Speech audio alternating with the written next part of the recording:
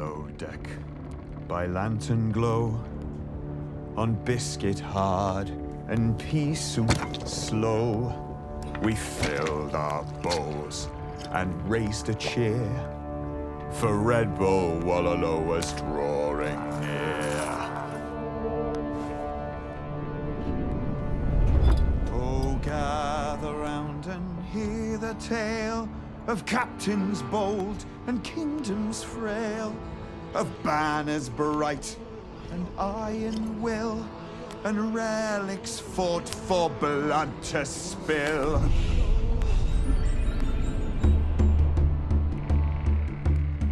Now cast your mind back to the year of our king, when the bells of the world had ceased to ring. 2,000 years and 20 more, the great ship Londinium spied the shore! Land ho!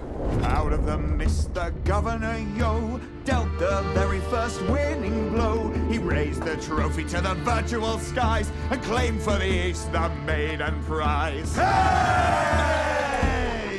Yo ho, Wololo, to the Royal Albert Hall we go. Through wind and rain, Germany to Spain, into London town we roll.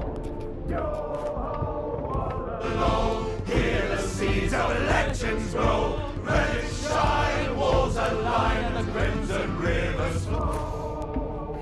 Then Leary took the captain's wheel with fingers fast and nerves of steel. Then Doubt rose up to claim the prize, with castle lie within his eyes. Then the ship made land on German shore. At Heidelberg's gate, we called for war.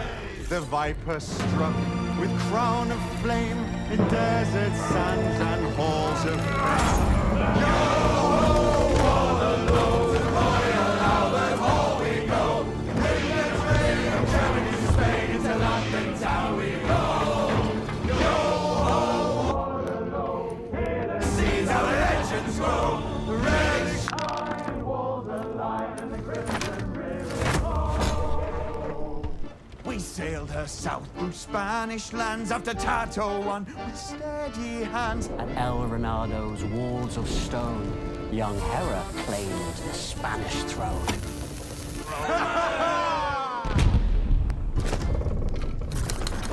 Now the ship is moored in London mud to settle the score in sweat and blood. Beneath the Albert Dome so high, we'll watch the Wololo banners fly.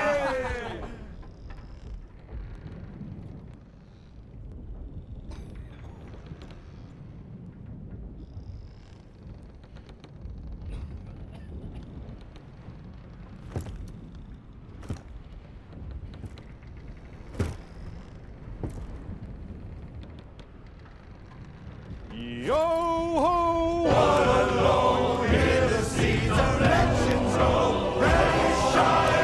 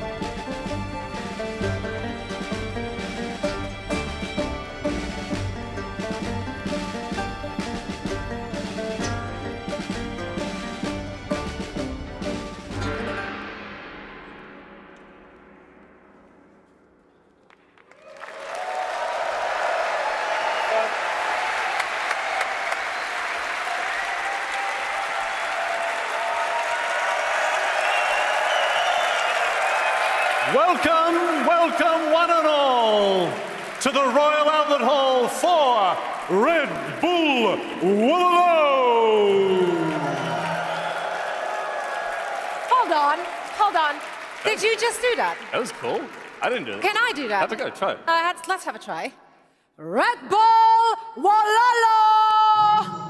Hey! All right. There we go.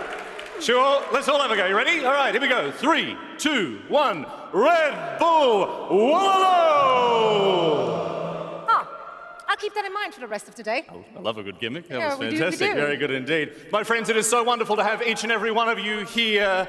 And of course, everyone watching around the world, wherever you are, it's fantastic to have your company here at the Royal Albert Hall. And it's fantastic to have the support of our generous sponsors as well, Aegon by AOC, World's Edge and Scan. Let's hear it for the sponsors for this event here.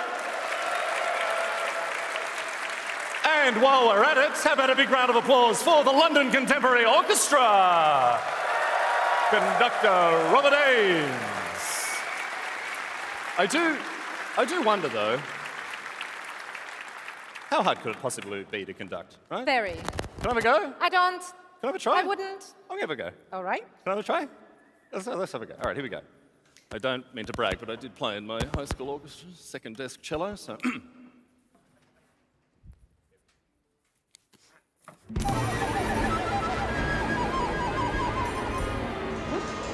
Hey, Riley! Here! That's not the way, man. It's not the way to go. The peanut What gallery captain here. is this? Silly Riley. Silly Riley, Leave it to you. man. Yeah, thank you. Possible with him. No, well, you know. You've tried. I try, yeah, and that's it, you know. I try, ish. Okay, well, thank you very much. Anyway, no, look, it's time to get serious here. We It are is here for the indeed. very serious business of Age of Empires. Who's excited to see some Age of Empires on the biggest stage we've ever seen?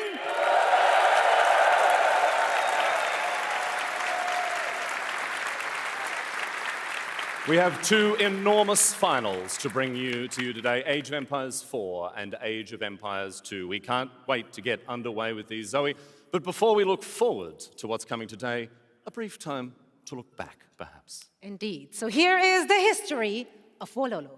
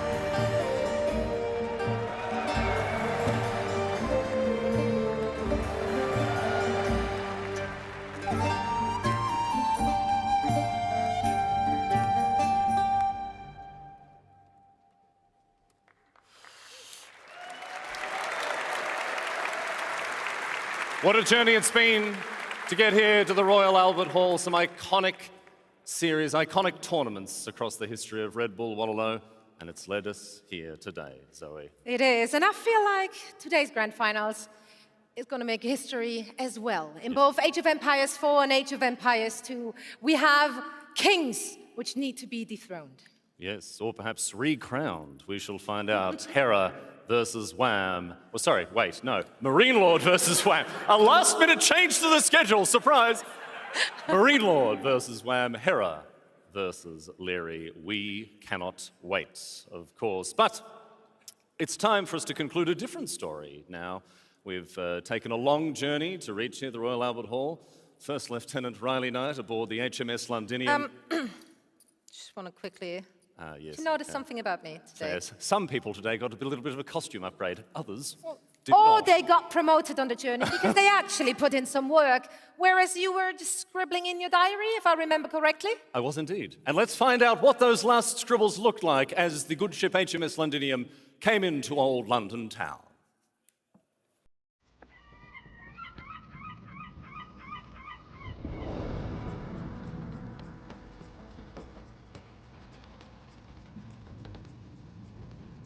Captain! Land ahoy!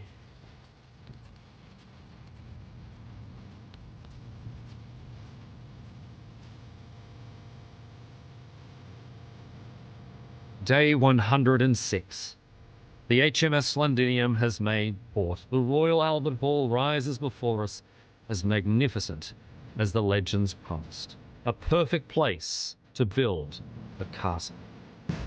This journey has been long, unforgiving. Mighty commanders have fallen along the way, but the greatest chapter is still to come. Today, on these very shores, champions will be crowned. The gods of the random map have delivered us here. The rest is up to them. Let the final battle commence.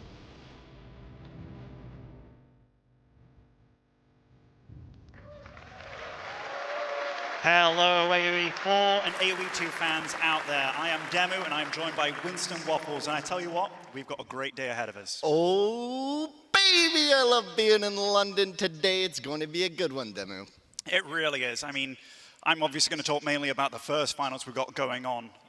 Marine Lord has been the Wololo king. He really has. This could be his third title in a row where he's gone absolutely undefeated. He might have a little speed bump very early on in the tournament, but when he gets going, he just gets going. I think it's been clean sweep finals, or at least very close to. And then going up against him, it's Wham. Last Wololo for Marine Lord, when he did actually reign supreme, he defeated the brother, the identical or close to identical twin brother of Wham. So quite a story vengeance could be in the making. Yeah, indeed. And both of these players, up until this moment, have just blitzed through the competition. They have both just first qualifier, Marine Lord. Second qualifier, Wham. And then through the semifinals, decisive victory after victory. And here they are today, ready to do it all, take on the challenge, and try and win it. Yeah, like, make no mistake, these two have looked like the strongest players over the past couple of months. And when they have duked it out, and even in practice that I've heard little bits about, it has not been one-sided at all. This might be the time that somebody is able to make the king kneel. And can Wham do it? Oh, we'll see. We're going to get these players out on the stage immediately, though. So welcome our star AoE 4 guys. Ladies and gentlemen, the time has come for the Age of Empires 4 Grand Final. Marine Lord. He is the standard by which all others are measured. On every stage he played, he somehow managed to turn it into his personal throne room. And today he's not just going to play for a trophy. He is here to prove that in the world of Age of Empires 4, there is only space for one king. His challenger, Wham, a Canadian anchor who refused to drift in Londinium. He earned his place. He earned to play on stage, and he is ready to take it all. My friends, please welcome to the stage the first grand finalist, Marine Lord!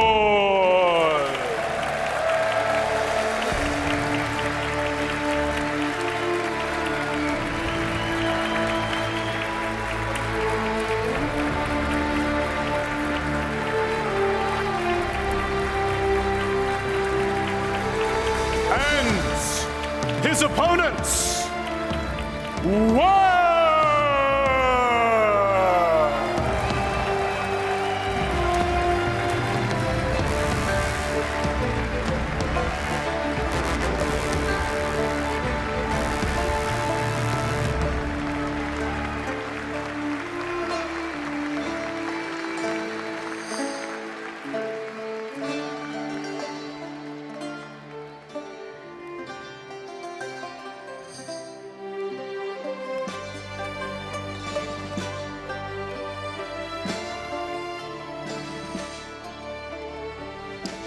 Right, before the games get going, we do have a very important process that happens between these two players, the draft.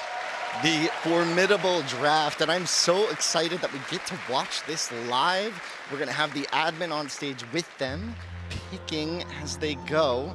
You can see their notebooks, they're looking ready. It's all smiles and giggles from them both, but it is about to get serious. And no popcorn was spilled on the way walking out on the stage, so nice job by Wham there, but this is going to be cool. Obviously, we can't go into great super detail if any of these players had special tactics planned, but we get to see all those flags, all those maps, and first map between these two, Hill and Dale, picked by Marine Lord. Now, I'm not entirely, we actually haven't seen this map at all in the tournament, so maybe thinking he's got something special planned amidst those. Is that Holy Island over Are there? these banned? I have no idea, honestly, but when it comes to water, these guys know how to play it. The thing is, these guys have actually been practice partners up to this event. Seeing as they were on other sides of the bracket, who better to play with than the other best player in the world? It's kind of like a J-Dong and Flash situation happening in 2026. You can see Wham eyeing up his next selection here. Socotra.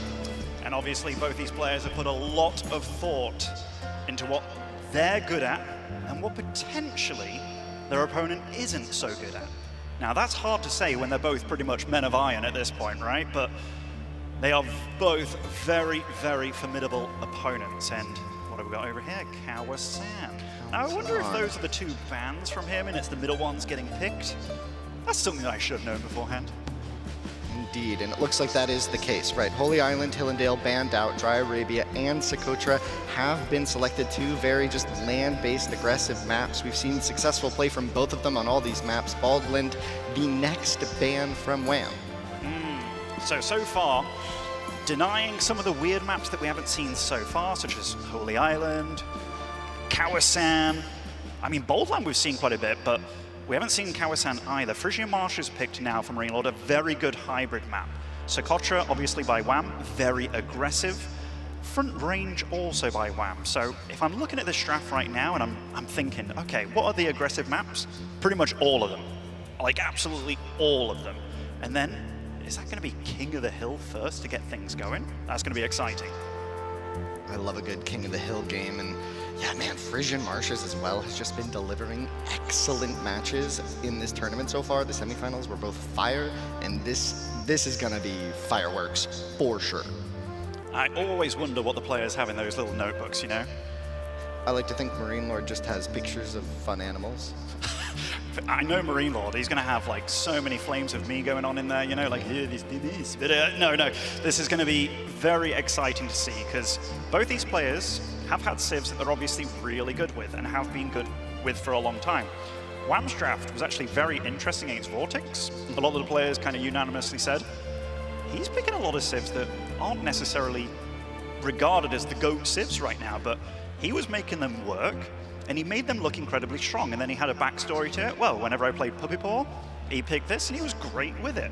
Now that can be a little bit awkward to play, especially if you are a meta trendsetter like Marine Lord, but they both know what the other one's good at. They both know what they want to go for. Yeah, and there's going to be, I think, a lot of competition for the high S-tier civs for these land maps. This is a very similar whole section. Chinese probably the first ban here. Does look like it. First ban for Wham. Now, I kind of know what he's been banning this tournament. He's kind of stuck with it a little bit. Marine Lord had a very different philosophy on his banning, and he's going to ban Abbasid. I tell you what, for those out there that don't know AoE II all so well, Abbasid has been highly regarded as quite a bad civ. But just yesterday, his games against Vortex, he showed that Abbasid is insane when used correctly. I suspect Marine Lord just saw that game and said, well, I can just ban that out and not have to deal with this problem at all. And it is going to be English banned as well. So that means Socotra, yeah, can't go English on there. When you do a ban like this, it's a global ban situation. So Marine Lord gone for some fairly weak civs, but they do have obvious uses and situations. We saw Frisian Marshes with Absid, English on Socotra. Getting rid of those, and Byzantine for Wham. I find that very interesting because I think Wham has really prioritized picking Byzantines himself throughout this tournament, especially in the qualifiers. I think he picked Byzantines most of his sets. So I'm a little surprised to see that. it can come into play that, okay, it's not a civ that I'm necessarily, you know, willing to let my opponent have with what's available. And a global ban situation, it's not just banning for your opponent, you ban for both of you. Now, Marine Lord going for 2 weaker civ bans, Wham going for 2 stronger civ bans. This still means it's a lot of good civs and good choices to put out there. And I mean, there are certain situations like front range, very good for Byzantine. It does have a lot of berries available. First civ chosen by Marine Lord is going to be Ottoman. They have been highly versatile recently, very good early game, and they just get better as the game goes on. But counter choice, Malian. Now this is a civ that's been on the up, and players are just getting better and better with it. Yeah, I mean, I view it as maybe amongst the S tiers. I think it is arguably the best civ, depending on the map. We've seen it played on a variety of these maps. We see Sengoku picked second for Wham. Those are 2 good civs. Those are amazing civs. Like, if you go with the combo that you're going to play a map and you get to pick both of those, and you're picking the lesser of 2 evils, well, it still feels really bad going up against either one of those.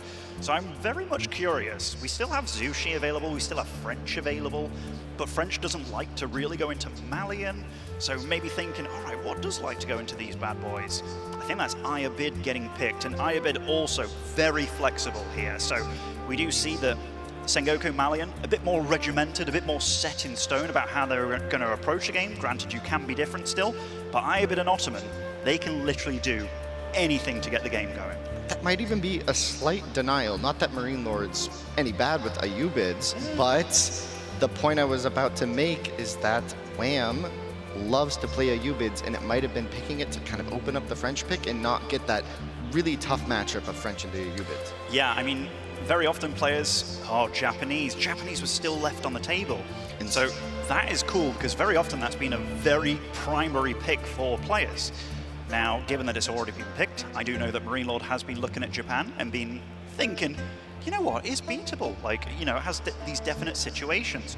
Golden Horde as well for Wham. Now, this has seen a massive, massive burst on the pro scene. Lots of players love it. Lots of players hate to go up against it. Very awkward. It is the kind of civ that, yeah, it can get bullied in the Dark Age a little bit, but once it gets riding, it has an Age 3 massive power spike with +2 range armor on all your heavy units. And early on as well, it's just producing a darn lot. Yeah, interestingly, we've been seeing it picked a lot on Baldwin. There's some pretty clear strategies there that Golden Horde goes for, so I'm interested to see where he ends up putting it. We've also seen it in front range throughout this tournament, so that could be a nice place for Wham there. And Macedonian Dynasty for Marine Lord is picked next. Ooh, and it does look like Zushi is going to get picked as well. We've seen that actually quite a bit from Puppetpaw, Wham's brother. He's utilized that a lot on maps like Frisian Marshes. Now, it was very much a fast castle civ, but we've seen the Imperial official early on be very good about getting some early game tempo, and this is one of those fun choices by Wham. It didn't work out yesterday, but it was a bit of an unusual game, an unusual start, maybe unfortunate, you could say, but not one of the greatest civs out there, and Tuklak being picked as well. I think Wham's draft is exceptionally fun. I don't know how, like, if I'm against that draft, and granted these players are far better than me, if I'm against that draft, I'm already thinking, this can be a bit tricky. It definitely can. So initially I was like, okay, they're fairly rigid civ choices, but then it's like, whoa, throwing a real curveball out there, and what's Marine Lord going to go for last? Because he has to think, okay, maybe Ottoman's good against Malian, what's good against Japanese, maybe it's French to some degree if you stop the game from going. Macedonia can be awkward as well. Lots of choices here. Yeah, and just to explain a bit how the civ selection will work for each map, both players are going to select 2 civs, and then there's going to be a blind snipe on one of the enemy 2 civs. So you kind of pick what you want to play against, but since it's blind, you're not fully controlling the matchup. The Frenchman going with Jeanne d'Arc as his 6th and final pick. Now, Marine Lord, since the beginning of AoE IV time, which is like 5 years ago, he has been exceptionally good with his French Knight civs. Jeanne d'Arc saw quite a bit of usage on maps like Frisian as well, with the docks and all that. And yeah, we've got a lineup between these two, ladies and gentlemen. Oh, and yes, got to say again, thank you to the orchestra for giving us such a good back setting here. This feels so good. And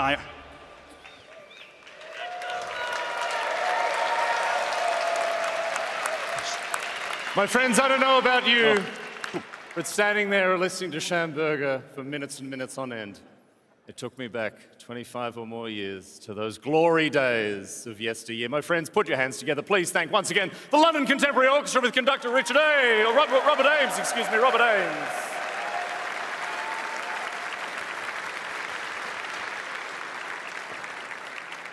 Winston and Demu, back to you, my friends. Take us home. Time for us to look at what the first draft will be between these two.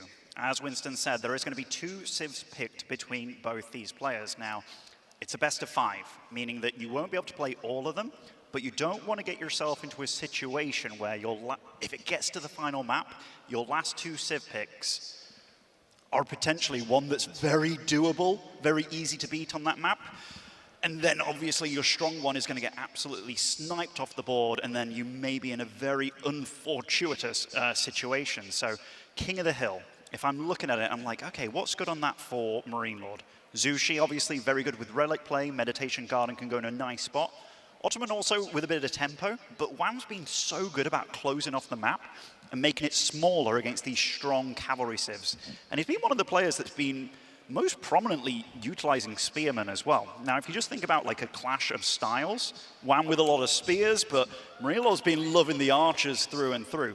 I'm genuinely curious what they're both going to go for here.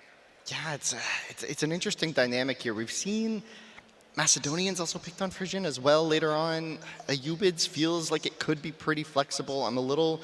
What are you thinking here for Marine Lord's Socotra pick? Because maybe lacking the best civs there. I mean, you have a Ayubid. Actually, we're going to hear from somebody far better than me about this. We're going to hear from Puppy Paw himself, what he feels about the draft. We are indeed. Please give it up for Puppy Paw. Puppy Paw. A little over a year ago, you found yourself in the same position as your brother right now, playing against Marine Lord. How does it feel to be on the outside looking in today, seeing your brother here?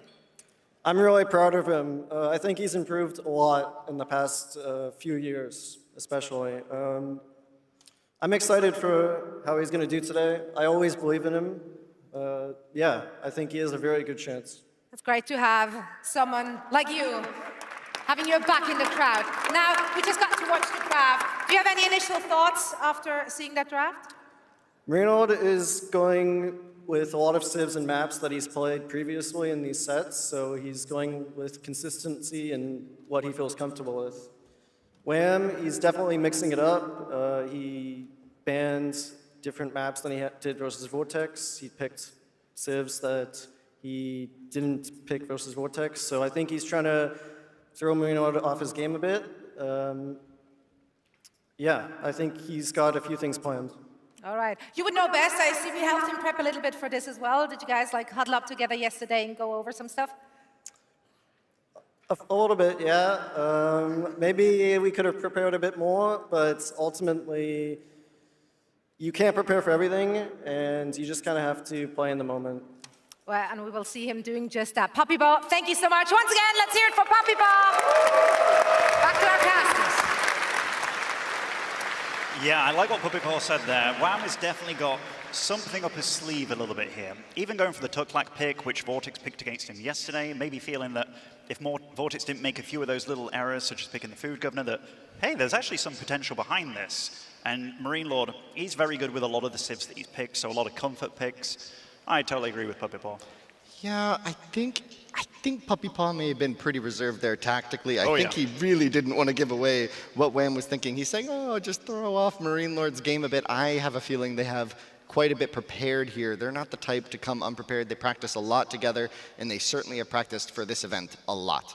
They certainly have. And I mean, Wham is one of Marine Lord's main practice partners for this tournament. So I brought this up earlier that there was a time in StarCraft Brood War history that Jaedong and Flash were both the best 2 players in the world. Nobody else was good enough. Like, they practiced with them, but they'd practice with each other before the finals of Grand Finals, which is so funny to think about. But these 2 players, they are here in the Grand Finals. And I do believe very soon we're going to hear from the players themselves about what they think.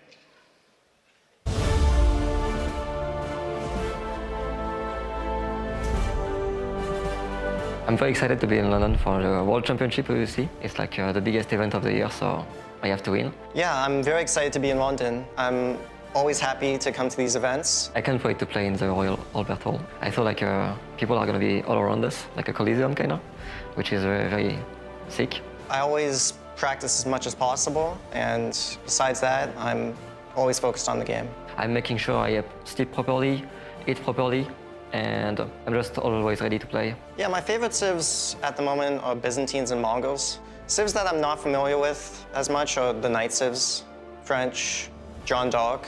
I try to avoid as much as possible, but my opponents are typically very, very strong with them. I think my favorite civ is probably the French. So not because I'm French, but it's also a very aggressive play style I really like. At the moment, I think I can take anybody. I try to never have expectations, to be honest. I find that no expectations makes me play a lot better. I think everyone imagines winning, and it would be extremely amazing for me. I haven't had the chance to win a Red Bull tournament yet. I've won the first World Championship, I won the second one, and this is the third one. So obviously I'm clearly here to win, and yeah, I'm ready. Super cool to hear from both of those guys. Marine Lord, he has been the world champion multiple times now, looking to make it a three-peat here. Wham, for a long time in AoE4, is kind of living under the shadow of Puppy Paw. But in terms of like recent history over the past 6 months, Wham's been on fire. Like I'm well and truly excited to see what he's going to bring to the table here, because so far, nerves haven't been affecting him. Like, they really haven't. He's going to get up against titans like Vortex here, and even put in weird situations, and Vortex is not a comfortable opponent to go up against. He was flawless. Everything he did, it was really clean to watch. Yeah, besides maybe a little bit on that HRE game, but the rest of it yesterday was simply phenomenal, and I think we're going to see more of that today. He's been practicing, he's been sharp. Did you notice, he also just said in that interview, Byzantines are his favorite civ. Really makes me wonder what kind of mind games are at play here, immediately banning that out. He also did not pick Mongols even on the table here. Could be map draft, could be mind games. Yeah, I feel like map draft-wise, there's a few answers there to Mongols that make you feel like, okay, this isn't going to be the best. And I mean, there's maps banned like Kawasan, where Mongol do like to play. They like to get those arrow slits going, having early units out on the field. But when it comes down to the finals, there are things that both these players have probably had in their pocket for a little bit of time. And I was sat with Marine Lord at breakfast a few days ago, and he talked about his practice with Wham, and he said it was always really close. And I was like, and this is not a humble man, by the way. Yeah. Like, he would tell me if he was winning, like, if he was winning 3-1 every time, he'd be like, yeah, it's Londinium. But like, no. He was being very, very genuine. So I think the player that he was most scared of going into this tournament, he's up against now in the final. Yeah, and certainly I think that's going to be the case. We've seen Wham really performing well. I just want to get into the games, Demu. I'm very, very curious how this is going to go between these guys. Because, I mean, Marine Lord, he is a guy that people have said, very meta-based, but very often he's the one setting the meta. And then it's like, okay, he stays in feudal for longer than other players, and he can do aggression, he can defend. He can pretty much do it all, which does make him an incredibly hard opponent to go up against. I know he's had rivalries with players such as Beastie in the past, which have, you know, gone all the way, and it's like the master of defending against just the master in general. But Wham has really showcased that he is not a one-trick pony either. He hasn't been winning through sheer tricks. It's been all-round solid play. So when it comes to these two guys, it's like playing two mirror-like players, you know? They're both just good at it all. Yeah, I think Wham, you know, historically, people may have looked back at earlier stages of his career in Age of Empires 4 and said he might have been more favored as a defensive player as well, similar to maybe how people viewed Beastie. With Wham walls, Wham trade. Wham walls. Yeah, exactly. These more passive strategies, but I think what has led to his success and what leads him here today has been an immense diversification of strategy and depth, a mastery over the draft system, which I hope we'll get to see and see how that plays out here, because exactly, there are some surprises here potentially. I think there could be some really interesting strategies that we haven't really considered. Once again, that HRE pick is maybe a question mark. Is there another plan in play here that could just elevate this to something we haven't seen yet? Absolutely could be. I mean, we also have to think about like some civs that weren't picked that are still quite strong. Delhi, for example, we saw that in a lot of previous games. But Marine Lord's draft, having Ottoman and French is 2 of your first 3, picking Delhi against that is really rough. So there's been a lot of like denial Civ picks as well. And you talked about how Byzantine was banned by Wham despite being one of his most comfortable. I'm just so curious about what matchups they want to avoid here.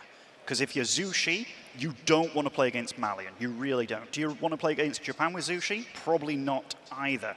So what are you trying to save that up for? What kind of situation? And same with Jeanne d'Arc. They absolutely don't want to go against Malian, nor does French, but you can potentially deny Malian the whole way through.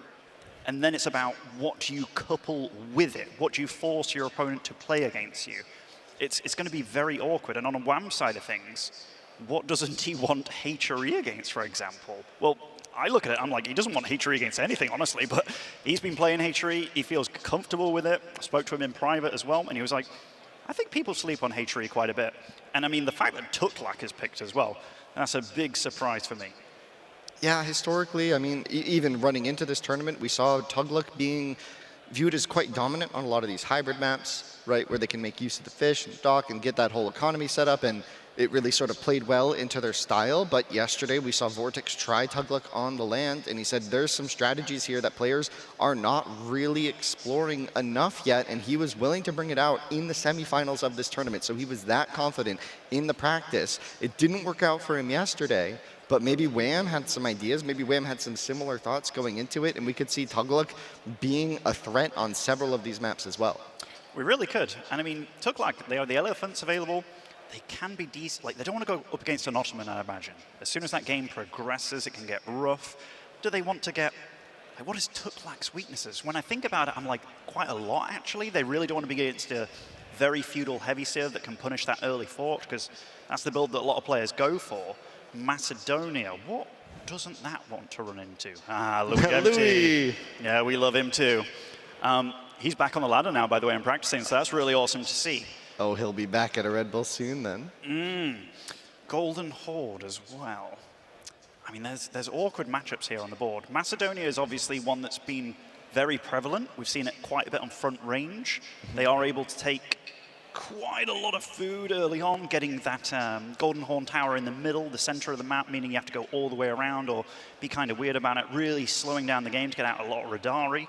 But the French picks, those can be annoying. Like, you'd love to have French against HRE on the correct kind of map. Maybe on a Frisian, though, where French has been getting picked quite a bit. Honestly, there's a lot of question marks in my head over the drafts between these two players. Oh, some love for Beastie in the crowd as well. Can we get a round of applause for everybody here today? Oh, yeah, look at all those beautiful smiling people. Hello, everybody. It is great to be here at the Royal Albert Hall in London for the Red Bull Wololo. This is... Should we try it? The Red Bull, what was that, Demu? Wololo. Oh, I just did the sound for me. Aw. What about the Red Bull Wololo? Oh, look how he did it. Are you proud? I'm so proud of you, Winston. Thank you. Production wasn't quite ready for me. No. I was like, I can't reel. I'm keeping them on their toes. I can't reel off guard for that. You know? I'm only a replacement, okay? But yeah, this is going to be very fun to see what happens here. I mean, a lot of time going into this draft between these guys. I do know that Marine Lord, when he sets up his draft, he's often writing down the maps in Notepad, getting each map listed down as to what he would like to play, what he would like to set up. So a lot of thought can go into it. Duck mod. Just advertisements? Look at all the cool hats, too. Idle Villager, I like that one as well, the t-shirt. Get him to work. And Marine Lord looking patient, but also a bit like, let's get this show on the road. Yeah, he's ready. This is game time for him. I've been doing the homework. I've done all the practice. Now it's time to show off my stuff. And yeah, you might notice he sits quite funny with that mouse and keyboard. He's one of the few players that I know that actually does that, with the keyboard in front, the mouse very much to the side. But I tell you what, he makes it work. And maybe my little boy might make him play a little bit like Marine Lord if I want him to be an RTS champ. Train him young, you know, to get really good at RTS. You got to start really early nowadays. Yeah, you certainly do. You certainly do. But the neck popping, the relaxing. What has this man got to show us? Oh, the finger crack? Oh, he's ready. Wham is looking very calm. To say he is regarded as the underdog, Not by a great amount, but you're against the goat of AoE IV. He's looking incredibly calm, and he's also the younger player, the less experienced player. I mean, oh, I see Ottoman on the board there. Is that Aya bid as well? Overloading it. Granted, I'm looking at a very small monitor here from very, very far away, but already that could be quite spicy here on King of the Hill. Yeah, and it looks like we're just moments away. Whoa, an eagle and a jaguar. Whoa, so cool. Hello. Hi, yeah, we spotted you. Okay, I think in a few moments here, we are going to get into this game, and what a final this should be. It's lined up to be a good one. I mean, we had semi-finals that were pretty darn decent, but so far these players have gone untouched. Is the other one? I just hope we have close games, Winston. I hope we have close games. I some think good we're gonna have StarCraft, close or rather games. some good AoE IV. I think we're about to have some very nice games, Demu, and I am so excited. We do see the players are in game here. Yeah, we're just doing a quick confirmation, making everything's all set, and then we'll get that up for us. So a little bit of downtime here. What a stage, Demu. What a stage. What a place to be for an Age 4 tournament, huh? It's beautiful. I'm glad they've got Marine Lord in red as well as kind of the evil one. Makes me think of like Star Wars, the bad guy, and then the blue guy, Luke Skywalker coming to dethrone him kind of thing. It's a good vibe. It's a good vibe. Yeah, Marine Lord going for the three-peat, you know? I mean, that's insane. It would be crazy. Several years of dominance at the highest of levels. It seems that whenever the stakes are high, he just always has seemed to show up. And so I'm super keen to see how Wham will handle this, how Wham will move forward. I mean, even after this event, whatever the result, I think we're going to be expecting these two to be battling against each other in the future. After the recent success of Wham, I think this is just going to be incredible for the scene. Yeah, I've got this like dark thought in the back of my mind that the previous Wololos, where Marine Lord was in the finals, he dismantled the Mr. 4-0 in that first Heidelberg final. Then he dismantled Puppy Paw 3-0. I just hope it's not going to be the same kind of situation between these guys, but the kind of gameplay that Wham has been showcasing, it shouldn't be so easy for him, but yeah, a little bit of moments here. Yeah, it just looks like we have a quick pause here to handle something. And then the players, oh man, Wham's face, he just looks so locked in. Super locked in, super focused. Hello.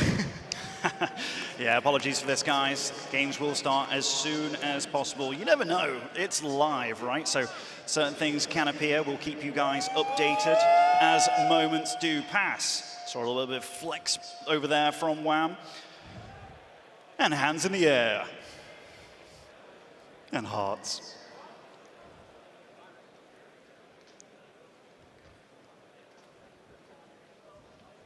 Winston, when was the last time you actually saw these two duke it out? Last time I saw them duke it out at a LAN. Anytime, really. I mean, in the qualifiers, no? And on ladder games? They didn't play in the qualifier. Oh, they didn't? No, they didn't play in the qualifier, right. I guess that is something we can bring up. So Marine Lord qualified the first week. Oh, we're into the game here. Let's begin. That's what we want. That's what we want. It is going to be King of the Hill to get things going. Marine Lord will be spawning as the blue Ottoman player, although maybe he should be red. That is his color on stage. And we have Wham spawning as the AoE bid player. Now, King of the Hill, definitely an unusual map. Big things about this map, it's only got one sacred site bang in the middle. This very much promotes a lot of play around sacred site control. We see a lot of players go for towers around there, they grab it early. Both these civs can go. In fact, it's Golden Horde. I was getting that incredibly wrong. Golden Horde versus Ottoman. Okay. This is already far different than what I'm used to. Yeah, this is a very interesting matchup to be choosing on this map. I wonder how much the snipes came into play. Maybe Wham wanting to just get Ottomans maybe a little out of the way early in the series. They are viewed as one of the most dominant civs, mostly because of that Spahi in the Feudal Age and just that intense production bonus that they get early Feudal all the way through Castle Age. They just build this massive army, which might work to Marine Lord's favor here, as that central sacred site can prove to be a victory condition in and of itself. By the way, I have to mention this. There's a barracks and a military school already out for Marine Lord. So One thing we talked about Golden Horde, they do not like to be attacked early on, specifically in the Dark Age. They have two very exposed resources, one being gold, the other being an Uvu itself. Oh, and I believe we're having a quick pause.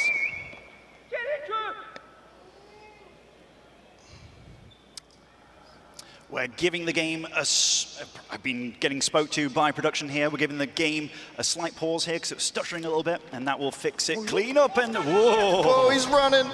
That is some fast lads over there. And Marine Lord immediately still producing some spearmen here out of the military school, but we do have a tech already on the go. So may lose a couple of buildings here, but this is one of the strengths of Ottoman. They really can mix it up a lot. Wham going to go for an early tower as a retort here, but he has to be careful. When a building is being produced, it takes double the amount of damage. And I tell you what, that is not a small amount, and you see Wham reacting to this, realizing, oh, whoa, you're actually going for it? Okay. And I tell you what, that's a lot of lost gathering time. Yeah, that's a lot of villagers pulled, but it's really essential that these two early spots are really covered. You can't let the gold go down. You really can't let the Uvu go down for free. You have to try and defend it, but this is going to be a challenge. There's no real resources near this, so garrisoning that outpost in order to defend this villager is actually going to be tricky, right? The scout hops in, one arrow available, but at any point these spearmen might just be able to run at this villager. The villager has a bit of ways to go to get to that outpost. Could be an opportunity for some dancing here for Marine Lord, but he might just be content with the damage he's dealt so far. I think he's going to be all right about this. I'm wondering if Wham's going to go for an early, well, actually he has no gold for arrow slits on that tower, so that would definitely help with keeping all this alive. Right now he has no access to units to deal with that. Marine Lord's tech behind this is obviously delayed, but he can't be too sad with having a bunch of spears out in the field, given that one of the units you're inevitably going to be against is the Batu Khan and his Torguds. Spear's pretty all right against those. Yeah, but Batu's much better than a single, so Marine gonna have to run away with this one or just take him down fighting. Just a little bit of chip damage, but not the biggest deal for Batu Khan. He can handle it. Yeah, Batu Khan will be able to regenerate when more Torguds do join the field, so not too big of an issue for him. And I tell you what, that Uvu does stay alive for now. Seeing that there is an archery range done, I do believe Marine Lord got to scout that. That's already a nice move for him, because as soon as you forced your opponent into making a defensive slow unit like an archer or spears, you then have a bit more map control. The things you have to worry about are when Keshiks come out or more Torguds. Now, you can't delay the Torguds more than he has done, because the Uvu didn't die. But now he's hit his age up now. I'm very curious about what he's going to go for. Immediately starting production with the meta on that military school as well, getting the upgrade for the spearmen. Ah, nice play. Yeah, and I think the big question is, when do we see the stable for the Spahi? Well, answered immediately. Marine Lord wants to waste no time getting to that unit. It is viewed by many as just one of the strongest units in the game, considering when it's available, how it's available. The blacksmith there to increase that production speed of those buildings nearby. The woodline is a little exposed, but of course these spearmen in perfect position from Marine Lord. Wham was trying to sneak by and just maybe try and snipe a Vil here, but Marine Lord having none of it. No, he's very well set up defensively, so he was on the front foot, if you will, just making sure he can slow down his opponent, deal a little bit of damage.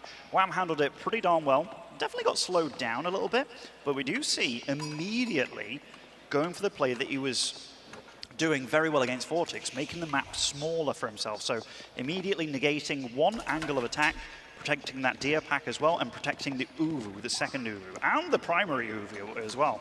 Yeah, it's a great wall location. I think that's going to really help cut off the map and keep things pretty streamlined for him. Of course, Marine Lord might attack this location, but I don't know, it's pretty far out of the way. The spearmen going to get caught out a little bit by the Khan and his bodyguards, the Torguds. So a few units going to go down here. A little chip damage back for Marine Lord, but Wham probably going to be happy with this as an opening so far. Taken not too much damage, gotten things opened up. We can see a massive units from Marine Lord has moved out. The spearmen are not at home to defend. They are going towards this wall spot, which means that the gold villagers have to get pulled back. Wham counterattacking, poking, prodding, but that wall he just built under threat. Certainly is, and one of the Sipahi here also taking a little bit of a beating. Now, there's a few things that happen there. Marine Lord focused his attacks on the Torguds. Those guys do not regenerate, so that was a nice play out of him. He's going for a Spearman, Sipahi comp, now throwing down the Archers. Now that is going to be fun for him, seeing the Archers are already out on the map. Both these civs are not scared of sticking in feudal, actually, which is cool, because we could see a situation that both of them stay for feudal way longer than other civs on this map, which is highly unusual. And who do I favor?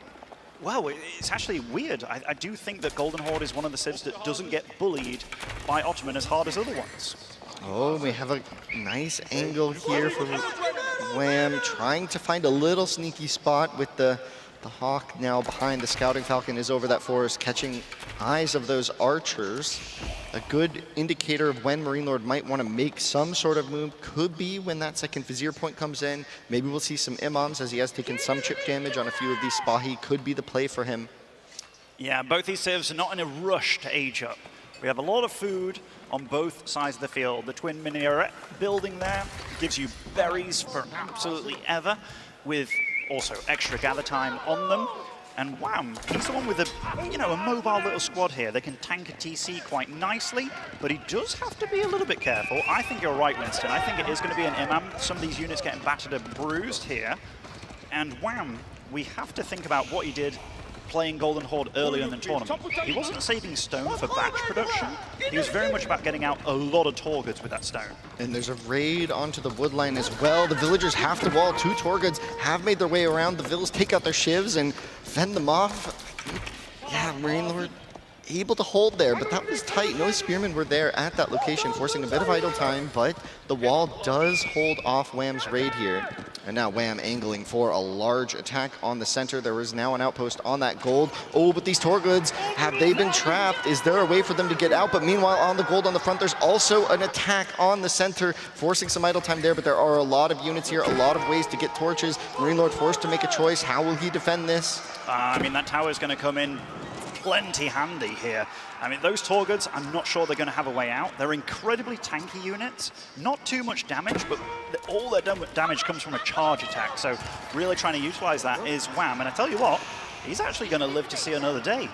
Potentially going to keep those on the field. Oh, but running by these Archers. Oh, a little bit brutal there, but all things said and done, we have Marine Lord with only 350 resources destroyed for his opponent. Not sure it does include Torguds in that little counter, but I do feel that Marine Lord's surviving what could be a scary stage, and the army he has available is actually very good.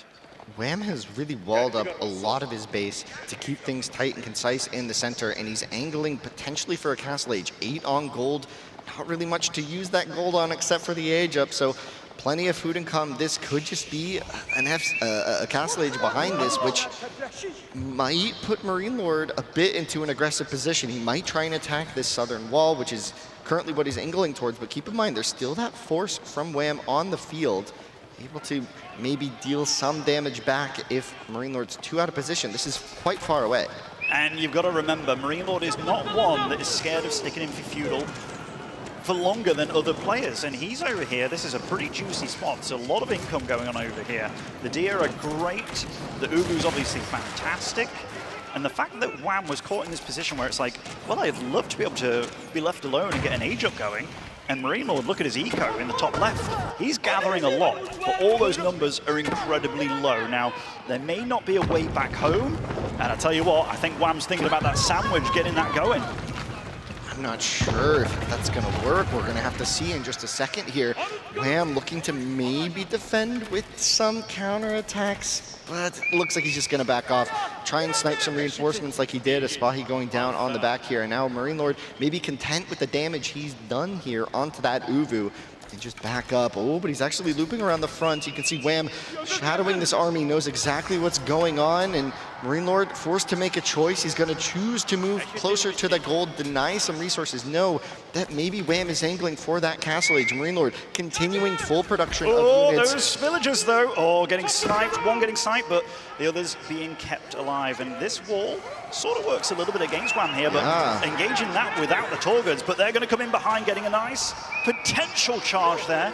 but Marine Lord very quick to turn things around. And now, where's the rest of Marine Lord's army? I mean, this is obviously a big squad that he has, and I do think he has the means of dealing with this. We see a lot of blue to just the left over here, and when Wham sees that, he's going to realize, you're incredibly committed to this, aren't you? Here's the fight.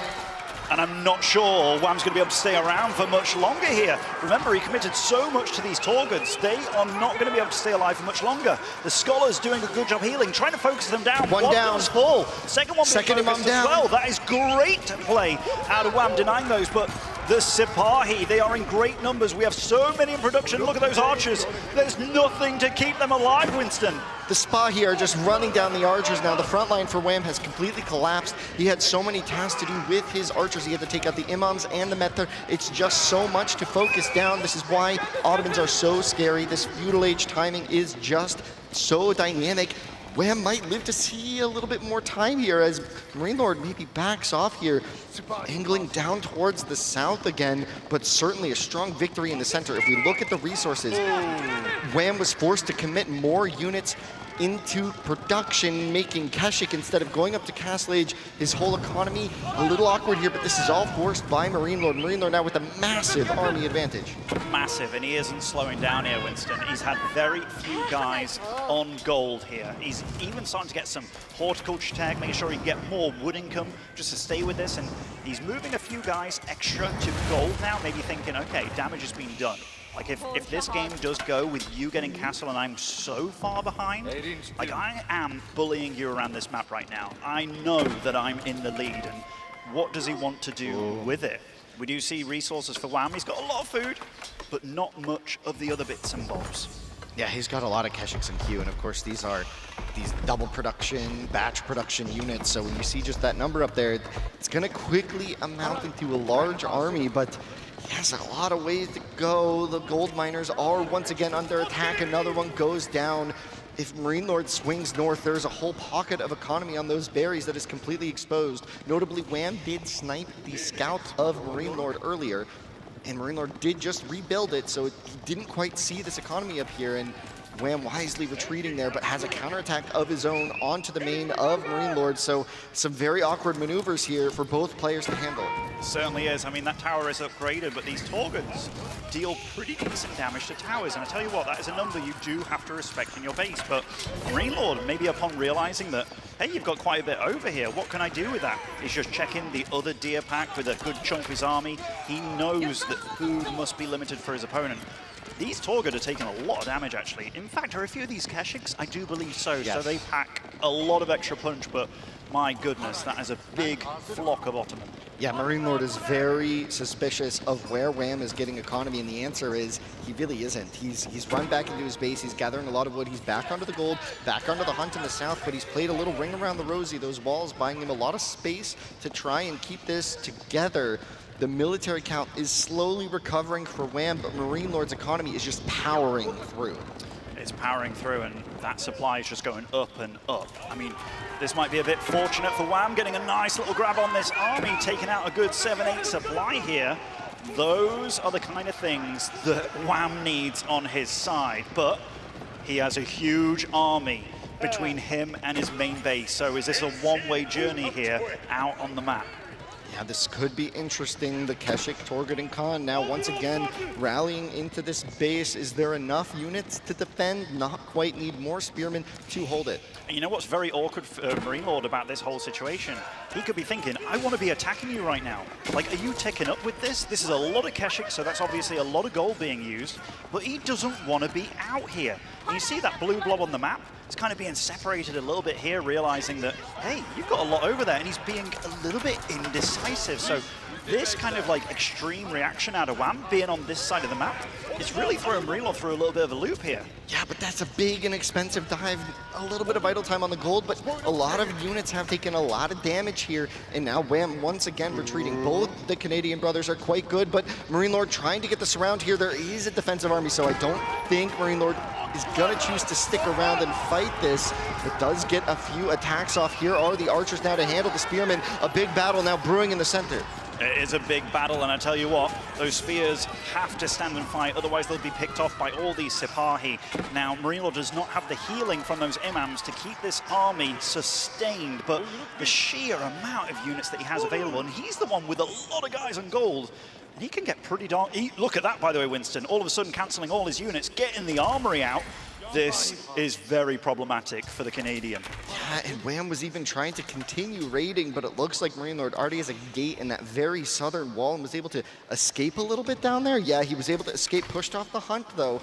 That was a lot of villagers that were being threatened, but Marine Lord just so calm and collected. Look at that. No villager kills, even though Wham has been trying a lot to raid. The Meter gonna spot out and has no attack. It's just a support unit. He's banging his drum fiercely. But behind it, was it all a bait? The archers are here. The gate is not gonna be open for long. So many villagers go down. Oh, that is so brutal. I believe a good like 8 or 9 villagers there being popped. And remember, look at all these numbers. They're all in an advantage of Marine Lord. And that tech is going to be done very soon as well. Upon seeing that, Wham's not going to be feeling too comfortable. He has to fight this in feudal, and he's got less numbers than his opponent. The Sipahi getting a good wrap around. Even the villagers in the back being focused by that army as well. Marine Lord's just got way too much for his opponent. GG is called. Wham not able to take him down in game 1. Not able to take it down in game 1. I mean, we talked a little bit, the fact that Ottoman was allowed to go through. I'm very curious as to what the other Civ choice was to get sniped, but maybe thinking, you know what, this is a best of 5. You no longer have Ottoman available. This means if you've got a Phrygian March setup where you want to pick Ottoman Zhu Shi as Marine Lord, no longer do you have the Ottoman available, so you have to mix something else in. Maybe start guaranteeing yourself a more favorable matchup, because AoE 4, and I'm sure AoE 2 is exactly the same, when it comes to a best of 5, best of 7 series, you have to think about the long run in these kind of situations. So getting the first pick and one of the strongest civs out there, out the way, I tell you what, you can look at that and be like, oh no, I'm 1-0 down, but it's not all doom and gloom for Wham. Yeah, and we can see here on this post game, just the military value really what sealed the deal. That one fight in the center really did not go Wham's way, and then he did a really good job, I think, of splitting up his cav and trying to distract by time, build his force up, but it seemed that, I mean, Marine Lord was just playing so sharp. Marine Lord was able to handle everything. None of his counterattacks ever killed a single villager. It was actually really clean. Like, it was good defense. I also like what we've been seeing from primarily these two players. Even though you have a primary comp you want to go for, be it like Sipahi, Archer, and Feudal, we've been seeing these spears constantly eked out. The opening was very aggressive by Marine Lord, having a barracks and a military school. Definitely, I think he caught Wham a tiny bit off guard, already making it a bit of a weird situation. Very often, when you've had a lot of time to prep, it's good to set something up that your opponent has to react to on the fly. But yeah, Wham just couldn't really get a foothold in this game. I think he played well. I really do. It's just Marine Lord's playstyle here, having the Ottoman, just making sure that he has the muscle behind it all and get the castle behind it as well. It was really clean Ottoman play. Yeah, and in this fight here too, pulling back the Sipahi, the archers just absolutely dominant. The Meter even coming in, leading the charge, banging the drums and saying, here they are. And this was essentially the end of the game when this attack occurred. No more food for Wham, and now we move on to our next game. We certainly do. Yet to know the map. We do have Wham's map picks being Socotra and Front Range. He is still allowed to choose one of Marine Lords if he does so please. And the order in which you do maps can be kind of cool. Because if you force your opponent to pick a map where it's like, oh, I had Iobid planned for this map, and then you select it, and then they can't use Iobid in their initial kind of perspective. So we might see some very funky matchups between these guys, because I dare say most of the time you want to save Tuklak for something like Phrygian, but would you be allowed to play it? I mean, Marine Lord is a silly Billy, but you won't allow his opponent to pick Tuklak over there, I don't think. Yeah, I think it's really challenging too. I'm really curious about this HRE pick. I feel like that's got to be the secret sauce here. I think that's got to have to be something that he pulls out to win a map decisively. Yeah, we've had civs, new civs like Macedonia come in, and what has been one of the big power plays for them, it's been these Age 2 Varangian Guard pushers. Once the hero Radari comes out, boosting everything, you get the +2 armor going. Can Hatchery fight against that? I mean, they have men-at-arms, but that high melee armor really does a job on those.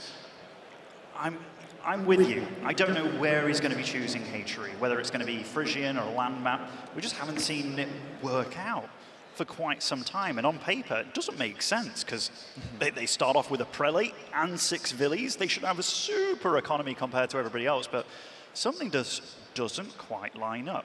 Front range going to be the map of choice. This is certainly a map of maps. We've seen some really dynamic moments. There are these small outposts on the northern left side here where you can capture to get vision and very quickly run out of gold in your main. And at some point you have to stretch economy north, either for food, gold, or both. And that makes mobility-based civs very, very important. So civ-wise, we've seen Macedonia on this map. We've seen Japan on this map as well. We've seen Hatchery by Wham himself. Now, if he wants to start thinking about when would he be able to start picking Sengoku, I mean, is it good on front range? I mean, it's good on any map, let's be real. It's good on any map, yeah. But he has to have a situation where he's not left with like all his good civs and he puts them with, let's say, a Tuklak or a Hatchery, because then the good civ gets sniped, and then you don't really get to play your best civs. But French is awkward. Like, you'd love to have a situation where you get Mali versus French, but can it come into fruition here? You don't want Hatchery against French. I dare say the draft might look something like Macedonia, maybe Ayabid against Hatchery Japan. But again, this is all theory crafting here, because Ayabid is very versatile. That is good on quite a few of the maps that do remain. Maybe just not Socotra. Yeah, it's certainly going to be tricky. There's also the French and JD picks, which, I mean, keeping them maybe for Arabia and Frisian. We see French a lot on Frisian. It's a solid civ there. Zushi is very solid on Socotra as well, and Frisian, and can be played on Dry Arabia, even front range to some degree. There are times that you get a couple of berry packs together, having an Imperial Official out on that boar. One thing you might want to steer clear of is, you know, not having a boar civ. That looks like a bit of a Malian to me, you know. And this is front range. It is indeed. Tell you what, Malian can get very awkward on this map, given that they do rely on gold a lot, and those future pit mines you do start making can't entirely be surrounded. Is that, it is Jean. Jean against Malian? That's a brave pick. That is a brave pick. And we'll see how Marine Lord wants to play it. He's clearly got a plan in mind. Now, these pit mines going to be an essential part of Wham's strategy. This one being in the back means very little to be done about it. It's difficult a bit for JD to aggress hyper early. There's sort of this feudal timing that generally works out in her favor. However, on the side of Wham, do you think we see some Sofa here? Actually, this map, or rather this matchup. You want to do Donzo Jav? Donzo Jav. It's solid. I think it's also good on this map as well, given how the map has spawned for Wham. He's got both gold mines kind of tucked away in the back, and I think that's where the static elements of the Donzo Jav composition is just so good, and yeah. Well, it's also, if we think about this map and how it's laid out, it's a little bit like a coastal cliffs in the sense that you've got just the like home run straight to your opponent's base, and you can technically, if it's not going to go on for a long time, kind of ignore the mountain range until you hit like the H3s and stuff. Donzo Jav doesn't exactly cost a ton of gold to get going. You're going to be using quite a bit of your gold. He's actually gone for a full surround on this pit mine here. Even the mini pit mine can have 8 houses around it, so that's going to be a lot of income. Bringing in these deer as well, just to make sure that he is absolutely cooking in the resource department. Yeah, maximum greed, mostly because you know you can against JD, right? There's no immediate threat, generally speaking. There have been some funny builds with JD, but generally, people just do the standard. Yeah, and some of the weaknesses for Malian is kind of like early game pressure. I know we've had these builds where it's like you build a tower and it's kind of cool and you know you make sure you're not in trouble early on, but Jeanne d'Arc literally has no way of playing aggressive while kind of maintaining your eco early on. They really have to wait until feudal. So that allowing Malian to be super comfortable, you literally spawn with 2 pit mines as well, because you have the choice of 2 golds. This is going to be very tricky for Marine Lord. I mean, this was his 6th and final pick. I'm wondering what was vetoed and what Wham was maybe he picked both the Frenchers, and he was like, you know what, getting rid of Jean d'Arc is kind of cool, but very, very curious about that one. Yeah, I think Marine Lord, though, also going to feel very comfortable here. The Knight Archer play, I almost want to say it's one of his signatures. I think when we look back at the S-tier tournaments of the past, it almost feels like he wins games like this so consistently. He's so good with Knight micro, so good with Archer positioning, split micro, making sure everything works well for him. And this is another Civ, I think, where he's just super comfortable. He is. He's very good with the Knight Civs. He loves his aggression when he gets to do it. Very often, he's not really allowed, because when you are the GOAT, a lot of people try and throw you off your game, and they realize, whoa, you're really good at defending, aren't you? But yeah, Jean d'Arc, definitely. If this game goes on with neither player doing anything, Malian's just ahead. They have a far superior economy. So on Marine Lord's side of things, he's going to have to work and try to get things done early on. I'm just wondering what they're going to be. Yeah, I'd say one of the hallmarks of Marine Lord's success has been greed. And it's generally when there's these tiny moments where there's opportunity for adding a few farms. A lot of players will be like principled about it and say, no, there's still food on the map, I should wait and get the most out of it. Marine Lord knows, like, I'm okay with the longer game. I think I can squeeze 4 farms here. He won't get super crazy, but just 4 farms here. Then a couple minutes later, 4 more farms. And other players often are sticking on that main food, moving large groups of villagers out, and then that greed ends up paying off later on in the game. Once those natural food sources run out, that tends to be when Marine Lord, he's just somehow up, you know, a huge amount of resources or up a large army, and we'll see what the play is. It looks like we are going to see the barracks opening for Wham with the archer range as well. So this is the Danso Javelin composition to defend. It kind of deals well with the spearmen, and it can kind of fend off, the knights with the spearmen, and then fend off whatever form of JD is picked, although it is the woman at arms. It is the woman at arms, so this means that spearmen will have a bit of a rougher time against those knights. And you don't really want to go for the range one, just because the jabs can really decimate her, even when it comes to like level 3 Jean, level 4 Jean, it gets awkward. A little bit of boar trickery going on here. Now, this is Marine Lord's boar, meaning that this is one that he will eventually want to be gathering from. Boars do give you quite a lot more food, and he's out onto it immediately. Wham, by the way, was very, very cautious about getting his second pit mine. He made sure he got his barracks first, his archery range first. This scout was not in position to block it, but Marine Lord does get to see that it is going up at this location, and will be like, all right, so that probably means your wood went elsewhere. So can I be as aggressive as I want to be? And he went for a second stable, Winston. We can't forget that. The scout is actually very low for Wham here and could get attacked, and it is indeed taken out there on that north side. The night charge coming through next to the stone mine, and now Wham is playing blind with spearmen against knights. That's never where you want to be. You want to be able to see where these knights are coming, and I'm curious where Wham is going to build his mining camp. I love this by Marine Lord. Sending Jean in first, despite being the slower unit, just means the villager javelins, the spears, actually hit Jean and not the knight. And you see here, that's that villager being kept alive by the skin of its teeth over there.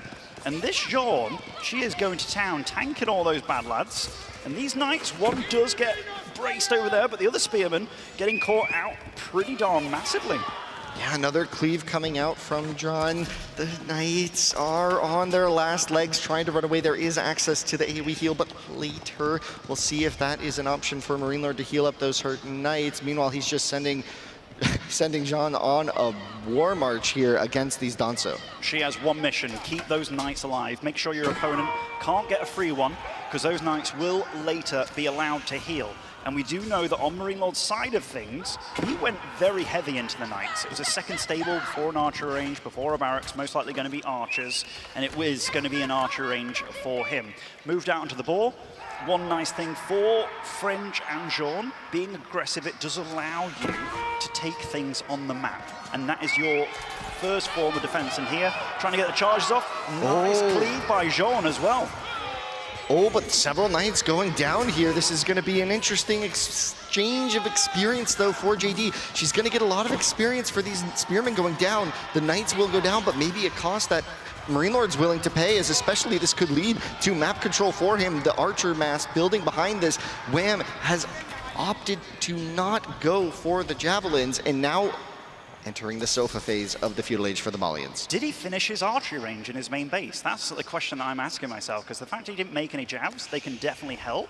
So if our observers can go to that main base of Wham and see if it is still an archery range over in the top left. A little bit higher, a little bit higher. Cancelled it. Cancelled it entirely. Now we have an archery range in production, but not having a few of those javelins just to be there for a little bit of tickle damage constantly on Jean, making sure that she can't start regenerating when she's out of combat, would have been very helpful. And Jean, she's already 40% of the way to level 3. Yeah, and that level 3 is really, really scary. Something that Marine Lord wanted to do this game is get these early scuffles in. He wanted to fight. He wanted to take exchanges where units die, and that is something he just gave. And another boar being pulled. This will be more experience for Jean, but notably kind of pulls it even closer away from Wham, closer to Marine Lord. Not sure if this will come into play just yet. Could be if the middle of the map is secured. I do love how Wham did run around that north side of the map, and he does have vision. That's a setup for the later stages of the game, not relevant just yet, but this first sofa, finding the gold miners of Marine Lord. It has snuck around, a bit of a surprise. It could go down. This could be the first villager going down. Wham finding some damage. That's already a big deal. I mean, this gold obviously fairly close to being depleted here, but any little advantage you can get eco-wise as Malian, especially when it's been a little bit rough on the trades here, because Marine Lord's definitely traded well. And another resource to think about is obviously the level of Jean. But this sofa over here, when Marine Lord wants to go so heavily into Knights, just seeing, hey, I am doing a little bit of eco damage. May not look big, but it is quite a bit of denial here going on. Yeah, we've seen both Wham and Puppy Pod do this a lot, and it's just make one cavalry unit, be it a scout and a horseman, a scout and a knight, a scout and a sofa, and he just runs around, and I almost feel like it's a way of keeping you honest. He doesn't want you walling with one villager slowly. That villager will die. He doesn't want random buildings going down on the side of the map. He doesn't want sneak vills. He doesn't want aggressive walls. He wants to know what's going on, and here we have a big exchange in the middle, but that's a lot of Danzo to charge the Knights into. John, though, wants that experience. She's going to charge in first. Get a big cleave, but baited out by Wham. Now, for Marine Lord, he doesn't want to stick around for that next Donzo shot unless it's a fight happening. So Wham is trying to keep him in combat just enough so we can get that next cooldown shot. It's roughly like 15 seconds or so. So there's a battle here going on between the timers of these Donzos. So again, does Wham want a battle where Jean's going to get a lot of XP? No. But he wants to utilize that cooldown of these Donzos, throwing that spear, just to make the absolute most out of them. Behind this, though, Wham has been macroing quite well. He's got up to 12 cattle in ranches. This is sort of the end game state, is if you get up to those 20 cattle and hit the castle age with the corral. We'll see if that comes into play here. Now some big walls going off, needs to stave off the raids and make sure no damage is taken. So a lot of vills being put on those walls, but a fight now once again in the middle. JD wants some XP. The Knights will charge in, at least baiting out the spears, backs up, baits in again. And for those that don't know, when you brace a spear, it takes a few seconds for that to come back online. And look at Jean coming in here. She is just a tanky gal. The javelins do a good job against those archers, splitting up the focus fire as well. The archer count's too low to really deal with this number of Donzos, but Marine Lord doesn't look like he's too worried about that. Just constantly climbing in the knight count. And I don't believe Wham's even mined any gold to get all this going. And that probably shows why the javelin counts remained fairly low here. There's no blacksmith upgrade out for Marine Lord. Wham is starting with his +1 armor. There are two sofa, I believe, on the north side of the map here. Maybe going to spot out where these gold miners are. The scout is indeed going to see it. There's only one knight in defense, but it should be enough with the quick walls here. And that was an important fight we just saw for Wham. He was able to get that whole wall on that southern side of the map, protecting a lot of his eco. There's berries, there's deer, an extremely important element of that. And if he hadn't taken that fight in the center, which did notably give JD a bit of experience, she is at, 4/5 of the way there to that next level, which could be devastating at this stage of the game to achieve. Things could get crazy fast if another fight breaks out in the middle. It really could, because Jean, all she needs is one big fight. But I tell you what, that is so much Malian now. The way that Marine Lord's been playing this, he's been hoping this Malian count wouldn't get as high, because Marine Lord, he is hoping for one fight where Jean hits level 3, he overwhelms massively, he can start getting those champions out of Jean d'Arc as well that are incredibly good against the Donzos. But the way that Wham's played economically, so much emphasis on the food. He hasn't just relied on the cows, it's been, I am getting the deer, the berries, absolutely everything on my side of things, which has allowed him to go very, very heavily. And it doesn't look like Marine Lord's going to have that window where he can get caught out. And we see Wham now potentially eyeing up a castle age. He has now put those villagers on gold, which he was able to get away with not doing before. Now he's committed to a big amount of gold. He has 1,000 food in the bank. The cattle boom up to 16, not fully complete, but close enough. And this could be an interesting position where Wham wants to age up, but Marine Lord still wants that fight in the center. And this could get interesting. The Javelins have segregated the archers out onto the north, but the knights have charged around the forest. The Donzos in reserve here. Could be a big moment. That is a lot of knights. And while this is going on, Sofa denying the gold of Marine Lord. And I mean, this is the one fight that Marine Lord needs right here. He baits the brace. Now we can try and get a charge in. So Wham trying to buy time, and yet again. Oh, Jean, she's getting low. She's getting focused by those javelin throwers. They don't yet have +1. Jean is down. No more XP for Jean. Marine Lord has to get out of there because he will get no XP. Jean back on the field though.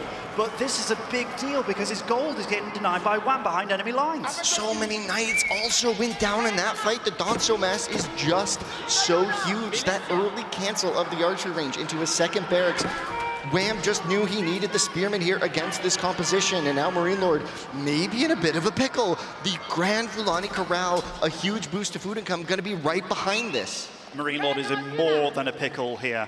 Like, he really relied on that fight going super damn well because this game starts off bad, but when that H3 comes online for his opponent, it gets a whole lot worse. The upgrades will come in very quickly for Wham. Right now is the moment that Marine Lord should be in his opponent's base, dealing all this echo damage, trying to really mitigate that army, but Wham played very good with making sure that his weak spot in regular Malian play just wasn't there.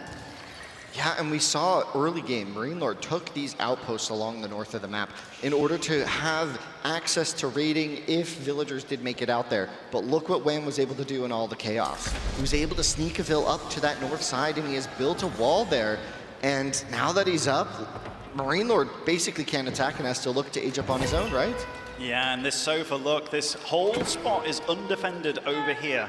Immediately gets Don's upgrade, gets the Jav upgrade. I believe that is the Jav upgrade. In fact, it might be Sofa, but still, Marine Lord looking to be aggressive here. His army, in mere moments, is going to be significantly worse than his opponent. But Jean, she's level 3. That is a big deal. He's going to get 3 champions out in the field. They are very good against most of the army that he's up against, but here we go. The Donzo's getting nice Jav throws here. The Jav's also upgraded. This is going to be brutal. Yeah, I mean, Marine Lord just looking for the dive. He's just marching in, but there are so many units for Wham here. Oh, I love this by Wham. He baited Jean in the middle. Jean, she's going to get picked off immediately. That is such a huge power spike gone for Marine Lord. And now, how does he get out of there with all those archers? There are so many Donzos, so many Javs on the field. His army is no longer the big lad on the playground. And even these champions at the back there, they're too slow to get away. Yeah, it looks like he just wanted to take another engagement, fight with Jean, fight with the Knights, but it's just not enough. The sheer quantity of Donzo on the field is immense. Wham is impending, and this is the doom for Marine Lord. Wham potentially looking to take a game here, and things could get crazy. They already are crazy. I mean, I don't know how Marine Lord gets himself out of this one. Jean is back on the field, though, back from the dead. The knight count has been well and truly thinned. That javelin count has just continued to grow. And now it is Marine Lord kind of chasing him down a little bit. Oh, Jean on the front line, already down to close to half health. The javelins focusing down the archers one by one as well. And again, charge is done, but I feel that was a big cleave on Jean, though. And his supply isn't dropping. But neither is Wham's. And look at that, he's got to go home with his tail between his legs once again. Yeah, the Knight's gonna rally in one last time. Jean doing a cleave, but she will go down to the javelins here. And again, Wham has taken out JD, and Marine Lord on the retreat. once again has just enough resources to try and age soon, but it's going to be so far away, and GG is called. Wow.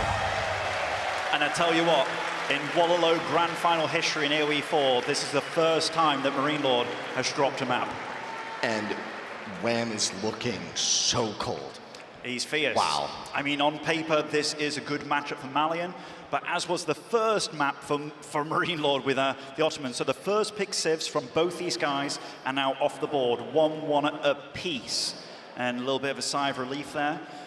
The plan just wasn't able to get going. I was kind of wondering from Marine Lord, like, feeling that there's so many units out and how much emphasis there was on Wham getting the berries, the deer, you name it, just being so focused on having enough, making that one hole, that one weakness of Malian, just kind of too hard to get into. He narrowed the gap so damn hard, and I was wondering how Marine Lord was going to get himself out, because he has to turn a corner at some point, realizing this is not going to happen in this scenario.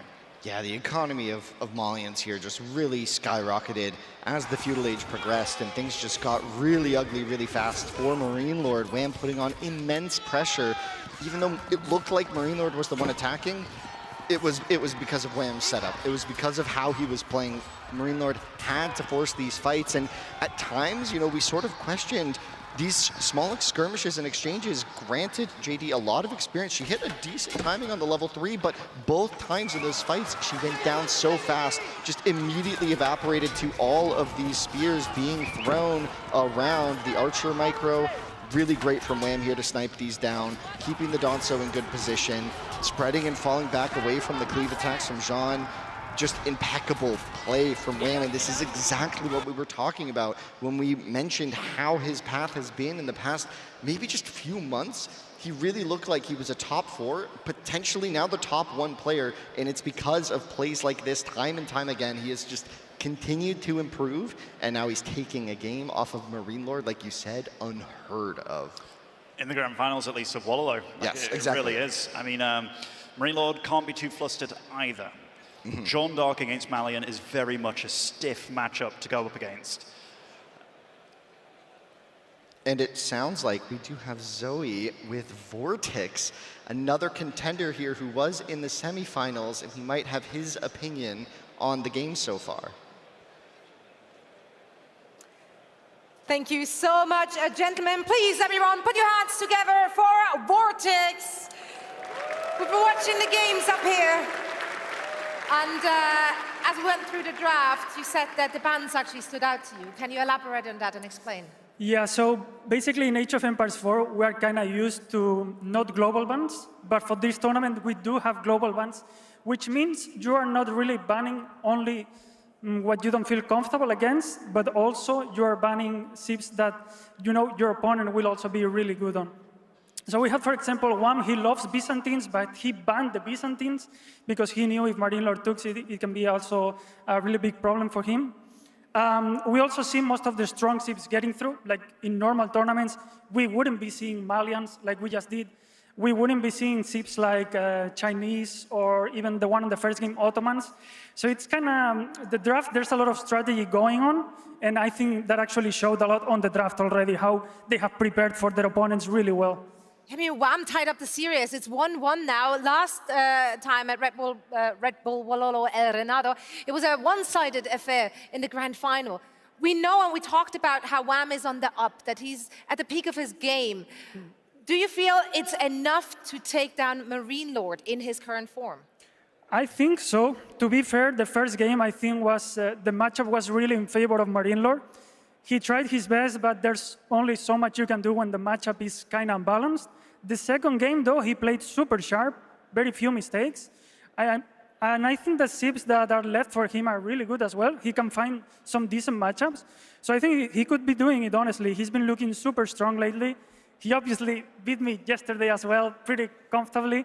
So honestly, I think Wham does have a high chance. All right, well, let's see how this one plays out. Vortex, thank you so much for sharing your insight. I'm going to head on back over to our casters. Lovely insight there from Vortex, being able to talk very honestly and candidly about the situation. And yeah, the draft really does come into play a lot for these guys.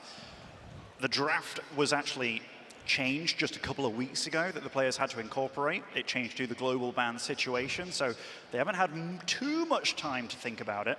But I like everything that Vortex said there, because the civs that are available still have in Japan, Sengoku in the mix. I mean, Hatri and Tuklak are obviously a little bit more wild cardy, but yeah, having the first choice civs off the table now.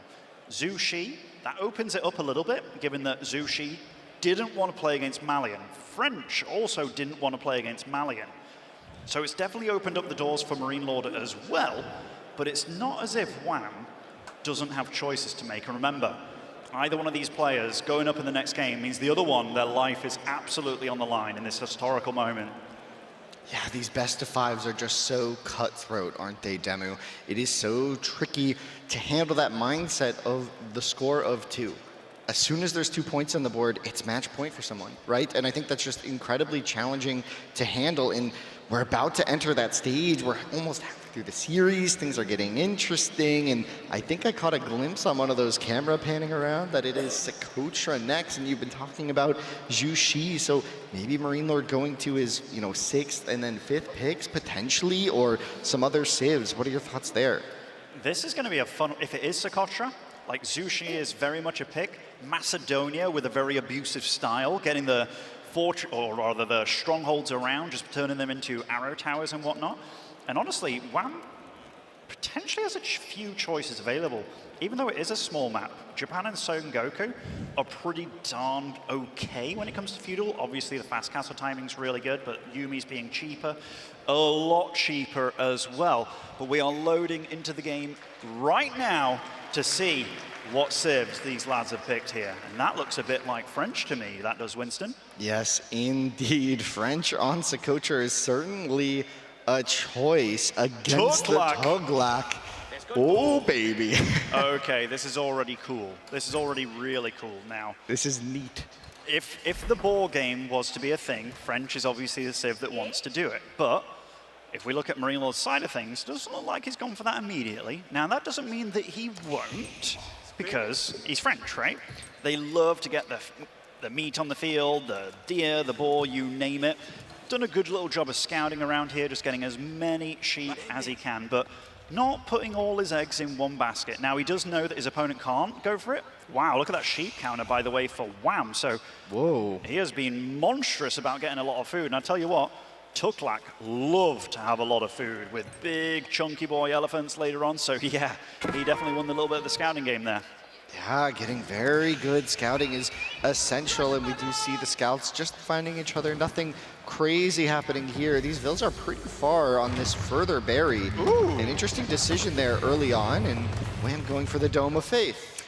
This makes me think that Wham is going for something a tiny bit more old school with Tuklak. Yes. Now, that is funny to say, given that it's only been out for a few months, but when Tuklak first came out, healer elephants were such a big deal. We've seen a lot of people going for these fort plays early on, where they get the food governor, they put it on a gold, they feel very safe, but your gold's all the way at the back. If you do manage to get elephants and some spears out, all of a sudden French can feel a bit like, hold on a minute, what's happening here? Am I getting bullied? Because they want the food out on the map, and how do you get it when your opponent's playing very aggressive? So already a very different style of Tuklak so far, what we've seen in this tournament. Yeah, and these healer elephants, right? They have such a snowball effect. And one bad fight against them, and then suddenly they're in your base. They keep fighting, they keep healing everything, and with the right composition here, Marine Lord might not find that much success. We are gonna have a quick fort, it looks like, as the follow-up behind the healers. Maybe the healers are sort of a later feudal option. I'm starting to wonder, this is a very small map here, Winston. Oh, Fort Rush. It could be one of these things where you get the Emir warriors running out, but I don't want to get too cooked up on a possibility here. But Marine Lord's actually getting this school of cavalry incredibly quick. 5 villagers building up. He did go for wheelbarrow early on, but that is going to be very quick knights coming out for him. Now, the amount of guys that he has in gold still not too high, but he's going to make sure that he's got enough for a good couple of nights when those bad boys do pop out. This is going to be all about timings, right? Like, these villagers are exposed. There are some spearmen, but Marine Lord's going to have knights on the field 2 knights within a minute, right? It's going to get scary, and it's going to get scary fast to be on the map, and you need a lot of stone for these forts, so I'm curious how Wham is going to handle this. Both stones are forward, so if the plan is to mine this, he better have enough to use it, and let's see how this timing works out. Spearman in production, but already a knight going to be on the field very shortly. This is what Marine Lord probably wants to be doing, is running this right across. He sees these villagers on the map, and he says, well, it takes a minute to build a fort too. It's not going to be instant. Yeah, we saw this out of Vortex, where it was like, you know what? I will get a fort eventually, but I make sure I'm going to have some battle units as well. Yeah. Wham does have more than enough gold here just to make sure you can get the Spearman upgrade, and you get it immediately as well with Tuklak. One of their things, all their techs take 5 seconds to complete. But a knight in the hands of the best knight user we've known in AoE 4 is not going to be easy to contend with. Yeah, last game we did see Wham lost his scout. He actually got textiles textiles super fast as the Tuklak. Oh, that's so smart. Super smart. So here, Marine Lord might be thinking, as soon as I get a charge, I can then one-shot a villager. No longer going to be the play. And Tuklak is one of the only civs that can get it as quick as we mentioned. And there's the fort timing with the textiles play early. This does give the villagers a bunch of HP. 2 spearmen in defense. It's hard to, a third one even, it's hard to even see if Marine Lord can deny this. This will protect the berries and some deer. Oh, so annoying. The elephant there took the charge there from the knight, so going to have to wait for that to come back on cooldown. And now this spearman count is getting too scary to deal with. And this spot here secures the stone, secures the berries behind, secures a little bit of a baby deer pack as well. That is going to be a lot of food available. And already, Wham is dealing with a tricky situation very nicely. Yeah, that was, we talked about the timing here. It can be really, really tense on these short maps, but this seems very practiced from Wham. He knew exactly what kind of timing he was going for, and now we see Marine Lord moving out to the boar, but there are spearmen on the field. Wham is going to be wise to this play and has the spearmen in position. There is an archer, but maybe a villager could go down here. The knights are now here on the path to running straight into the spearmen. I mean, both players have to be so careful here in this early game situation. Wham has set himself up for a nice spot here, and look, not forgetting the food governor. That's a big deal, going to be having that food gathered immediately. So far, Wham not missing a beat. Does need stone still.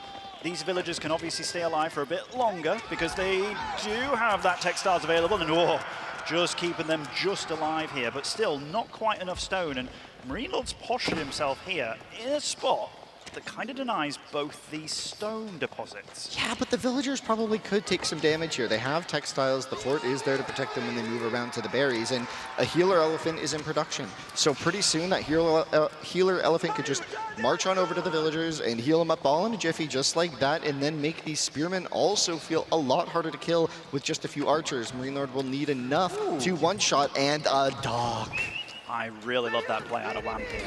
Getting a dock on this map. This is one of those maps where you are on a little island and the golds do tend to be very exposed for your opponent. So being able to just make that a little bit awkward, and if you don't react in time, you can be under a lot of fire with those villagers. So Wham has to balance his eco pretty damn well here. He still needs stone, but he's getting the first upgrade on the fort. He needs wood because he needs the houses and he needs units. But he is definitely setting himself up in a spot here that he can get H3 without taking too much damage. Also, that dog can play the purpose that he can get a galley behind his gold, just to make sure he doesn't take damage over there. I'm actually looking at the minimap demo, and it's going to be very hard for Marine Lord to get gold. He just built a wall, kind of walling off the maybe only inland gold on the map, which is right there. He'll have to add a gate there, and that'll be really close to the fort of Wham, which will be sort of this defensive posturing position where you can push out, fall back, push out, fall back. And as these players poke each other, more and more damage coming through. We do have the healing of Chivalry on the side of Marine Lord. Not yet, but it will be an option. On the side of Wham, though, the healing is much more monstrous. I'm all of a sudden starting to get scared for Marine Lord. I didn't think I'd ever say that during this finals, but this is getting to a situation here. 2 healer elephants is the magic number, meaning that they can heal the units around them, but also heal the healer elephant if it gets low.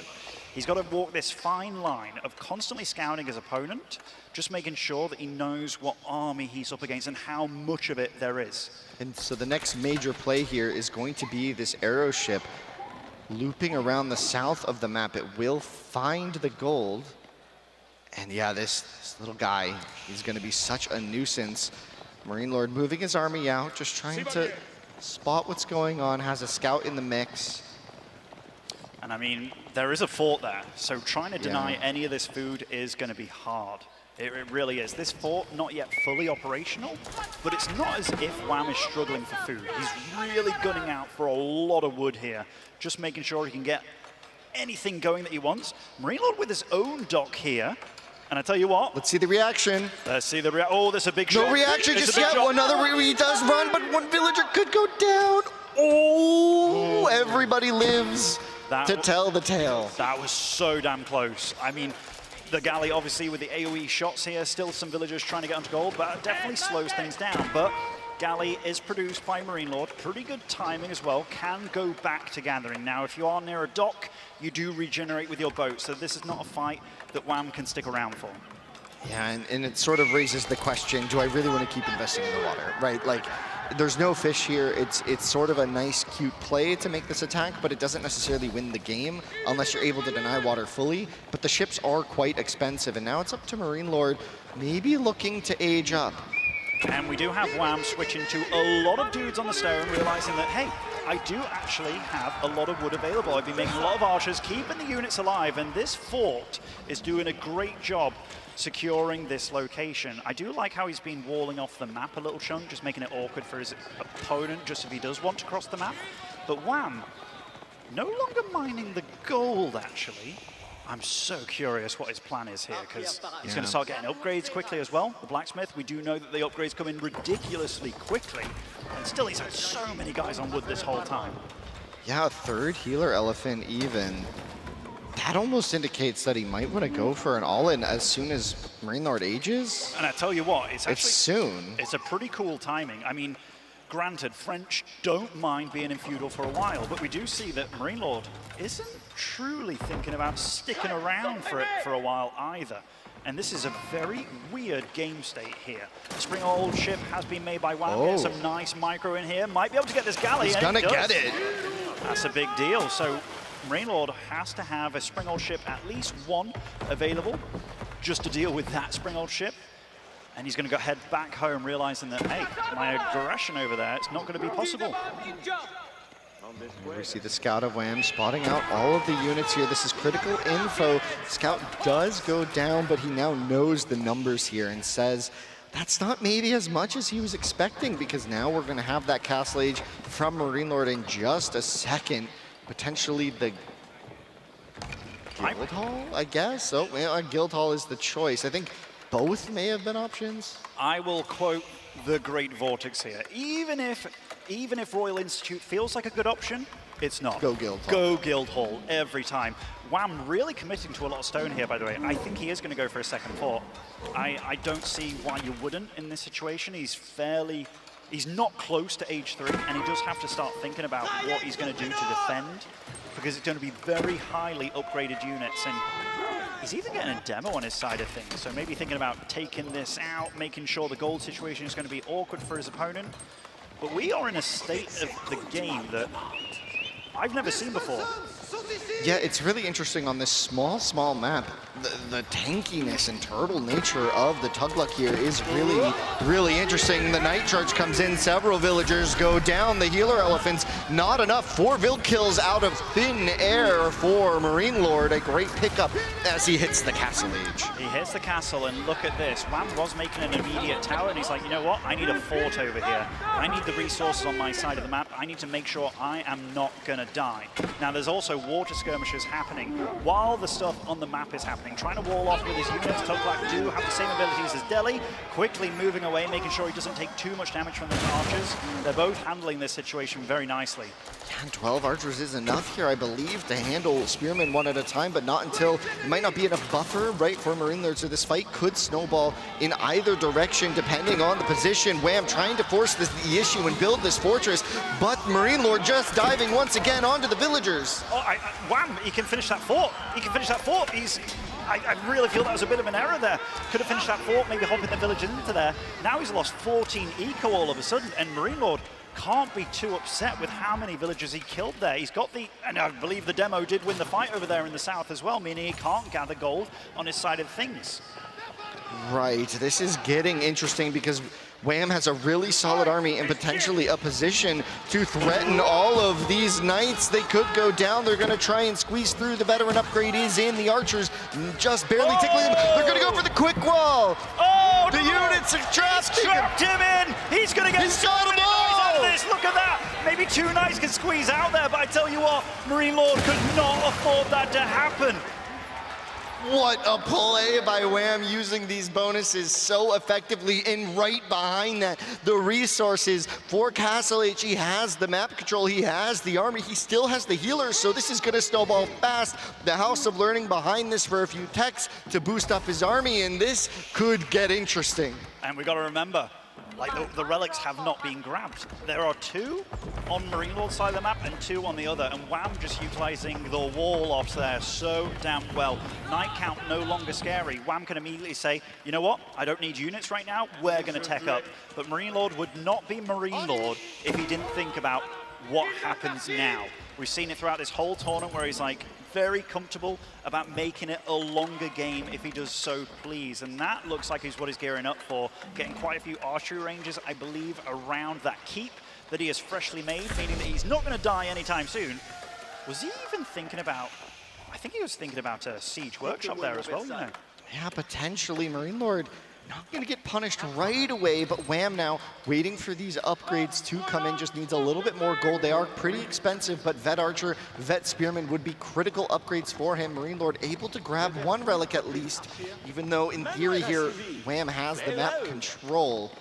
Things here are so spicy. This monastery on the front could be a target later for Wham if he's able to maintain the numbers, but Marine Lord, keep in mind, he is now up 60 vills to 38, and there are a couple of passive sources of food on Wham's side, but of course there's the guild hall as well, churning away. Yeah, I mean, that fight was obviously something that Wham needed. And Marine Lord, he's kind of set himself up. He's not in a dire spot behind it because of all the defense he got ready. He's also zooming out archers. I kind of want to see how much he has around that keep right now. Another relic being grabbed by Marine Lord. So just making sure, and yeah, I mean, he has to start thinking about how do I counter the elephants pretty soon. And ARBs are a great way to do it, but no ARBs yet on the field. This little army that Wham has available does pack a punch in a direct fight, but I tell you what, that is a lot of unarmored units here, Winston. Yeah, and the Knights could have a field day. Meanwhile, the Archers are upgraded for both players. The Knights getting a charge in. There is the healer elephant, so the little poke damage isn't going to be enough. You have to focus units down if you are Marine Lord. This is such a tight moment for both players. Wham going to try and force the issue after that great pickup on those Knights before. He has maybe a moment or 2 of advantage that he has to make use of. Yeah, and I mean, Marine Lord's doing such a good job of just making it so if you attack me, you have to come into my base. You have to go into these buildings, and we all know how the units like to attack, but is this the fight he wants? The big daddy elephant out on the field. Not going to be able to deal with that directly. The healing being really good.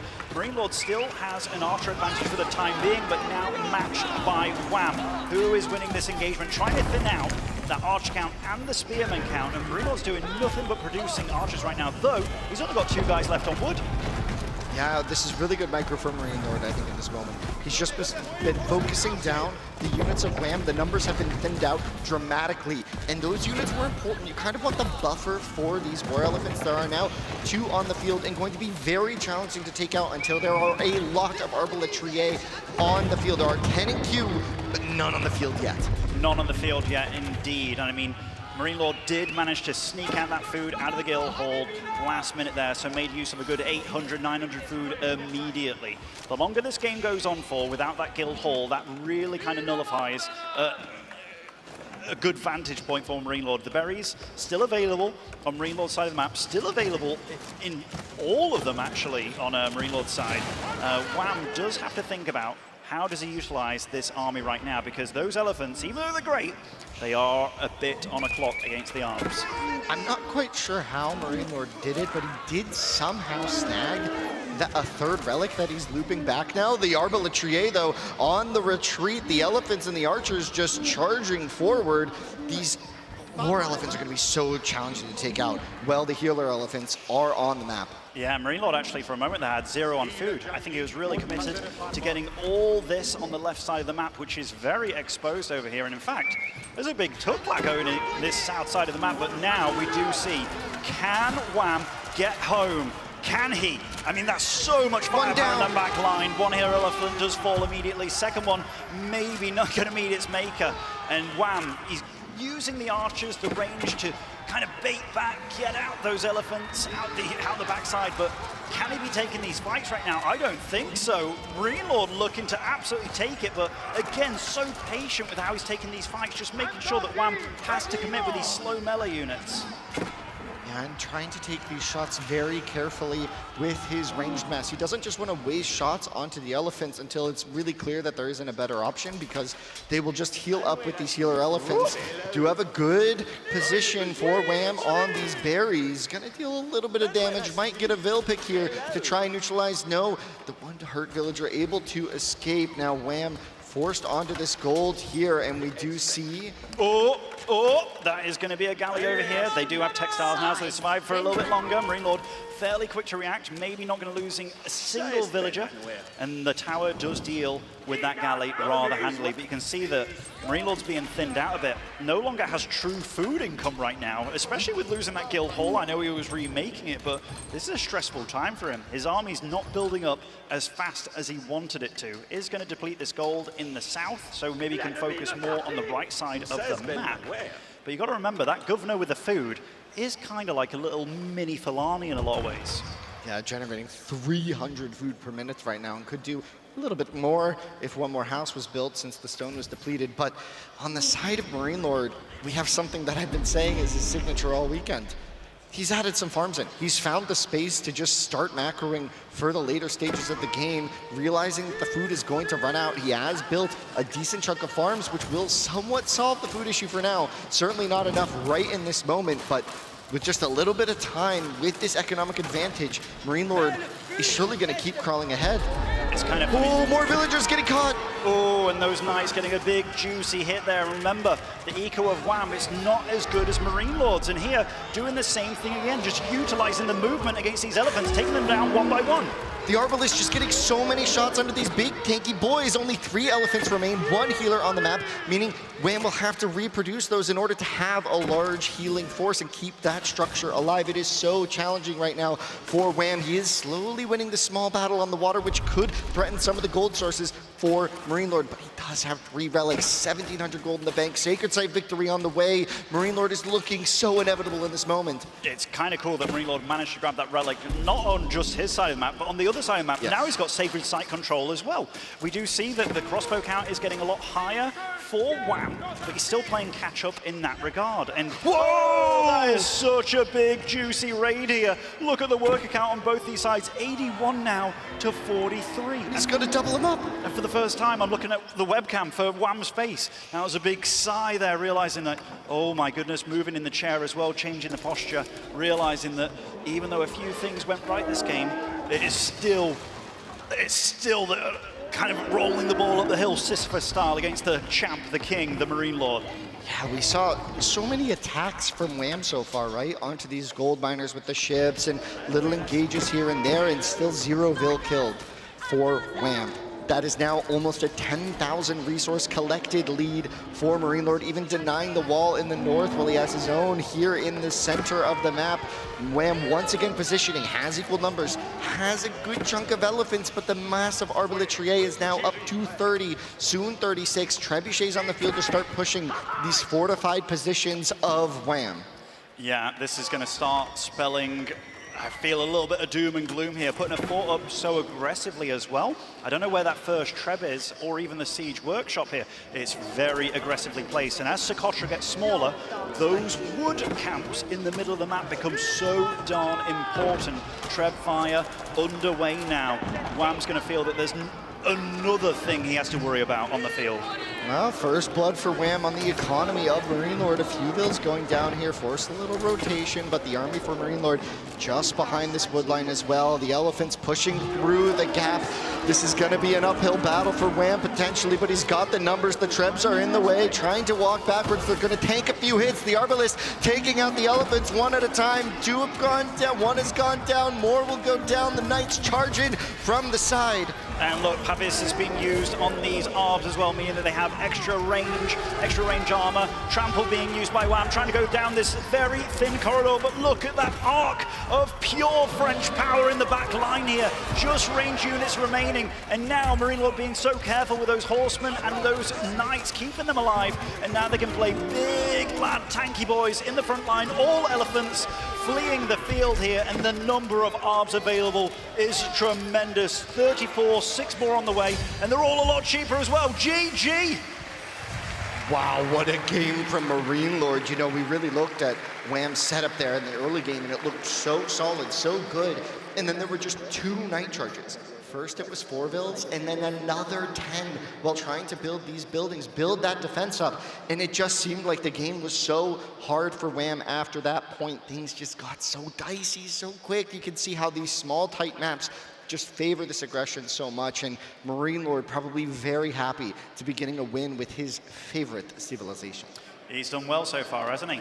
French against Tuklak. I mean, Tuklak has been kind of a little bit of a dark horse here. We still haven't seen it win, but you've definitely been seeing these little hints of light at how it can be very dangerous, because if Marine Lord was not able to get some of those villager kills early, or those villagers kept on building that fort and then hopped in, maybe minimizing the losses a lot there, we could be looking at a very different story. It's just Marine Lord's so good about these situations where it's like, it looks pretty rough, but he always thinks a few steps ahead on how to get himself out of it. Farm transition was pretty darn good, even though he lost the guild hall, which is a big food income source as well. Managed to get out the right units, and he was so patient about how he took these fights. I loved a lot of that game. Yeah, that was a really clear display of both players' strengths, and I'm really excited to see how this plays out. We even saw these little skirmishes early where it looked like Wham really just had the perfect answer to Marine Lord's opening. I really thought, you know, this is the best way you can deal with French, and he made it look pretty simple and trivial. Like, he had the build down, he got the early textiles, things just felt so difficult to attack, but when those French Knights charged in, and this pull micro here, I think it's just a testament to the skill of Marine Lord. To somehow not lose any villagers is crazy. You have to kind of shuffle and dodge. It's challenging there. We also saw later he pulled only the Woodvilles back over to the gold mine, not to risk them getting caught again. But this was the game-ending moment, basically, where the lead was held by Marine Lord. And look, he starts fighting with the villagers. I know they have textiles, but I really feel that that was maybe a choice that Wham may come to later regret, because after this, very shortly after, we had that lovely cage moment. And you don't see that very often. I think this is it, where all of a sudden it's like, boom, there's a wall up. There's a wall up. You can't get out of there. Very nicely done, because you can see every turn these Knights go for, you can't go for it anymore. And all of a sudden, Marine Lord was looking like, even after doing all that eco damage, the game got kind of reset a little bit. Yeah, that might be my favorite play I've ever seen. Like, that might be one of the best plays ever, and we're gonna get it again. Yeah, that we should. This is so cool. So they're able to build these palisade walls with their infantry units. That includes the archers and the spear, and so just pulling out and really getting that great surround with the walls early, that quick wall play, something you see a lot more in H2 than you do in H4. Yeah, and I mean, that was especially important given that these Knights do regenerate. So if that fight was something that those Knights could get away with, then come back again just a few moments later, Wham would have been dead right there and then. But I tell you what, there was water fights going on here, there, and everywhere. So many villagers did fall for Wham. You could really feel that Tuklak was still kind of scary, despite losing 27 vills this game. It really does showcase that Tuklak can be quite scary, but look how much damage these Arbs do. I mean, it's 37 Arbalist. Arbalistry, right? That is a lot of units on the field there for Marine Lord. Crazy, and even as a Sacred Victory timing right here, he just got everything. He got 3 relics, so there's only 1 left on the map that was on Wham's side, and wasn't really able to grab it. I also like that he was very careful about, if the war elephants are on the front line, I don't send my horses forward. Yes. He was so careful about it. And you see, even when the spears, there's a few spears hitting, it's like the Knights are juking and jiving back and forth. Just very cool play. Out of both of them, honestly. It's not often you get to see Tuklak But the Tuklak that I've seen so far out of Wham, that was really cool, because it was a mix as well. It was like the old school healer elephant stuff, but not the all-in. You really saw that he tried to make kind of a mishmash, and it really looked a bit scary for a while, actually, because he was doing it very darn well. As scary as those like big shining armored statues behind each of the players? Ah, the looming statues behind them, yeah. Arms of coats, or coat of arms even. But okay. So last pick for both these players did lose. First pick for both of these players did win. We're now left with Sengoku, Japanese, and Hatori for Wham. And we've got Zhu Shi, Macedonia, and Ayabid. Now, if you're Wham, depending on the map, and you have Sengoku, Japanese available, worst case scenario, you will potentially be forced into playing Hatori on the final map. But both these players do have to be thinking about that, because the civs that are left over, Ayabid doesn't necessarily like to go up against Japan. No civ necessarily likes to go up against Sengoku. And we got Macedonia as well. Like, it's a very, very awkward and tight situation. Both these players have got to be putting forward a lot of possible scenarios that they might not want to encounter. Yeah, the draft is going to be really challenging at this point. You can see both players simply so focused on this moment. This is everything. We're at that magical 2 number, right? This is a best of 5. The next game that Marine Lord wins will be another tournament for him. He is just one map away to do it again, to bring it back. And then kind of confirming his status as the AoE 4 GOAT if he hasn't done already, right? But still, you got to think, Wham so far in the games that he's lost, he hasn't looked bad doing it. Like he had, as Vortex mentioned, it was kind of a very unfavorable matchup for him with Golden Horde against Ottoman. The second game he played very well, but again, a good matchup for him. And in the matchup that Tuklak, being one of the worst civs on land, he still make it look very formidable, and still having Sengoku and Japanese in your roster, that doesn't feel all that bad. He's just got to be so careful on what he goes up against, because the thing is, if you're Marine Lord and you have Macedonia, Zhu Shi, Ayabid, those are all 3 very good civs remaining. Yes. Like, if this goes to the final map and he's got one of those against Hatori, which one do you want? Honestly, I'm spoiled for choice if I'm Marine Lord. Yeah, and I think that's what could bite Wham here, but I think we'll have to see how that plays out. I mean, Sengoku and Japanese are both just so threatening themselves, though. Those mounted samurais have been the talk of the town as they have just rampaged around this entire tournament, running map after map, and we'll see if that's going to be Wham's Hail Mary here in this next game, as I'm almost undoubtedly sure we're going to see mounted samurai being a key part of this next matchup. Yeah, and what map's it going to be? I mean, we've still got Dry Arabia. We've still got Phrygian marshes. Now, Phrygian, Hatori could be played there. Wouldn't be too bad. Maybe it's one that Sengoku doesn't really want to go for. I mean, it's possible for sure, but Japan also quite likes it. Cheaper barrack situation. And for, on Marine Lord's side of things, like an Ayabid or a Zhu Shi, Macedonia we've seen used on it as well. Wow, I tell you what, maybe feeling the pressure for the first time in his final career. Yeah, that was a big sigh there from Marine Lord. Just like a really big inhale, exhale, like a breathing exercise almost, just to really calm down and get focused, get centered. That last game was very hectic. There was a lot going on there. You know, it looked like maybe just one fight in the middle after another, but actually there were skirmishes on the north, the south. The walling situation was wild. The scouting information had to be on point. And those little ship skirmishes matter a lot when it's literally, you lose access to gold if you lose too many ships in a row, right? You have to stay on point with that. You have to keep producing the ships. That is challenging. It really stretches the players to be playing on Socotra. And so now we're going on to the next map, and the mental state, you have to just bring it back in, right? There's so much balancing you have to do in AoE 4, especially in a game like that. Like the water, the land, the army, the eco, and just thinking constantly steps ahead of what is the next weakness, what is my next power struggle kind of thing, situation that I have to deal with. And it's going to be Japan for Wham against the Macedonian dynasty from Marine Lord.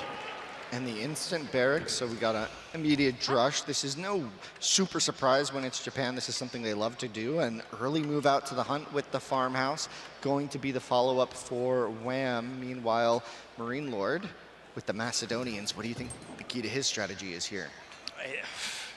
This is actually already kind of funny. in the sense that Wham's moved out immediately to Dia with Japan, which they don't often do, especially not with the barracks first kind of thing. So immediately going for that means that he's going to have pretty safe food if he does choose to try and get a fast stage 3, meaning that you can then resort to your berries, your deer in your main base. So already thinking about if he gets taken off that food later on or is a bit food starved.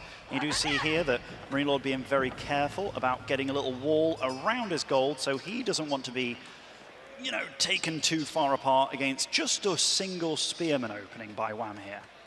Yeah, just the one spearman, maybe to force a little bit of a reaction. Of course, Japan gets that cheaper barracks. So it's really not that big of an investment to just get this one guy to go force a reaction. If the gold is out of range, which it clearly is here, it means that there's going to be some spiciness for Marine Lord. He did do that little tiny quick wall, that little tiny wall to force the spearman kind of around into TC range if he wants to get in range. But that is quite the expense, right? It almost kind of compensates Japan for that barracks cost, right? And now you have a barracks and your opponent has some very tiny awkward walls on their gold. So interesting openings from both, but no major damage. No major damage, and both these civs are civs that, you know, they can hit feudal without too much trouble. We see Macedonia, they can hit feudal and it's like they don't worry too much about the gold. Yes, it will deny them from silver later on as well. But both these civs aren't strangers to just kind of playing their own game or getting knocked off course too hard. Imperial Hippodrome will be the age up of choice, and that is by far and away the best or the better of two for them, meaning they'll get out those hero units, those hero cav, and allowing him to have real strong map presence without much cost. Yeah, Wham already has the barracks up, which is going to be very convenient in this matchup, right? You know the Hippodrome is coming, which almost inevitably, you're at least going to train one horseman just to say what's up, say hello, and just force some reaction. So Japan being on those hunt, maybe he can stay a little bit longer if he has another spear there or brings his own spear back.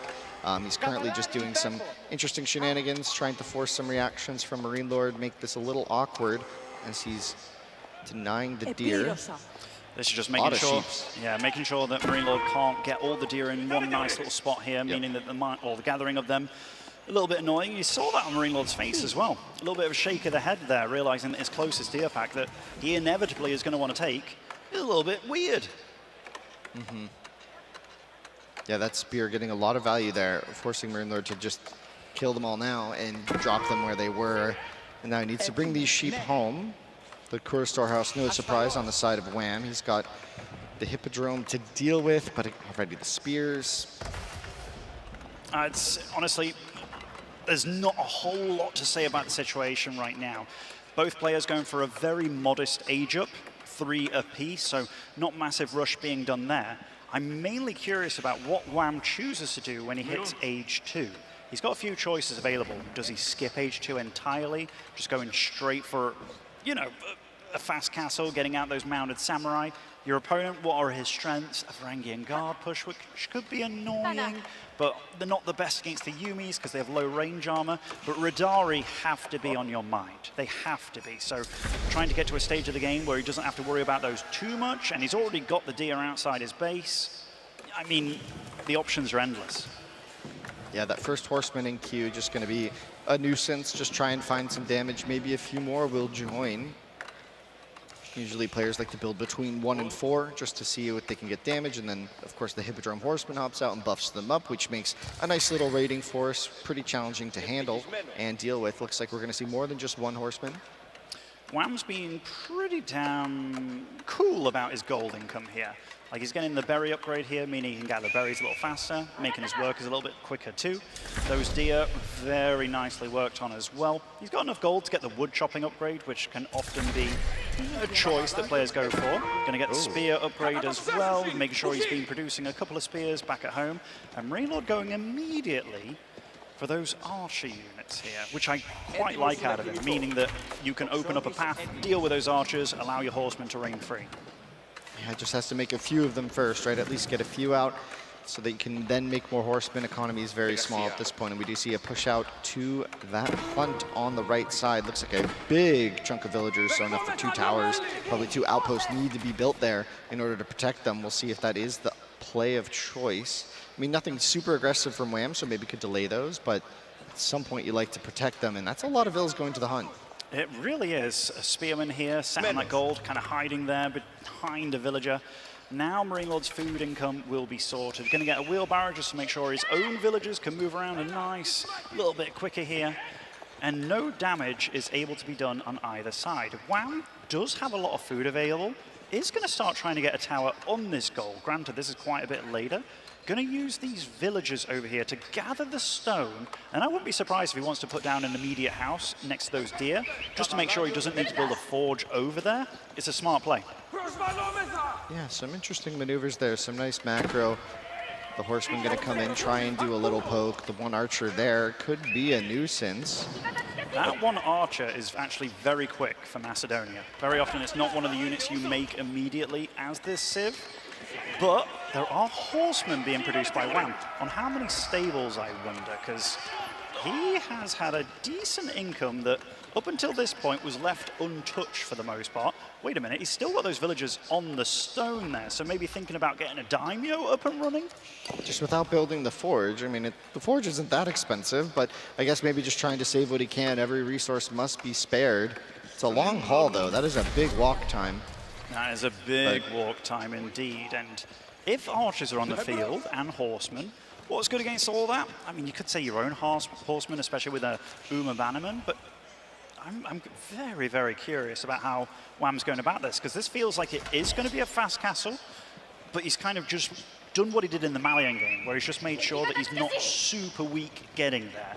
And I think against an aggressive Civ, that's a smart choice. Yeah, I would love to see maybe a wall on that north side to try and like rein in some of the potential Hippodrome raids, because he is getting the first Daimyo mana and has upgraded that outpost on the stone, but now the archers under attack from these horsemen. Not going to be the biggest deal as the spearmen are in position to defend. Marine Lord looking good to hold his own hunt as well. So seeing that it's horsemen being produced from Wham, and that was the first time that we saw them, Marine Lord is like, you know what, I'll get horseman armor over here, making sure that all my units are tanky, because I don't think this game is going to end anytime soon. So that's an investment in not only his horses now, but the Radari later. And yeah, you pointed it out to me. Wham is looking like he wants to get that castle going. Marine Lord not too far behind, but he has spent a good chunk of his gold on these upgrades recently. Just now getting wheelbarrow. Only 5 on gold means that his Egypt will be a good chunk later. It will probably be the Golden Horn Tower in a solid position, maybe buy those hunts over there to try and defend that, maybe near the main to get the second gold online. Not quite sure. Those two big golds aren't that far apart in the center of the map. That could be very annoying. Ooh. And Wham was very quick to pull those villagers off deer way earlier to get that stone. Just thinking about the possibility of them getting attacked. Oh, but this is quite a few almost horsemen. gets the surround. Will take one vill down already. Yeah, that's really nice by him, and gets the villager off the gold, slowing down the potential of getting an H3 quicker as well. This is all nice by Wham, because we do see resource-wise, he's also being slowed down, using the other villagers to body block, keeping that low villager alive, and immediately, boom, starts throwing down the landmark, and that is something that Marine Lord did see, but can he do anything about it? He's looking to get his own castle. He's not got the units out to deal with it. He's just got to play catch-up, knowing that he's going to be behind on that front. Yeah, an interesting moment there. Both players, horsemen getting a little bit of value. Wham obviously getting that one villager kill is a huge boon to his setup at this time. Now the gold's still a problem for Marine Lord on this age up. Does have the food, but not the gold. And once again, the gold is attacked. Wham somehow finding the right spot here, delaying that age up again. And the villagers are just sent back into the grind of the 4 horsemen. Going to be forced to retreat, but so much idle time. That age up is so delayed. It's so delayed here, Winston. Those guys wanted to have that age up already going.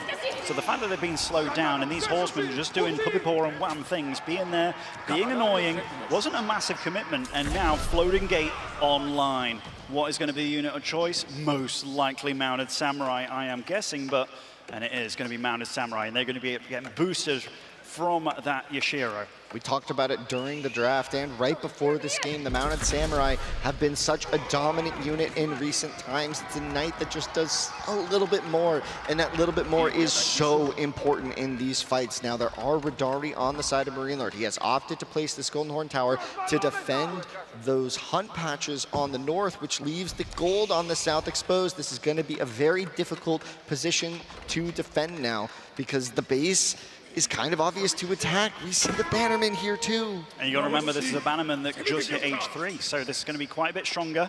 Going to try and take down as many, but no villagers falling yet, but still, Marine Lord needs gold. Those Radari are incredibly expensive. Has he not scouted that corner gold on the far right of the map? It is kind of behind the Golden Horn Tower. He does see it.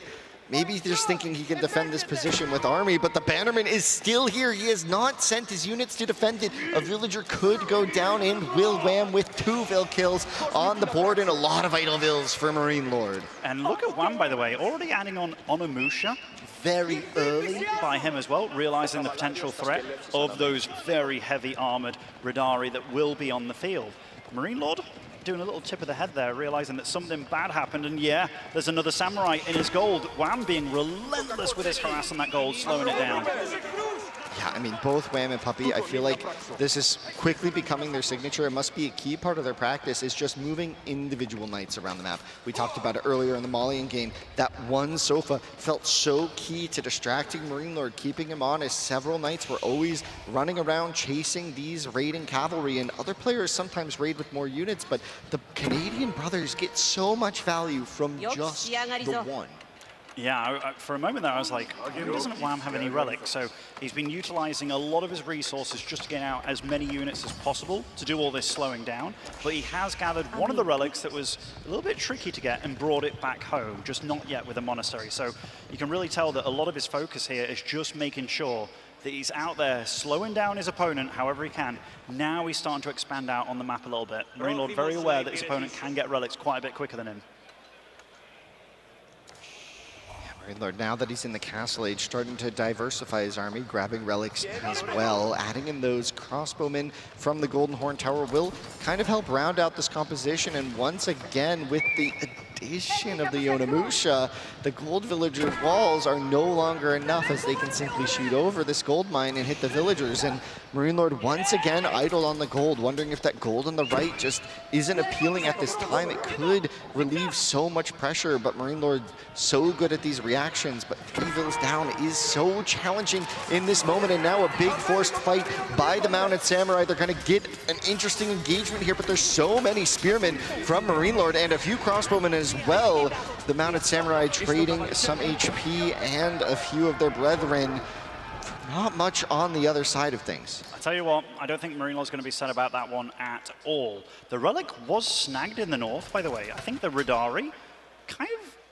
Oh, there's a monk over there trying to grab it. So that monk on a journey to absolutely nowhere might quickly go for the sacred site in the middle over, or in the north over there. Goodbye. Radari here, trying to get the Wololo going. Oh, I thought we were going to hear it in the crowd then for a second, but Marine Lord now feeling that his moment of being a little bit strong is now. He's got the range upgrade for his units. The crossbow count is going to start getting higher very naturally from that Golden Horn. Yoink. And boom, he's going to bring that one back home. There's Onimusha though, so even if you block with your own units, the timing isn't going to work out for the Wololo here, I think. Yeah, down it goes, but it is a little bit closer now to Marine Lord. We have a good old-fashioned tug-of-war for the relic in the north. Yeah, I wonder what the Yashiras have been placed on for Wham, by the way, because now he's got 2 relics in a monastery. We do have it on the archer range second. What's his third one? Most of the time it's on like a gold, or it was in the past, but yeah, TC can be a very good option as well.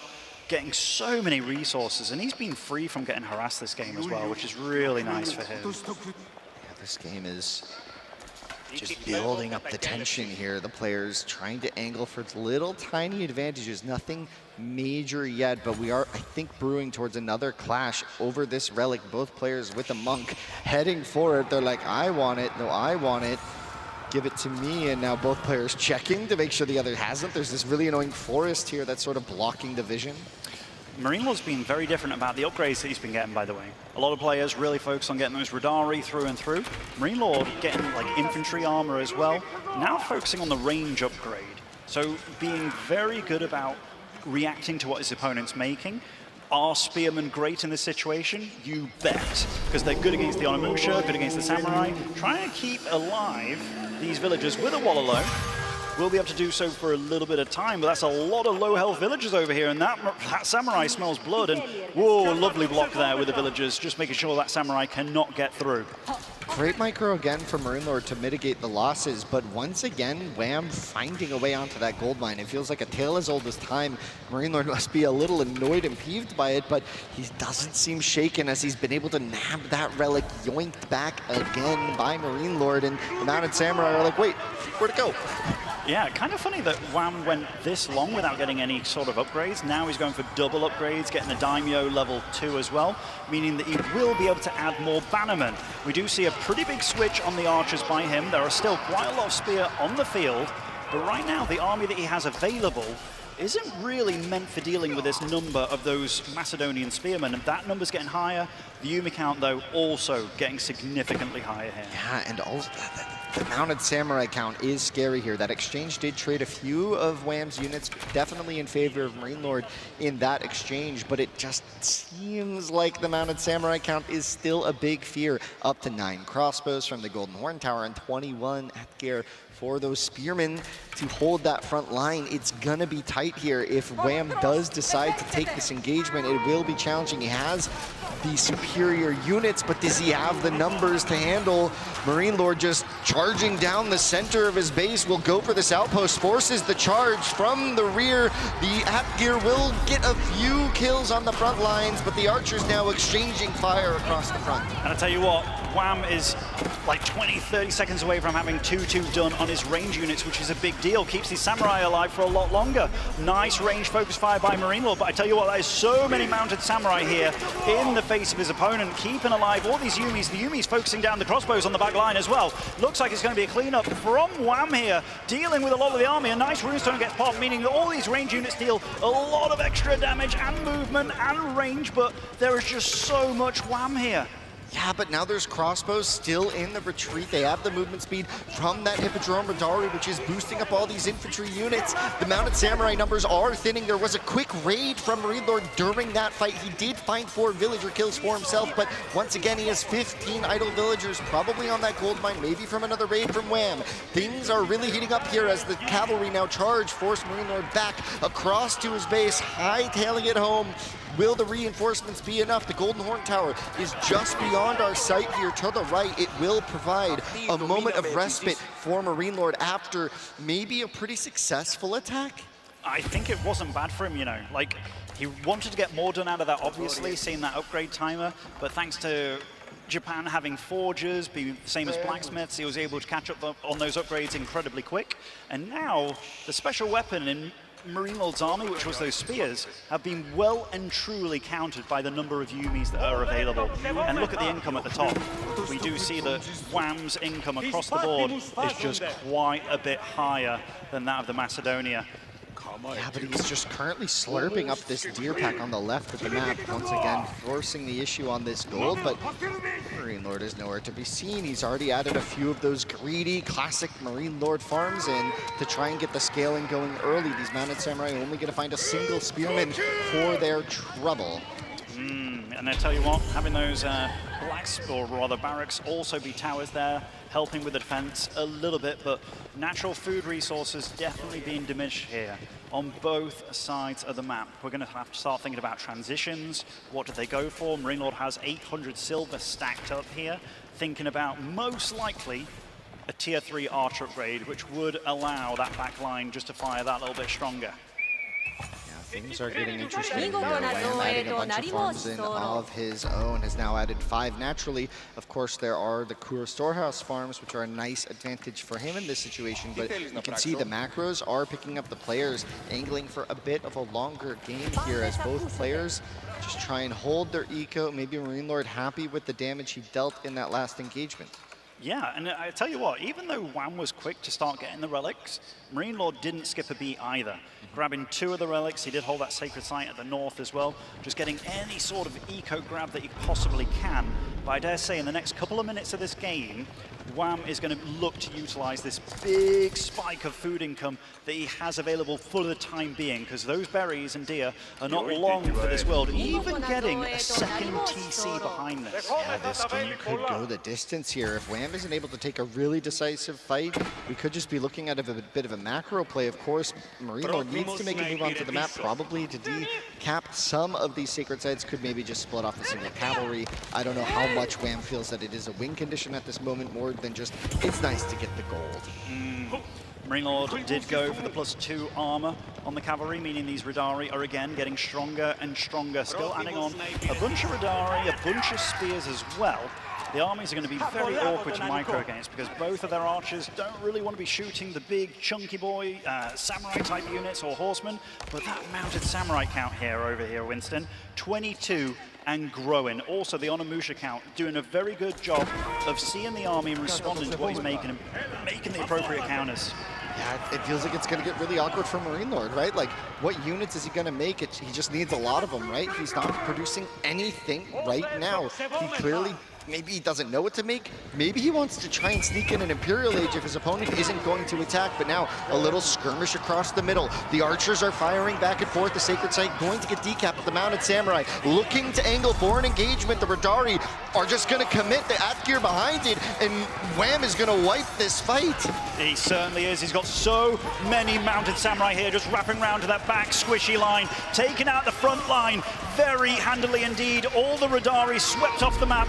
Those archers running for their lives. They do no damage whatsoever to these units, and Wham takes a 30 supply lead here. Even the slow crossbows, the spearmen are going to try and do what they can. Quite a few in that back line there, but Marine Lord's food income is not there. It is just not a level playing field. You see a lot of farms being produced, but I tell you what, Wham is not going to let him breathe or get the opportunity. Yeah, he just placed all these farms here and he just lost a fight in the middle of the map. Wham just charging down with the Samurai, the Athgear making a last valiant stand. Will it be enough? Surely not. The number is just there for Wham, and GG is called. We are going to game 5. This is awesome to see. This man right here on the camera, the only person in the history of AoE 4 to not just take one map off Marine Lord in the final of Wololo, but two, bringing him to match point here. It's all down to one game here, Winston, and I tell you what, these players will be feeling the nerves in front of one of the biggest audiences they've ever played in front of. Things are now tense, and we have to look back at the draft because we have 2 civs left on the final game, which means that you can essentially snipe the opponent's civ, so we could just see Wham playing HRE. Not one of the strongest civs coming into this tournament, but he picked it with confidence in the semifinals. And it's going to be Frisian as our final map as well, I believe. What a crazy map, too. We've had so many incredible Frisian games this game, but let's first take a look at some of these replays. I feel like Wham got so much tempo from those raids on the gold mine. I mean, honestly, the amount of gold that he denied there, slowing down the H3 of his opponent many, many, many times. The food was there, but the gold wasn't. Just needed one more drop-off, but Wham somehow just knew about it. Some of these fights look like they could have been a bit close. You see here that Wham doesn't want to truly engage until those upgrades are done, just trying to utilize the range, getting the charges in here and there and everywhere. Once they came in, though, he's managed to hold this army back. Yeah, and I think Marine Lord was probably happy with this engagement. He was able to pick off a few vills in the north there with the Radaris, and I mean, it kind of looked okay here. It just, as the game progressed, he was sitting on like 1,000 resources and just took a fight in the middle. Yeah, I mean, this was rough. This fight. Like, he just started to produce as this fight took off. He had nothing in queue when he took this engagement, maybe overestimating his position here, but Wham surely didn't miscalculate at all. He knew he had the lead, and he just took the fight. He said, "You're offering, I'll take you up on it." Yeah, this is one of those situations where Marine Lord could have been assuming that his opponent was actually doing like a farm transition while that was going off, but we saw how committed Wham was to getting all that wildlife off the map, all the berries as well. There was still like a boar in the south there that could have been Marine Lord's potentially, I suppose, with Macedonia. They can mine the boar, right? Gather the boar? Yeah, okay. I just think there. It's been a long AoE 4 series when it comes down to it, but Yeah, I think that's something that he thought about. And Wham wasn't like super greedy in that regard. He was also getting farms in the mix. He got a second TC behind it as well. Wham was not like, you know, honing in on finishing the game right there and then. He was also thinking a few steps down the line, and it just felt that once he got the ball rolling, it was forever sliding downhill with Marine Lord sitting there ready to take it at the other end. Yeah, we're going to have to take a moment here as players get ready for the next game. What could be going through their heads at this moment? I mean, Wham looks the same as he did at the start of game 1. He looks so calm. He looks so prepared for this moment. He is rising to the challenge, to the legend of Marine Lord in these Wololos. This is tough because Marine Lord, is he going to want to play Sengoku on Frisian? Actually, of all maps, that might be one that Sengoku doesn't thrive on. Whereas Hatery, of the maps, they can play it, but these civs are just in 2 totally different leagues. So both these players do have to think about things. Which civ is Wham going to consider going up against his Hatery? Zushi's kind of a rough one. Iobid, very rough, actually. But yeah, you can see that both these players under a lot of pressure here. They brought each other to the finish line. But which one is going to be the one to take it all home? I almost have to feel that Marine Lord is going to snipe out Sengoku here. I think it's inevitable, right? Yeah, I think so. It's inevitable. I think you snipe out Sengoku. I mean, Frisian is a map where there are battles potentially everywhere. And if you have the ability to have the fastest horseman and samurai in the game, you don't want that. You really don't want that. Even if you've got like Iobid or Zushi, I think you get yourself out of that situation. So if he is against Hatery, and he's got Iobid or Zushi, I still feel that that is in Marine Lord's court there. But again, you know, these guys are both better than me. And I mean, Hatery, it being this kind of wild card pick, and this is one of the better maps for it, you got to be a little bit worried if you are Marine Lord about that as well. And he's taking just a sip here as everyone's just preparing. A shake of the head there, clearly thinking about that last game maybe a little and just disappointed, knows he is kind of expected to deliver in these moments, and that was tough. It was tough, but Wham looking pretty calm and cool. I feel the pressure is a little bit on him, you know. Because if he has gone for this weird pick here that he might be forced to play, I just wonder what he's going to pull out, because in the semi-finals it did not look too great for him. Granted, it was going up against Ottoman, and nothing looks great against Ottoman, but he's done it. He's got to the final, obviously, and down to the final map as well. And look at all those beautiful people in the crowd. Can we get it up for game number 5 in just a moment? Yeah. And then right after that, we'll be live with AoE II Grand Finals, Hera versus Leary. So things are just getting great here in Londinium. Yeah, I mean, a lot of those AoE II fans out there, very often in StarCraft, when we have like a, you know, a bit of a lopsided semi-finals where it isn't the best day, we always know a great Grand Finals day is going to happen. And I hope it's going to be the same way later for you guys. And if this series is anything to go by, you're in for a good one later on as well. Oh, yeah, and you can see Wham still just, his facial expressions have not changed yet. Iceman. Iceman. Ooh, that's a cool nickname. Is that it now? Is that what we call him? Iceman. Has a nice big polar bear as well.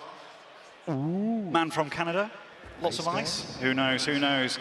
Ooh, and we're going to get right on into it. Final map here for the Age of Empires 4 finals between this man spawning over in the top as our Iobid player. It is Marine Lord. And then the camera switch, but over to the left as our Red Hatery player. It is Wham. Yeah, and we saw Wham pick it. I mean, Hatery has been used on Frisian in the past, so this isn't such a crazy pick. It's been used, I think it's fallen out of the meta since the last DLC where Civ's kind of shifted up and really changed how it goes. The map has also undergone quite some changes. The meta has gotten a little bit faster. Previously, the Aachen was like a decent option on this map, but it's just a bit slow. Now players may be opting for the mind work from the HRE here, and we'll see what Wham's doing, because yesterday he went for the Aachen and it just did not look that great, but maybe it just wasn't a good showing. Maybe it was a matchup issue. Maybe Vortex just had something great for him in that match. Oh, what's that? Is that a scout going across the middle. I was starting to think there for a moment it might be a villager going for an aggressive barracks, but no, it won't be. So of these two civs, Wham kind of knew he was going to be forced into playing hatchery. So he said, I don't want to play against Zushi, I want to play against Iobid here. So even though Iobid do have cheaper docks, what don't they have that Zushi have? The ability to play a Dark Age game. They don't want to be making a barracks. It slows them down way too much. What are also they potentially weaker than Zushi at? A feudal fight. Like when you've got Zugnu on the field, that can really be a bit of an imbalanced situation, and it is going to be a barracks early on. So already thinking about these things, Marine Lord will try and get up maybe a few docks, but he has to realize as well that he doesn't want to take that early fight in the Dark Age and maybe thinking, well, if you are going to be going to barracks, that is very, very likely. I don't really want to overcommit to the water because then I'm just behind and losing all my docks. Yeah, it's probably expected here to see the barracks from the HRE. It's a pretty nice opening for them. We'll see if Marine Lord Scout is able to spot this. It is now moving around past that dock. This is a critical moment for his Scout. He'll see the canceled barracks, and that might give him some indication that something could be up, and surely he's about to spot the barracks from Wham here. And he does. Yeah, no gold being mined from this base, and Marine Lord probably thinking, you know what, I'm very happy I didn't go too greedy here, because right now we see he's not gathering wood at all. Or he's just switching to it, but he's got enough food here, so taking those guys off the sheep there, did not go for the mill, just realizing, hey, I'm not going to commit too much. Going for the reinforcement wing over here, Winston. That is cool. That means that he's going to be able to produce Desert Raiders for free. Granted, one at a time, and pretty few and far between, but still, that's going to be able to deal with these spearmen pretty darn quickly. Yeah, and just getting a few of them for free leaves your macro open to a lot of things. You can kind of do as you wish. On the back of it, you can make, sometimes you can go for a stable and add horsemen. You could go your own archers or spearmen as well. Things just sort of are flexible when you have these units to deal with this early aggression. The timing is a bit awkward at times because it does take a while for Eubids to age up and then a while to get that first reinforcement out. But once you have it, the spearmen should be no issue. Wham has decided to stop at 3 spearmen, which is just enough to be pretty dang annoying against that dock. Pretty dang annoying. Now his scout is in the main base of Marine Lord, so we'll be able to get good vision on which wing he's up against. And these players are so good that seeing that wing over there, he knows it's a military wing. Now that could also be a blacksmith wing, which has been getting a little bit more, you know, playtime and what have you, meaning that, hey, a feudal fight could be among us. But those Desert Raiders will be able to be on the field very quickly. I'm not entirely sure about the Desert Raider choice here, but this is Marine Lord. I'm not going to question him. Yeah, he has a lot of strategies for a lot of situations. I wonder how much this matchup would have been practiced. I don't know if this matchup on Frisian was in the practice rotation for either player. Maybe Wham knew this was an option, but as we said, with the draft changing so recently, it might just be that this is starting to be some pretty quick, on-the-fly strategic decision-making, because what can you do? You can't plan for everything. There are simply too many matchups, and we might be in for some real spice here. Things could get really crazy really fast as, yeah, we're probably not going to be going by the book very shortly. No, we've got to wait as well and see which age up Wham's going to go for, because, you know, Marine Lord's cards have been revealed, but Wham's still yet to age up. Going for that second dock, does now have the gold available, and it's going to be a mine walk here, so that means he'll be able to get upgrades very quickly. 7 upgrading it as well, going for some power docks. That dog could be a real thorn in his side if it starts attacking that worker as well, which it does. Oh, the wolf on the ville thing. Oh, poor Wham. That villager just has to run super far away to get the wolf de-aggroed, and the scout pretty happy with that moment. It definitely will, and there is a Desert Raider now on the field, meaning that, where is that guy actually? Coming over here just to secure this dock. Another villager has been moved out as well. Remember, Ibid docks are significantly cheaper. Wham does have a few units out in the field.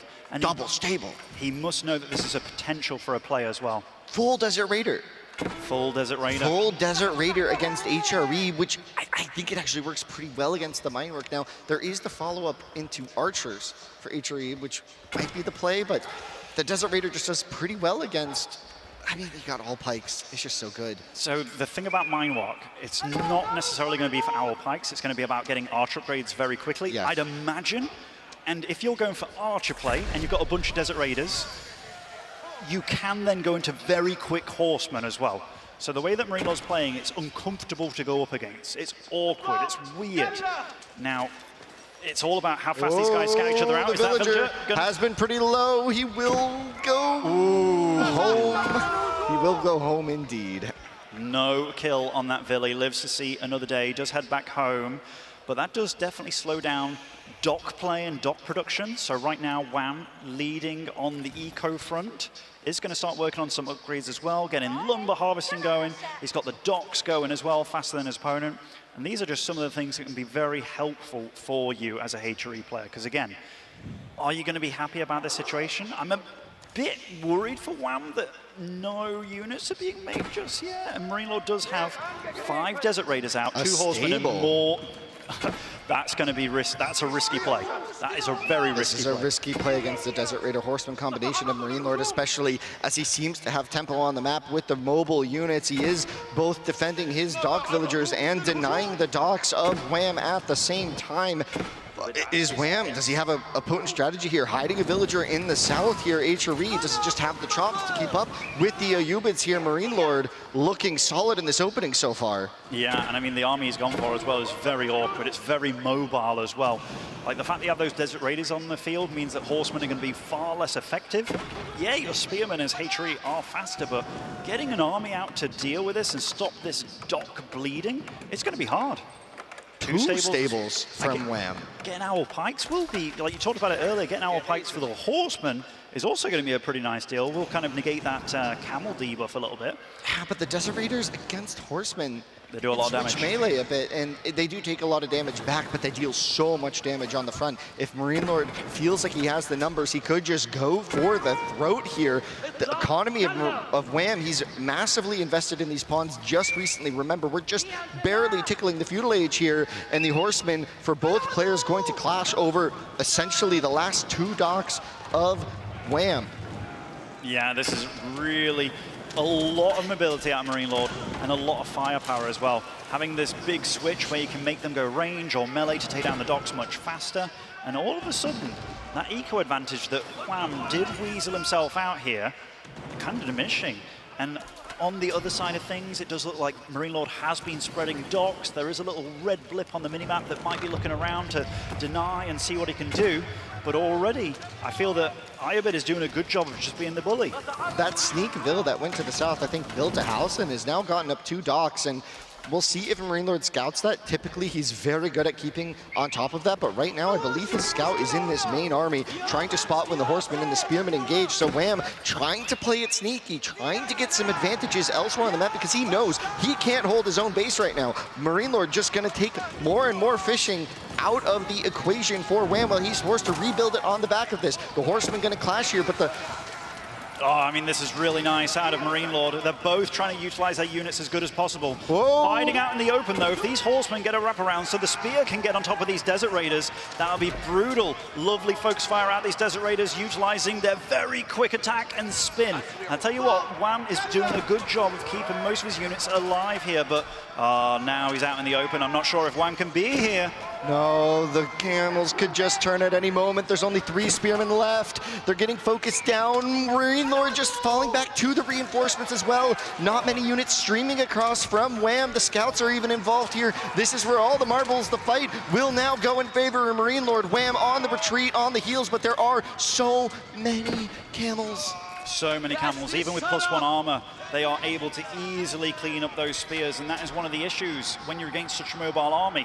If you're caught out on the map, there is no way back home. Going for +1 attack, I don't know if he does have Owl Pikes already. I'm not sure he does. Oh, he does have Owl Pikes already. Okay, so these units are dealing as much damage as they possibly can here. Marine Lord Scout is going south from the sacred site. Wham just invested so many docks. We can see it going south. Yeah, he's going to spot the new docks. He's going to spot that there's been a Vil sneaking in the south. And Marine Lord, he's going to just send his units right there after Wham just invested hundreds of wood. There is a demo being made somewhere, and there are a lot of units, and there's been a lot of chaos so far. Could be a demo moment, but it looks like Marine Lord is so wise to it. The Horsemen going to back away. The explosion not utilized in this moment. A big investment. That is 160 resources, boom, in the water, and nothing to hit. No, and I mean, yes, he's been spreading, getting a good little horseman counterattack. In small numbers, these Desert Raiders don't want to be fighting against these horsemen. Marine Lord still with a decent amount of units back home, but these are very well upgraded horsemen. Fights happening here, there, and everywhere. We've got little blinkers happening all over the minimap here, but that Desert Raider count is getting big here, Winston. Wham is doing a good job of accumulating a lot of resources here in food. 29 on food here, getting out a lot of spearmen. And against the spearman horseman mix, you do have to micro so damn well with these Desert Raiders. Yeah, none on gold compared to 12. Of course, these Desert Raiders do cost a bit of gold, but things could not be more clear for Wham in this moment. He needs to make horsemen, he needs to make spearmen, and they need to win the game soon. And things are heating up here. Marine Lord is up 10 villagers in this game 5. Golden Age II even has been activated. His base building at home, feeling comfortable. Things are looking crazy. The armies could clash in the south. Still, okay, Marine Lord does have +1 range attack now, but he has to be careful here, Winston, because if there is a big wraparound, if Wham can get around this army, it won't last for a long time, so Marine Lord has to make sure that he's able to run away whenever he can. Those spearmen are a bit faster than normal, and I tell you what, going to start getting some pokes going on. Oh, big engagement for Wham. He's made so many spearmen, and so many of Marine Lord's units go down here. 7 Desert Raiders, 8 in production here. Marine Lord has 16 villagers on gold, which is a huge number. But does he have to start thinking about switching it up? As long as he has field to run, he's going to be feeling pretty okay. And again, has Wham stepped a little bit too far here? Some of these Desert Raiders are getting picked off from these spearmen that are a little bit faster than normal. And I tell you what, you do have to be so careful with these Desert Raiders. They are not cheap. Quite an engagement for Wham. He's continuing that production, now moving villagers to gold himself, maybe thinking about some additional upgrades, feeling that the pressure is off. He was able to weather the storm. His docks did go down, a huge economic loss, but on the back of it, he seems okay, only down 10 villagers. Yeah, Wham, or 10 eco even, including the fishing boats, but you know that Marine Lord wants to be on the south side of the map. It wants to be burning down those docks. They are more expensive for your opponent. He got it set up. They're going to last for a long time. Wham wants the attention anywhere but. That is why he's here. He's on the other side of the map. He's near his opponent. He's getting a lot of gold here, probably thinking about an age up as well. That is so many guys on gold. Even thinking about regular archers here. That must have been quite a sad archer there. And Marine Lord, he's having to fight in 2 places at once. This is when Desert Raider Micro gets very, very tricky. Yeah, Marine Lord looks like he was actually aiming for that Castle Age. So 2 games in a row, Wham raids the gold at the perfect time. And 6 Desert Raiders in queue. Still so much emphasis here on a feudal situation. These spearmen still able to deal quite a bit of damage, but he has to be so careful. As this army gets thinned out, it will not be able to stick around. And Wham realizing how many guys on gold there, yeah, he has to be thinking it's going to be Castle. And I tell you what, the situation doesn't get better for him. As Desert Raiders hit age 3, it gets so damn scary if you're a H3 player stuck in this kind of army. Look at this, lovely micro, focusing down these horsemen one by one. These Desert Raiders do great damage, even against these nice range army units. This is just looking better and better for Marine Lord. The number's just not there, but Wham maybe was thinking about going Castle Age, has 600 gold and nothing to really spend it on at this moment. Just sticking with the plan of horsemen, spearmen, and logistics is coming in. That's going to be massive. Relic grabbing on the field, also healing. We've seen a lot of these Desert Raiders are very hurt, and them getting healed up here very quickly, mind you, by these the Dervishes could look amazing for Marine Lord. And the Prelate goes down, the economy under attack. This is very scary now because Marine Lord, he's looking strong, he's looking fierce. There's a lot of villagers out on the map. Wham does have wheelbarrow available, but now that Marine Lord's come over here, knowing the army's somewhere in the main base, he can start picking off the villagers, but also working down to the south, away from his base while he's taken up, and close to where the docks are. Lots of the food income. Wham once again sort of forced to defend his base by charging into death with his army, just sending them forward saying, I need you to buy me just a little more time, please. But Marine Lord will have none of it. He will not even let these spearmen hit him. Potentially, ooh, well, I spoke too soon, but Marine Lord still whittling down these numbers so effectively. And Logistics Swing is only a minute away. Oh, this is brutal for Wham. I mean, you said buying time, but buying time for what? It's his opponent that has time on his side. Logistics means he's going to be grabbing relics. Hatchery really want relics. The eco is so much better for higher bid as well. So many guys on gold. Rams! Oh, and Rams. That's going to make short work of these docks. And that is one advantage of having that Desert Raider wing. Even your camels can start producing siege. Yeah, just 30 seconds. Wham will hear the sound, hear the news. Golden Age Tier 3 even is in. So many bonuses are accumulating for Marine Lord. Things are just looking better and better for the reigning champion to hold his title. Wham making one last charge here, potentially trying to get us around on all of these Desert Raiders, but it's just not enough. Marine Lord just whittles away once again. He's whittling down those spearmen, and if he gets rid of all of those, age up has happened. The face of Wham probably in despair right now. The webcams are obviously a little bit later on the front, keeping a few spearmen in this stealth forest here, but the upgrades are coming online. Relics will start getting grabbed. There are more Desert Raiders in total than any number of military on the field for Wham. And I tell you what, soon they're going to get upgraded pretty massively here with that veterancy. Camel Lancers as well, going to be the next unit of choice for Marine Lord. He switches several to melee mode and just takes the bite. He says, you've been chasing me around, now I want to take the fight to you, Wham, he says. Marine Lord now running down what remains of Wham's army, looking for the kill, looking for it all. And you see that bit of disappointment on the face of Wham here, realizing that maybe his time has come to an end here. He's made it to the final, but once again, oh, Marine Lord being a bit crazy there with his Desert Raiders, but they have all turned silver. This means that they are upgraded, they are a lot stronger. The fights have not been fair thus far. Marine Lord taking this fight here, doing incredibly well, and I think this is it, ladies and gentlemen. Marine Lord is our champion here in Game 5, match point. Once again, he does it. The three-peat, the Wololo, undefeated, undisputed champion of Red Bull Wololo. 3 times in a row. This time he was taken to the very end. The first time he's ever dropped him in the final of Wololo. But what a performance from our Victor and from our second placer as well. We'll hear what the man has to say. Take it away, Zoe. Thank you so much. Everyone, give it up for our champion, Marine Lord. Another trophy for your trophy case. But Marine Lord, this was unprecedented because Wham did push this. He really made you work so hard for it. What made this game so close? I mean, to be fair, I was expecting him to do worse because that was the same quality as he gives in practice. And in practice, it's always pretty much 2-3 or 3-2, and with practice, the whole months. So I was expecting him to have some nerves and like not be as ready as me, but it went toe to toe, and I think every game that he won, he had a better sieve, and every game that I won, I drafted better, I think. So, and yeah, he played very well. Do you feel that pressure? Because people do expect you to sweep it cleanly and like play so dominantly. Does that play in your head once you're actually on the back foot or once your opponent manages to even out a series? No, I really don't care. I won enough trophies, so I know I just want to have fun. So I don't really put pressure on myself. And yeah, I just try to have fun. And it was very fun to have such a close 3-2 against Wham. You couldn't have asked for a better final. You guys made it so exciting. Now, Marine Lord, before I'm going to let you lift that trophy that is rightfully yours after this victory, any final words to the people who have been following and supporting you on your journey? I mean, thanks everyone for the support. Thanks my team, Gentlemates. Thanks to all my sponsors. Thanks to my family. Thanks to my cat. And yeah, thanks to everyone else here. You are a lot.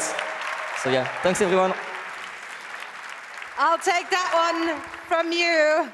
And now, Marine Lord, this is your big moment. Everyone, Marine Lord! Champion of Red Bull Wololo, Age of Empires 4, Marine Lord!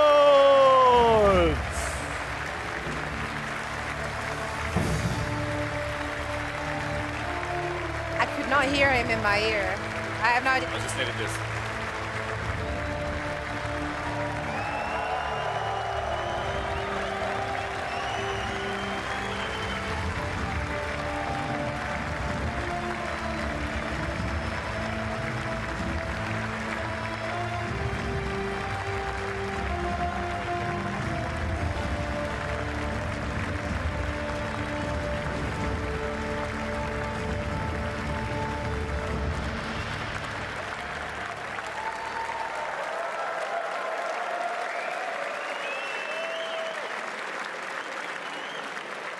Well, let's keep the energy up, my friends. What an incredible final we've just seen. Before we get fully settled, how about we put our hands together for our valiant runner-up, Wham, as well. 3-2. He went down swinging. He gave us a hell of a show. Well done, Wham.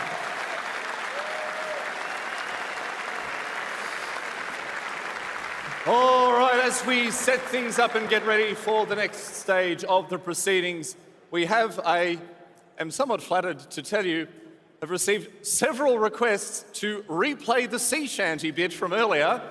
Very pleased to hear you all enjoyed my singing so much, or maybe everyone's just got the song stuck in their head and this is the only way they're going to get it out. In any case, we're going to play it again, so please enjoy from the HMS Londinium filmed earlier this week, the Wololo Sea Shanty.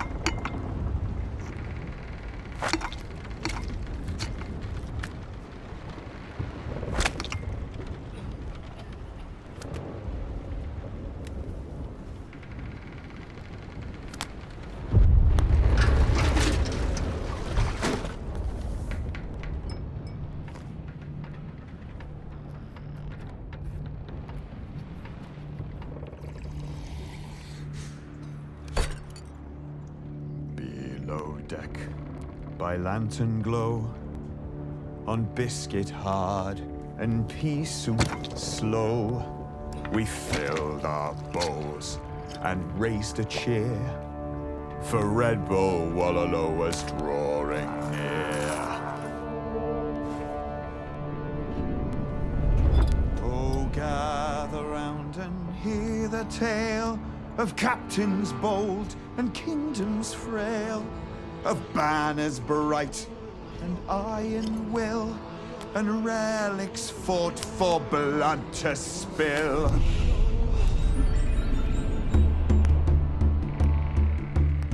Now cast your mind back to the year of our king, when the bells of the world had ceased to ring. 2,000 years and 20 more, the great ship Londinium spied the shore!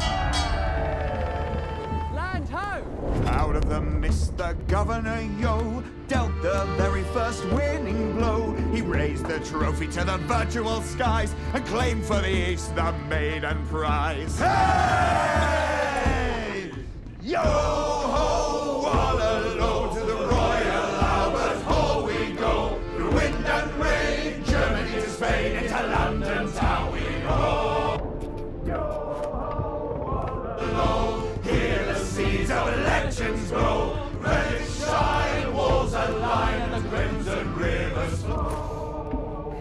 Then Leary took the captain's wheel with fingers fast and nerves of steel. Then doubt rose up to claim the prize, with castle lie within his eyes. Then the ship made land on German shore. At Heidelberg's gate, we called for war. The Viper struck with crown of flame in desert sands and halls of fame. Yo ho, Wololo, to Royal Albert Hall we go. Wind and rain, from Germany to Spain, into London town we roll. Yo ho, Wololo, hear the seeds of legends grow. The red shine, walls alive, and the crimson rivers flow. We sailed her south through Spanish lands after Tato won with steady hands. At El Renado's walls of stone, young Hera claimed the Spanish throne.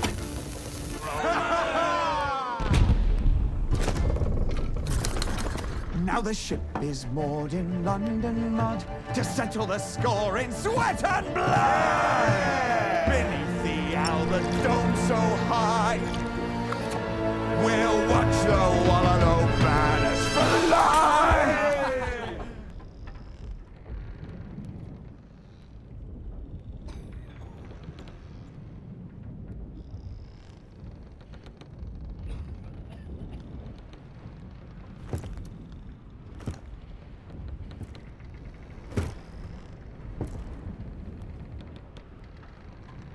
Yo ho! Wololo, hear the seeds of legends go. Ready to shine, walls of line and the crimson rivers flow.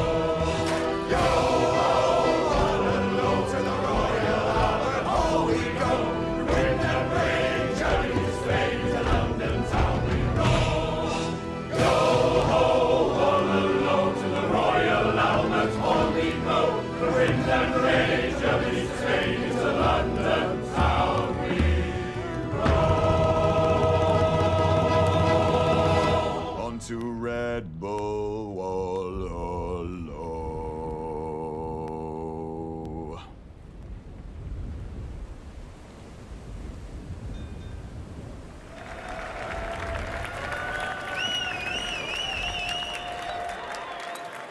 Oh, what terrific fun we're having here at the Red Bull Wololo halftime show, brought to you by Loom. Protect your villagers today for the low cost of just 50 gold.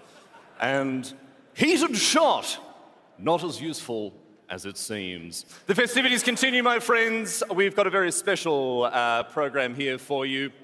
You may have noticed throughout the entire Red Bull Wololo series, we've had a specially composed piece of music, an original piece of music by Ben Fowler that was composed specifically for Red Bull Wololo. And it's my great pleasure to reintroduce to you the London Contemporary Orchestra here, who will now be regaling us with a rendition of Dancing Chariots.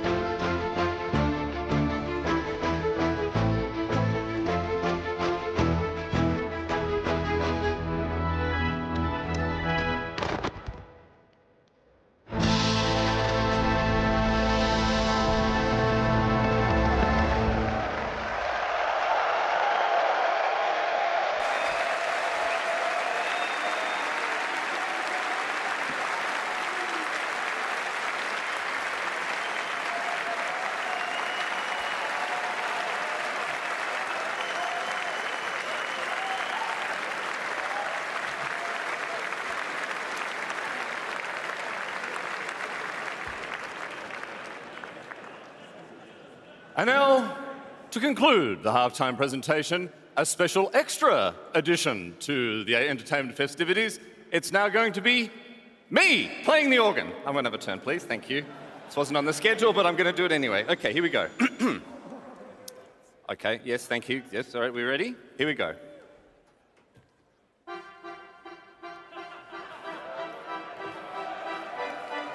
Huh? That's pretty good, huh?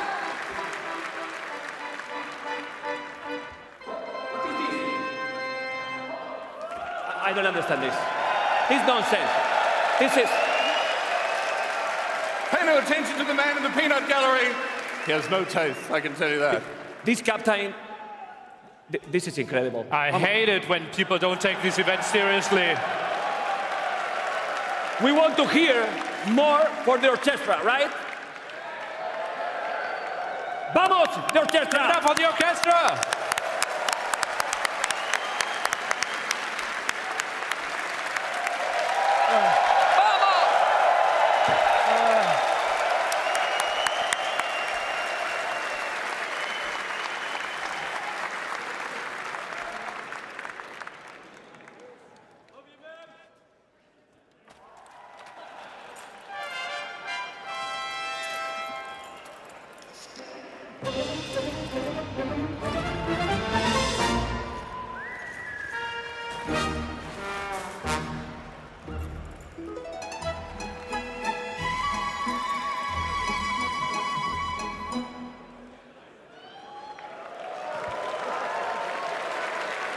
Incredible! Now, ladies and gentlemen, we are nearing the Age of Empires II Grand Finals. I get the sense that we're all ready for that. Indeed, that's what I thought. But before we get to see them battle it out on the stage, let's take a look at how they got here.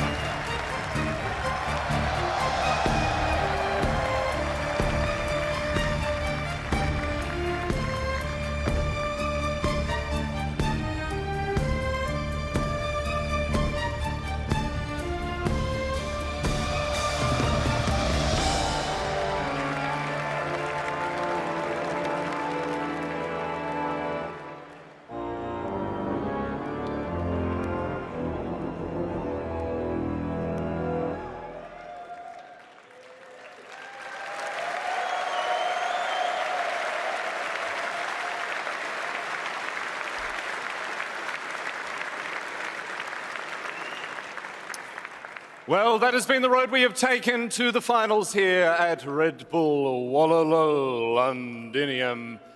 But there is a road yet left to travel. We have two competitors waiting in the wings, ready to get underway. Zoe, Hera, and Leary, two titans of the game. I can't wait to see them do battle. Yeah, and they are so familiar with each other, which makes this so much more exciting. Both of these players have had an extremely dominant run through the playoffs. They barely had to show anything during their semifinals, so really, there might be a lot of cards up those sleeves. Yes, indeed. I think we are going to be in for a hell of a show between two of the game's all-time greats. Who's looking forward to seeing these two players do battle? The energy is at an all-time high, my friends, and we're in a safe pair of hands. Casting our match, cast your eyes to the stands above and bear witness to T90 and Dave. On the other side of this, they will be teeing up our grand final.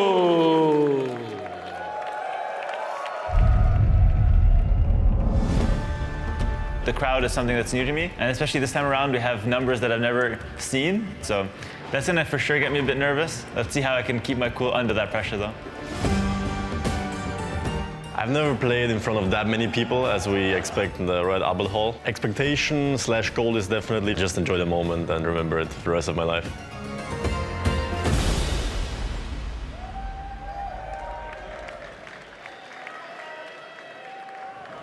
It's finals day here at Red Bull Wololo Londinium. I'm Dave, joined here by T90 official. Welcome, one and all, to the Royal Albert Hall. Unbelievable, isn't it? Led Zeppelin, the Beatles, Eric Clapton, and Age of Empires. Wouldn't have said those words, at least you would have thought. At one point, we only had maybe 30 people watching the game. That was online. In person, we have 3,500 viewers here. Let's hear it. Thank you so much. Oh, this is unbelievable. The atmosphere here, the tension building between these two. Can Leary finally do it? I think the only thing we can say for sure, Tristan, is that we have the two best undisputed players in our game currently, right now in this grand final. Unbelievable. And no dispute on that, Dave. They know each other so well. And I think every time that they played this well, played this dominant leading towards a final, I know they've met a lot. It has always gone down to the final few games, and I really expect that here today. Let's send it down. Let's get ready for our grand final of Age of Empires II.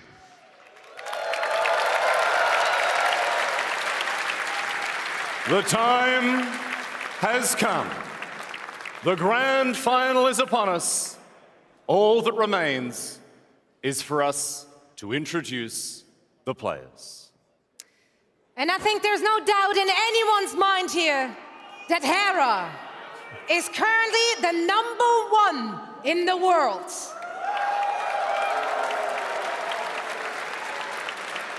He's the type of player who turned the modern era into his own personal dynasty.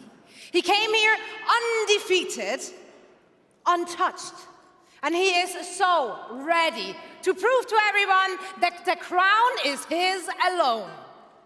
But his challenger today, a teammate, a practice partner, and a friend. Leary, a legend in his own right, who has found himself in the grand final of Red Bull Wololo 6 times. Twice, he came out the winner. Both times against Hera. Alas, that was many moons ago, and the times have changed. But he once more emerges victorious, ready in the grand final to take his throne back. My friends, please welcome to the stage the reigning Red Bull Wololo champion. It is Hera!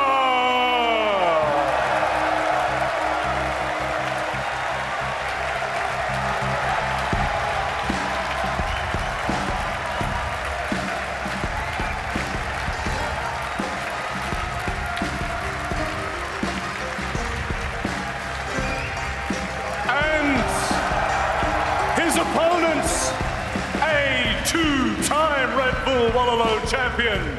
Welcome to the stage, Leary!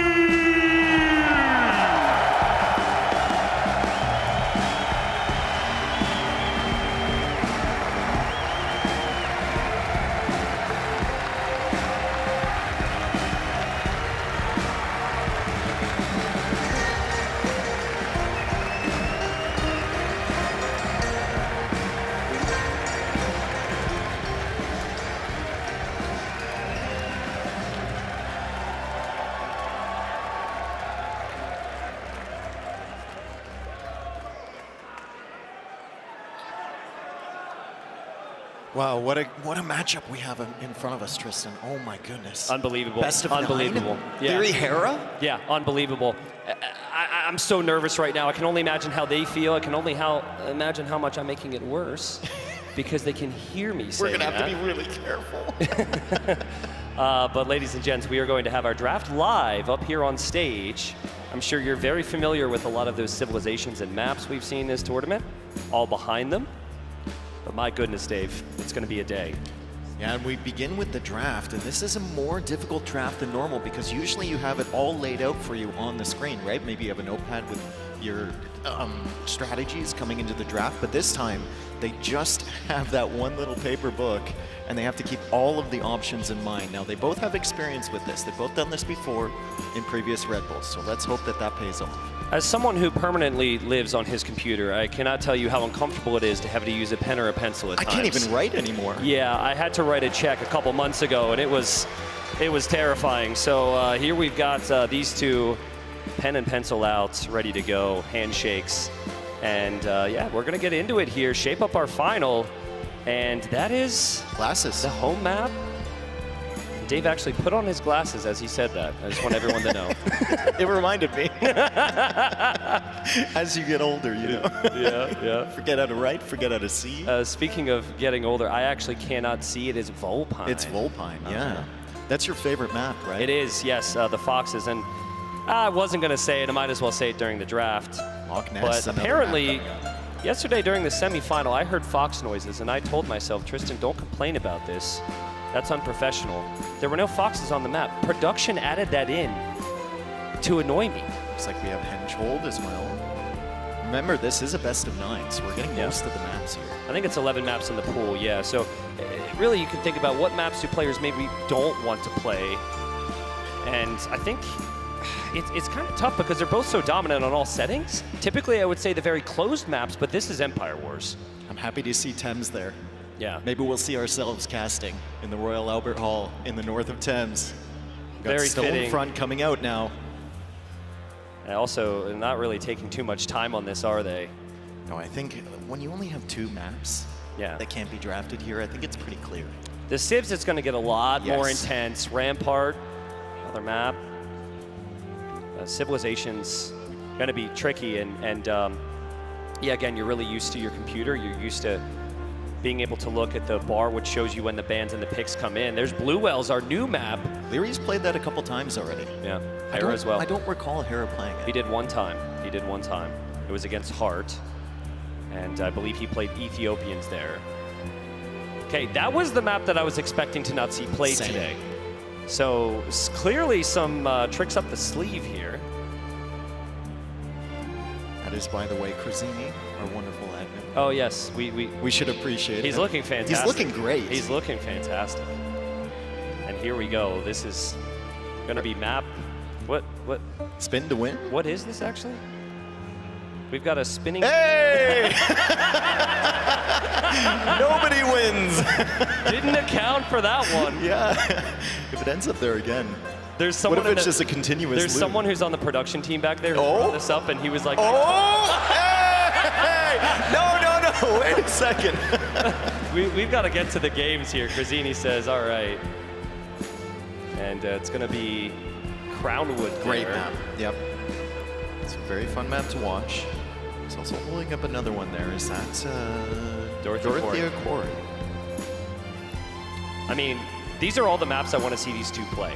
I think Stonefront is the one where if I'm leery, I want to play that one because maybe Hera's a little untested on the water maps. I don't know. But yeah, all these maps very open, and these two are both so aggressive. Really fun to watch them duke it out with military. This is where the difficult part of the draft begins. Yeah. The maps, there's not a lot of options there. You just leave 2 out of the table. But now we get to the civs, and we have so many civilizations in our game now. It's going to become endlessly complicated here for these two. They know each other so well, though. Yeah. So do you think there's any way to work in a surprise in the draft? So without us revealing something again, to them? ever so slightly awkward because they both can hear us right now up on our stage. But I do think they're both going to look for 1 or 2 of them. I don't think you go for surprises early picks here, Dave. They're both so experienced. Civilizations are fairly figured out. They know each other. what typically breaks a final is a 5th and beyond pick beating a top 3 or 4 pick. If you have 1 or 2 of those, you're going to look really strong here. So I think the civs that come to mind, maybe we'll get to, but they've got a lot of maps to work with. They might break it into category, which makes it a little bit easier. I know many of the viewers watching probably don't play tournaments. You might not even play online, but you could look at Hengehold, Stonefront, Rampart maybe is somewhat similar, and say, okay, well, I'm good with opening archers there, and there's obviously quite a list of civilizations from there. So typically you're gonna see players go for very flexible civilizations unless it's very specific. So like Loch Ness is a lot more defensive and boomy style. There you might see the early picks come in early. Civs like Vikings, Harrow went Bengalis before. Italians is a civ that both players like. Blue Whales as well. Lots of fishing, so more fishing-oriented civs. And my goodness, this music is incredible. Can we get some recognition for the orchestra here playing Schamberger in the background during this draft? It's very calming. I'm going to take it one step further and just say thank you so much to the community watching this, supporting everybody. This, the production, everyone with Red Bull who made this happen. I know it's early, we're just starting, but we're going to be into the games here. Microsoft World's Edge, everything's just been such an incredible opportunity. I'm so thankful. Dave and I were recounting as we see Bengalis there. I think Harrow went first pick Bengalis in his semifinal, so that's an interesting snag. Yeah. Or sorry, ban. My bad. It's a ban. They have I got a few excited. bans I first. wanted to get to the civ picks. I know. I got excited. I know. We're all on the edge of our seat here, but since we don't have seats, we're going to we don't actually. We don't actually. Edge of my seat would be falling off of this second floor.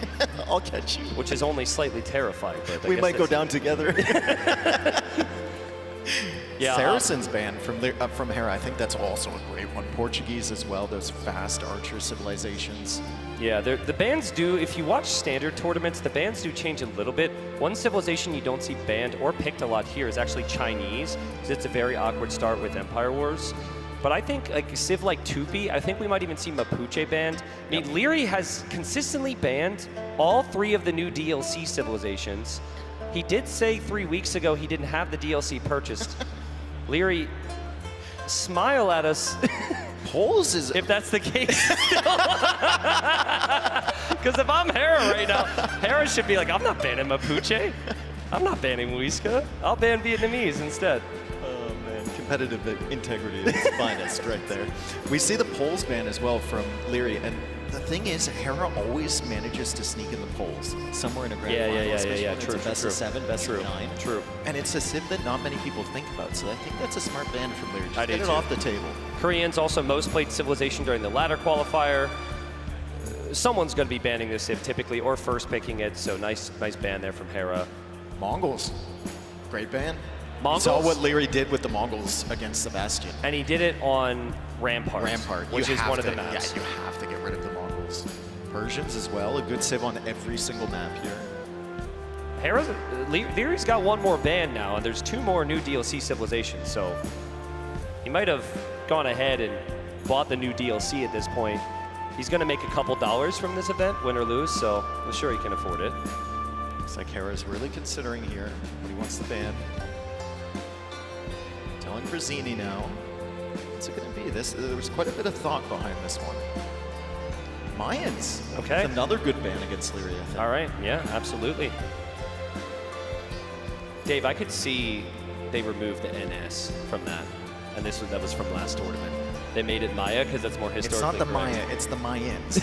We're not calling them the Brito. It's the Britons. We hate change here in Age of Empires. They took my NS. Well, actually, there's your NS up on screen, so there you go. There we go. Aztecs as well banned. Yeah. Well, what did Hera die to against MBL? He died to Aztecs game 1, and that was on actually map 1. So I think that's a really good ban. I'm actually kind of curious. Okay, well, there we go. Again, it's a tough situation. Typically, we're sharing our opinions on the draft. The players cannot hear. There is a civ, though. We're not going to say it, that Hera has loved on Dorothy Quarry. We saw it a couple times. I think we saw it from one of his teammates. I think we saw it from Mr. Yo. That's basically me saying it, but... Picking up a little bit of tempo on the Schamberger. It's a slow builder, the song. I wonder my who named background music through so many like group projects and stuff and call. Oh yeah, that's sick, dude. That's sick. Yeah. That's my ringtone when you call me, bro. good old Schamberger, but I'm going Is to need that to customized? I'm going to need to replace it with this version because this version is just insane. Okay, now here come the picks. Very, very important, especially the order, right? A lot about Civ drafting is where you can sneak in the Civs you really want without sacrificing the position in the draft. Yeah. I'm curious to see if Bulgarians gets picked up here because I feel like Bulgarians are made for Empire Wars. Well, they he just picked don't them have any eco yesterday. bonuses. So. But it was the last pick of the draft. Yeah. Well, it's a good later pick though. It's a very good later pick. Hera seems to be shielding the camera with his words, so there's no lip sync action for the casters here. I think he's blocking the sound from there. That could be that too. Dravidians. Dravidian's super good on Blue Wells and Loch Ness. And like we said, there's 2 maps there out of the potential 9 where you've got those water-oriented civs. So I like going for the water picks early here. Also, you know, we were talking about the Cumans, how they get that fast start because they have cheaper buildings. Dravidians get 200 extra wood. Yeah, it's so huge. It's basically like the same start. Yeah, Hera has played that multiple times. Way and Burgundians, great civilizations here, especially with the Flemish militia being the way it is right now. Yeah, Burgundians is perfect for Empire Wars. I definitely have my feelings on where these civs are going to play out, but it's still very early. There's Ethiopians now getting picked up. They've been really prioritized during the group stage of this event. I think Hera might have been the first one to do it as well, so I think other people saw him do it, then said, hey, let's do that ourselves. Didn't necessarily work out as well for them. And then Byzantines. Always great.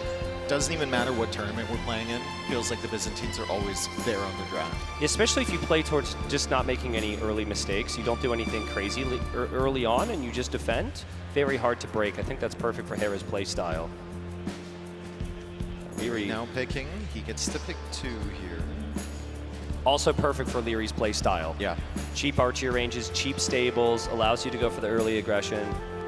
Doubt that's for the second town center in feudal age, but maybe Leary's got a trick up his sleeve. Okay, so we're waiting for our next pick. See a view of the hall right now. It is unbelievable. We walked in here earlier this morning, and I think Tristan and I both got chills. We were getting instructions from the production crew, and I don't know about you, dude, but like, I couldn't pay attention. To be honest, I've always had an issue paying attention to any instruction, so that wasn't too different for me. You know, Dave, we see Georgians come in. It just pops a thought into my mind. Armenians, a best of 9.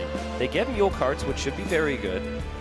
They have solid navy. They have like the longsword play, which could be good starting in feudal age. You got some options. I mean, out they're there. listening to us right now. Well, you know, they're not going to take my ideas, right? They're not going to take a caster's ideas. That would be ludicrous. But I think it's actually maybe pretty good later on in the draft. Tatar is a very good civ for Dorothea Quarry. And I think Very I could. good. That was the one I was thinking of earlier. Yeah, and I think Leary knew before you said it. Yeah. That it was out there. Well, Leary's also played. I mean, many both of these civilizations. players, incredible drafters. They've had so much experience, right? Leary drafts towards his strengths.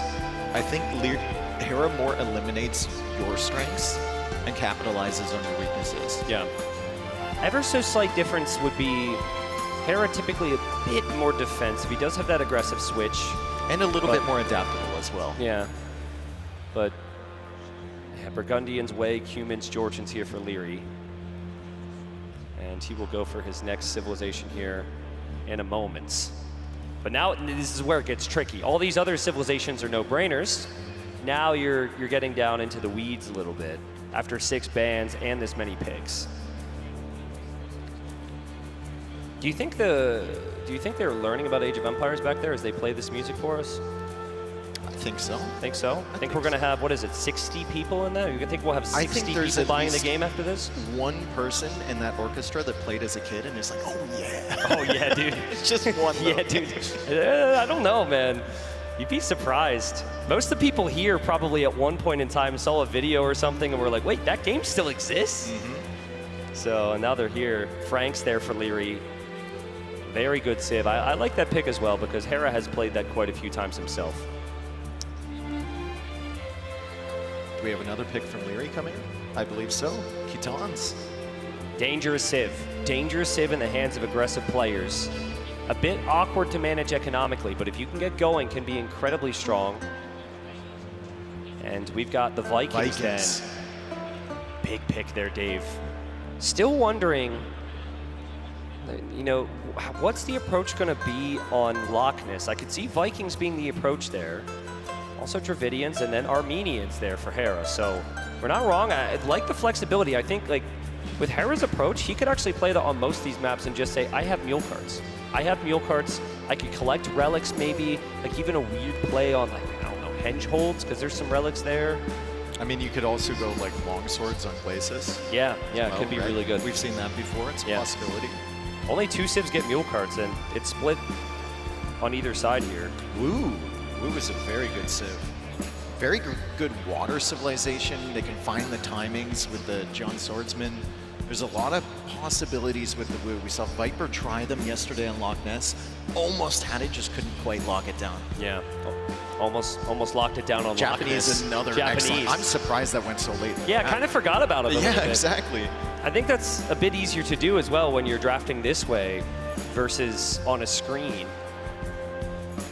Japanese have had such a resurgence lately. The last couple of years, we see them in almost every single tournament. Especially since the speed of the men-at-arms got increased. It's such a dangerous opening. Yeah. And their water control is insane. Oh man, I have some really big thoughts right now. We got Mapuche. He forgot to get one. Yeah, he didn't ban the Civ. Hera was smiling a little bit. Yeah, I think he's probably joking with Leary. Leary, I got you, bro. Leary can still play against it. There's a couple picks here. Here comes I'm wondering the if we're going to see Turks. Yeah, Hera loves the Turks. Can be very interesting in the late game, which he's so good to getting to. I like that pick for Hera, but again, the position of it's great because it's the late end of the draft. You wouldn't want to prioritize Turks very early here. I think Leary has 2 more, and then Hera's got 1 more. He's got the Wei. He's got the Wu. Will we see a Shu, perhaps? We'll see. Well, I don't know about you, but they don't seem very viable here. Well, maybe. We've seen them before on Thames, I think. It's our Archer Civ. Huns. It's an Archer Great Civ. That's the way I see it. Huns. Yeah, classic Civ. Are we getting a round of applause for the Huns? Oh my God, I love you guys. Let's go. Round of applause for the Huns. Can Hera pick Huns as well, and then we just have Huns war again? Let's go. We're back in time. Back in the day, baby. Spanish. Great pick. Rampart is there. Spanish are very, very dangerous on that map. That's an interesting one, And it isn't forces Hera into some mind games, kind of questioning what Civ he's going to go for there. Thinking about their playstyles, I completely forgot about that Civ. Britain as well. Hey! You just had to know Hera was going to pick those. Doing it for the fans, and maybe he's got a strategy cooked up as well. Pretty sure English was banned in the AoE 4 finals, so both games are great, but AoE 2, we picked the Britons in Britain, all right? That's great. Well, that's it, folks. Those are the civilizations, and we'll be into it here. And let's see.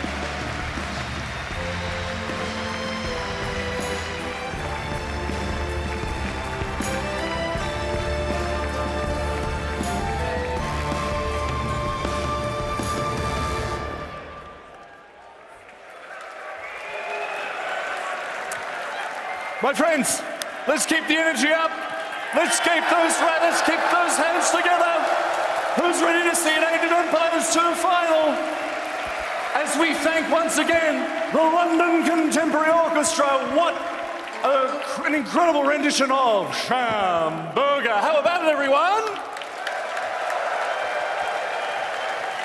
The grand final is moments away, my friends, as the players get themselves ready, settle in, and get yourselves ready for the show of a lifetime. The Age of Empires 2 Grand Final at Red Bull Wololo Londinium is moments away.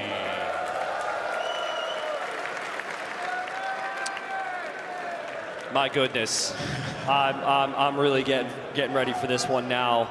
A little bit of a wait. We have the draft, we have the civilizations, and Dave, it looks 50-50. These players oftentimes can be 50-50, but it has been Hera who has just been able to tip the scales a little bit, get that extra win when it matters, and win so many finals when up against Leary.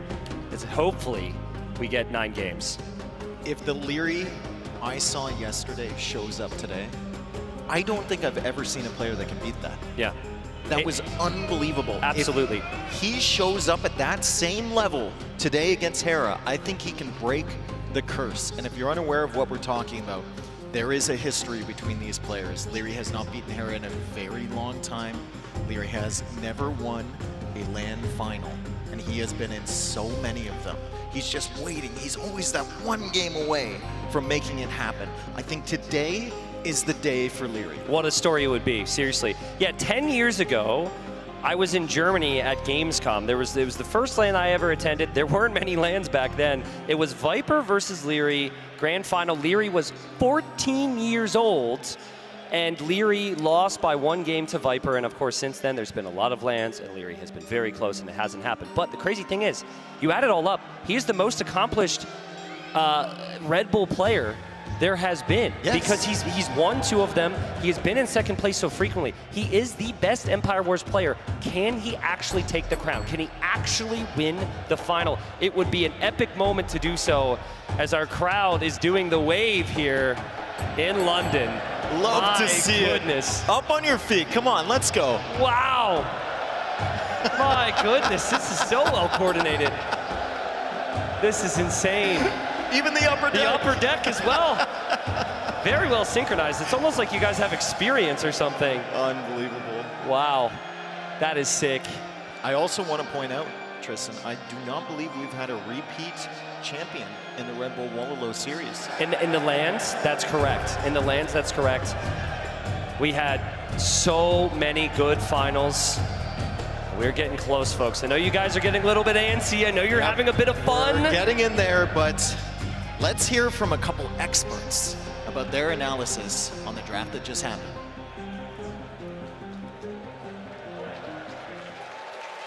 Well, guys, Nelly, look at the crowd we have here. You think we can analyze the draft with this crowd here? They already analyzed the draft for us, right? They love the hands? They love the hands, man, yeah. Hands and Britons. Well, very, very happy to be here. And we have an amazing draft here in Dorothea Quarry, Nelly. It looks kind of straightforward here, like at least for Hera, no? Yeah, Dorothea Quarry, we know that CA are dominating this one, right? Being on the hill, trying to get the map position, try to play the mobility. Tatars have performed incredibly well. Hera has a time limit win on this map. We are expecting Georgians to be the potential civ against that. Yeah, I think both might be happy with the draft. Well, maybe Leary a little bit less because how can you want to face Mapuche? That's the big question, right? And Hera had a smile on his face, right? Leary typically banning Tupi, Mapuche, Muisca, and we see the late pick for Mapuche there, and Hera was like, maybe should have banned it. We have many interesting civilizations. I like a lot of Spanish, but it's the last pick, and it can be very dangerous in a map like Rampart. Rampart, Glaciers could be an option, right? There, like maybe even a few small walls, Stonefront, we have seen some wild plays. It will be interesting. It's not really Leary's style, though. Yeah. Anyway, who do you think has a better draft here? Because I really believe, for example, except Way, as we were talking, all those civilizations feel very aggressive, fit really, really good Leary's gameplay. Yeah, Boganians extremely aggressive, Cumans, Georgians, Franks, Kitans, all pretty wild. And then some good water civilizations, right? Wu, we might see on Loch Ness. Japanese, we could see on Blue Wells.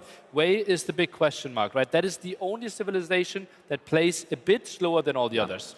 But don't you think that maybe his civilization is going to confuse a bit more Hera in the sense that it feels a little bit more versatile? I feel like it can use in several maps, while maybe Leo is going to be able to predict the civilization from Hera more in the maps. There are also some versatile civilizations, right? Thinking about Dravidians, for example, right? 200 wood at the start. They can be played on so many maps. Yeah, they're incredibly strong on Loch Ness, for example, but you could play them on Glaciers as well. Just double archery range, an extra dock there, and you have the massive eco advantage, and Leary would be on the back foot. But how difficult it is to analyze all this, because Ethiopians wasn't picked at all, even in the start of the tournament, second pick in the grand final. Actually, we've seen it a bit, right? We remember the Mr. Yo game against Hart. That was really nice. Also, the win of Hera against Viper, right? So that will be a massive aggression, and that will actually be one of the most interesting games, to me at least, right? Because Hera demolished the Viper yesterday. It felt like a 3-minute game. It lasted a bit longer, but the game felt over. And now the big question mark, how is Leary able to weather such a storm? Okay. Okay, I think Leary has, in my opinion, a bit better draft because it fits more to his gameplay. Before we go with T90 and Dave, any prediction, Nele?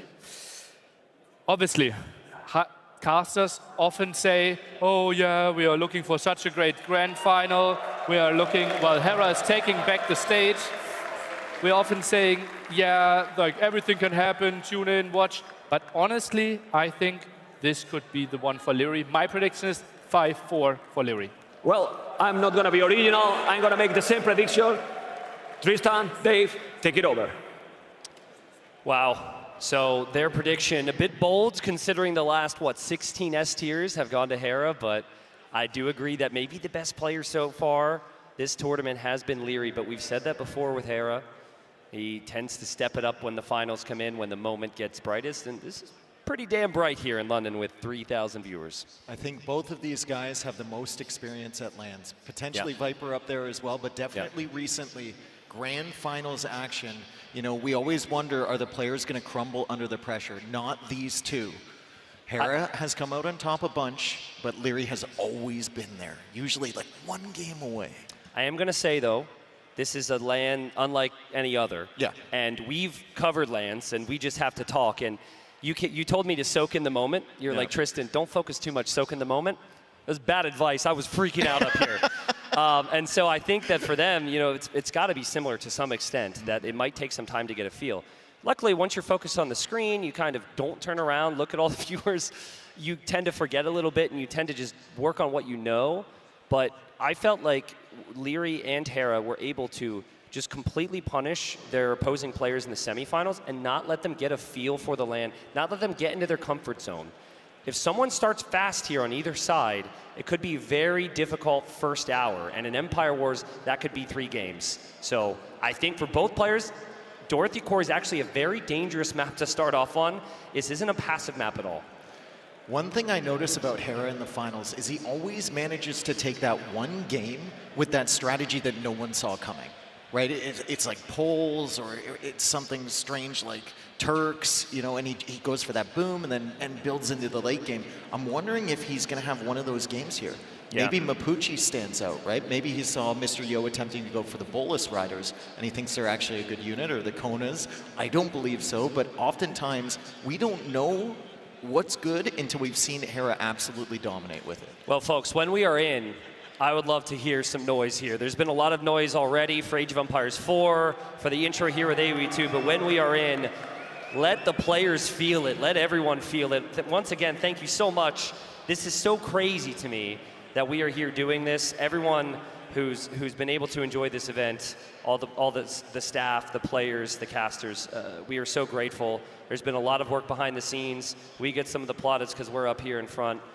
We appreciate you guys. I've seen so many low elo legends. I've seen Hera fans, Leary fans. I've seen people dressed up as Jaguar Warriors, Eagle Warriors.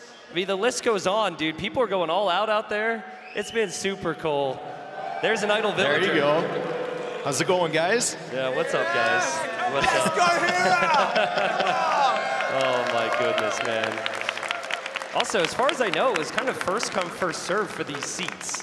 So people are outside waiting early.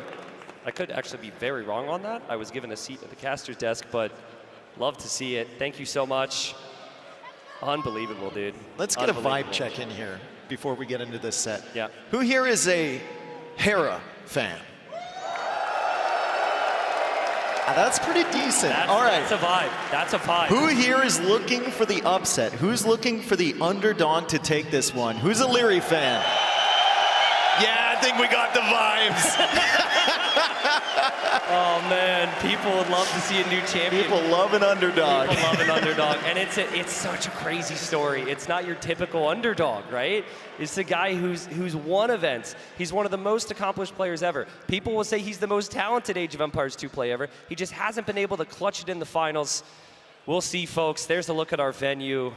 There's a bunch of people at home right now who are like, we're thinking about clicking buy on that ticket, and they're like, nah, maybe not. Look at this, dude. Oh, man, what an awesome opportunity. So cool. It's a bunch of firsts for this event. I believe, if my information is correct, this is the first esports event hosted in the Royal Albert Hall. Yeah. Precedent setting, trailblazing. Yeah, absolutely. Let's get more. Let's get more. I could be completely wrong on that, but we're going to stick to it. We're going to they'll believe us, Dave, all right? As long as you say something with conviction, They I won't. just got to commit. Hopefully they won't fact check it, but no, I believe that's the case. And yeah, I just think the thing is, like I just talked about starting quickly, that's the thing that also makes them both so good. It's like they're ready to go right away. In a normal game, you have like 9 to 10 minutes. You could wall up a little bit. You could try and establish your eco. But here, it's a very different situation. 9 to 10 minutes against Leary or Hera is like you're already in game 3. Yeah. I mean, I think we're safe to dive into some of the civilizations things now. Obviously, we're about to start the first one. Here's just some of my call-outs on either side. Very hard to know, but I think game 1, Tatars for Hera would make a lot of sense. He's played that civilization on Dorothy Core. He's had some epic games there. He's very comfortable. You go down the line there for Hera.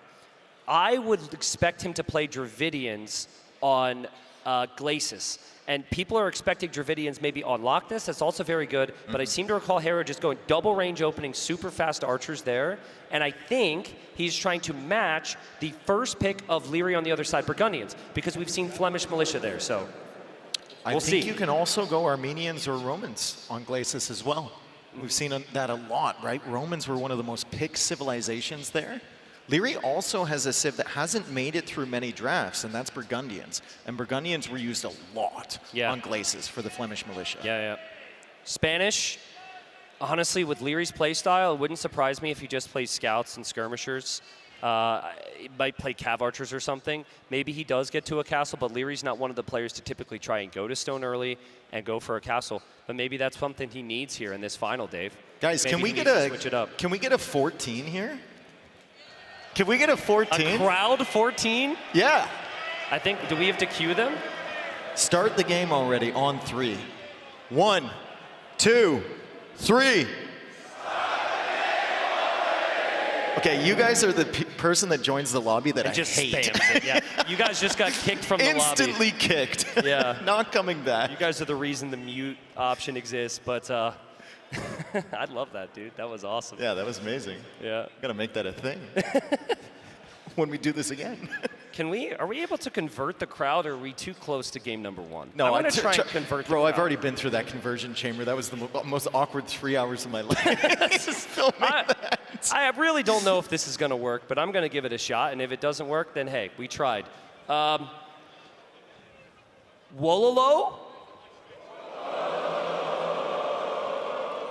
Oh, wow, crowd is blue now, Dave. Yeah. Crowd is blue. Damn, all right. I don't think I did a very good job at prompting everybody. It was more of a question than a statement. I really wasn't sure if I had the power. I mean, that's pretty epic. You're a pretty sad monk. We've all seen those monks. I didn't research Sanctity yet, and Fervor's on the way at least, but... Oh, man. We'll try and get into game number 1 here. Clearly, maybe a technical difficulty. I'm not too sure. We should be very close. They were just in the game, just double-checking. Again, game 1 should be very, very fast. Everything's got to be locked and loaded here. I'm really interested on the civs. I think Tatars is pretty much a lock, but I can see opportunities for a lot of Hera civs. And like I said, he usually pulls out that one strat that's completely unexpected. Yeah, but I think opening with it is very not Hera. Very not Hera. You pull that out in like game 4, game 5. Game 1, you go for your established picks and you get some wins on the board first. I really like Georgians, but the thing is about Georgians is they are top tier on all these maps. So yeah, we could see that option from Leary, but I wonder where Huns, Dave. And maybe that's the map for them, right? Like, we see a lot of cav archers. Yes, it is very hard to wall on that map, which could be complicated, but maybe if you can play full army there, Huns are actually a valid pick. Can you play Japanese on that map? You can, and it's good to play towards cav archers. But also then what are we going to see on blue wells? And I feel like Leary loves the Japanese on blue wells. He picked Khitans there a couple times before. He's got Wu as well. Are we in? I think we're in, folks. Couple seconds. A couple seconds until we're into this first map of our best of 9 grand final. Leary and Hera. We've been here before. Not here, but we've seen these two players match up. Will we have Leary as our champion or Hera, our returning champion? We have game number 1 Leary versus Hera. They're almost touching. We've got Tatars for Hera and Khitans for Leary. We have seen some crazy spawns with this map, and they have spawned closer than we have ever seen. What a way to start it off. We have the Khitans for Leary. We've got the Tatars for Hera. Hera typically likes to play a bit more defensive style through walls. The Khitans want to break those walls. Again, Hera, reigning champion, he's won 16 S-tier events in a row, but Leary has come the closest to taking him down, and he finally wants that land final victory here in London. I think Leary was very surprised. You see the way his scout Hera moved to the doesn't know. left? Look at Hera's walls. Hera doesn't know! Hera found out late. Hera's walls on the backside were him expecting the pressure coming from another direction here. That is a lot of wood spend I think his scout went all the way around the map to find Leary.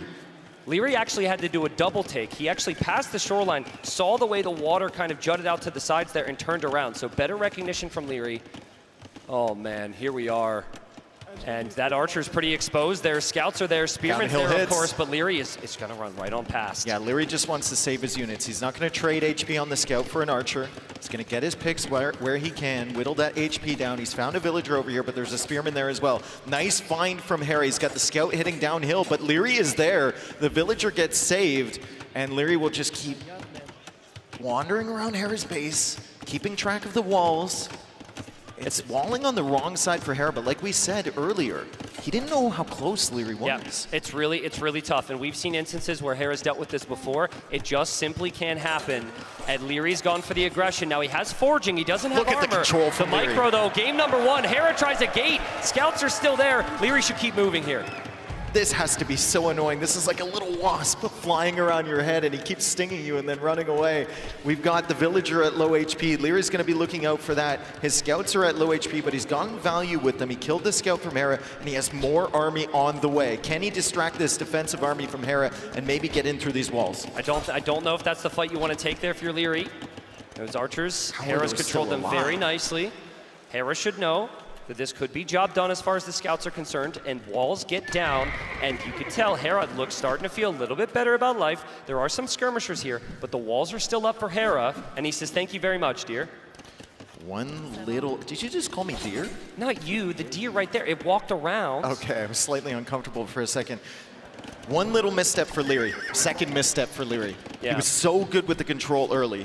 He's got the skirmishers forward, he's got fletching in now, and he does have the fishing ships, which Hera has been unable to add thus far. Well, that's the thing. So Hera spent so much time walling that his eco isn't nearly as efficient at the moment. And he'll get a nice little trap there. He'll kill that scout. The other scout's super weak. Well played, Hera.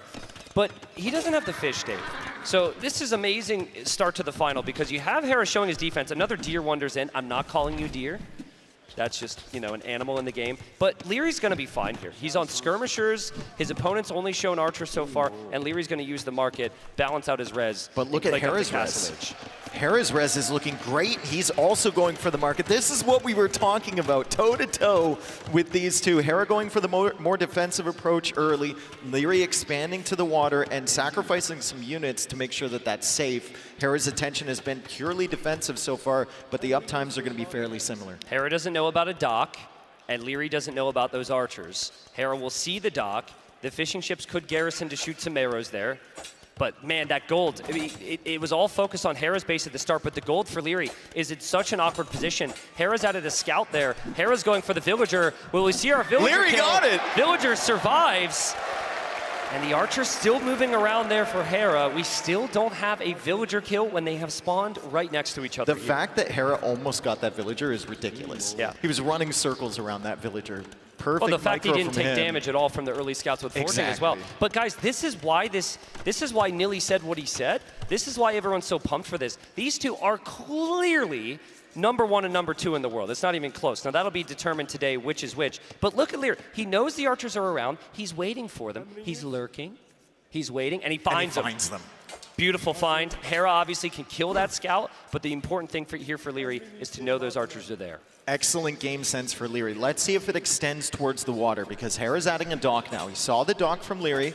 Hera's going to get some value against this skirmisher, and of course he's paying attention to the random unit over on that side of the map, as he's also microing these archers. Leary pulling back the weak scouts. He's going to kill all of these archers without losing any scouts, and then gets up to the castle age. Good couple moments here for Leary. He's also got the skirms pressuring forward, but Hera completed that dock in the center, so Leary's got to be careful there. Obviously with the KD, very good start for Leary.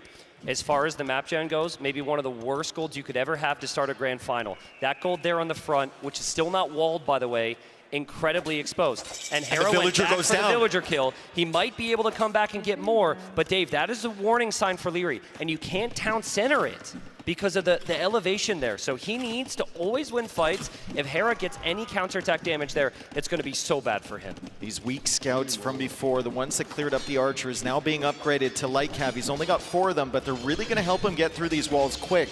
Hera has 1 knight and a bunch of cav archers in production behind this, so I think he's going to be able to defend. Excellent job from Hera to snipe that villager and then have the units out just in time to keep this army away. This is what Hera does really well. Defense first, little counterattack, defense again, little counterattack. He's building up for that second or third counterattack now. He still needs to keep this army out. He does have cav archers, but there could be a camel coming as well from Leary. And what Leary's known for is being able to have the perfect micro on the front. This is the only player that can match him. Leary getting ballistics.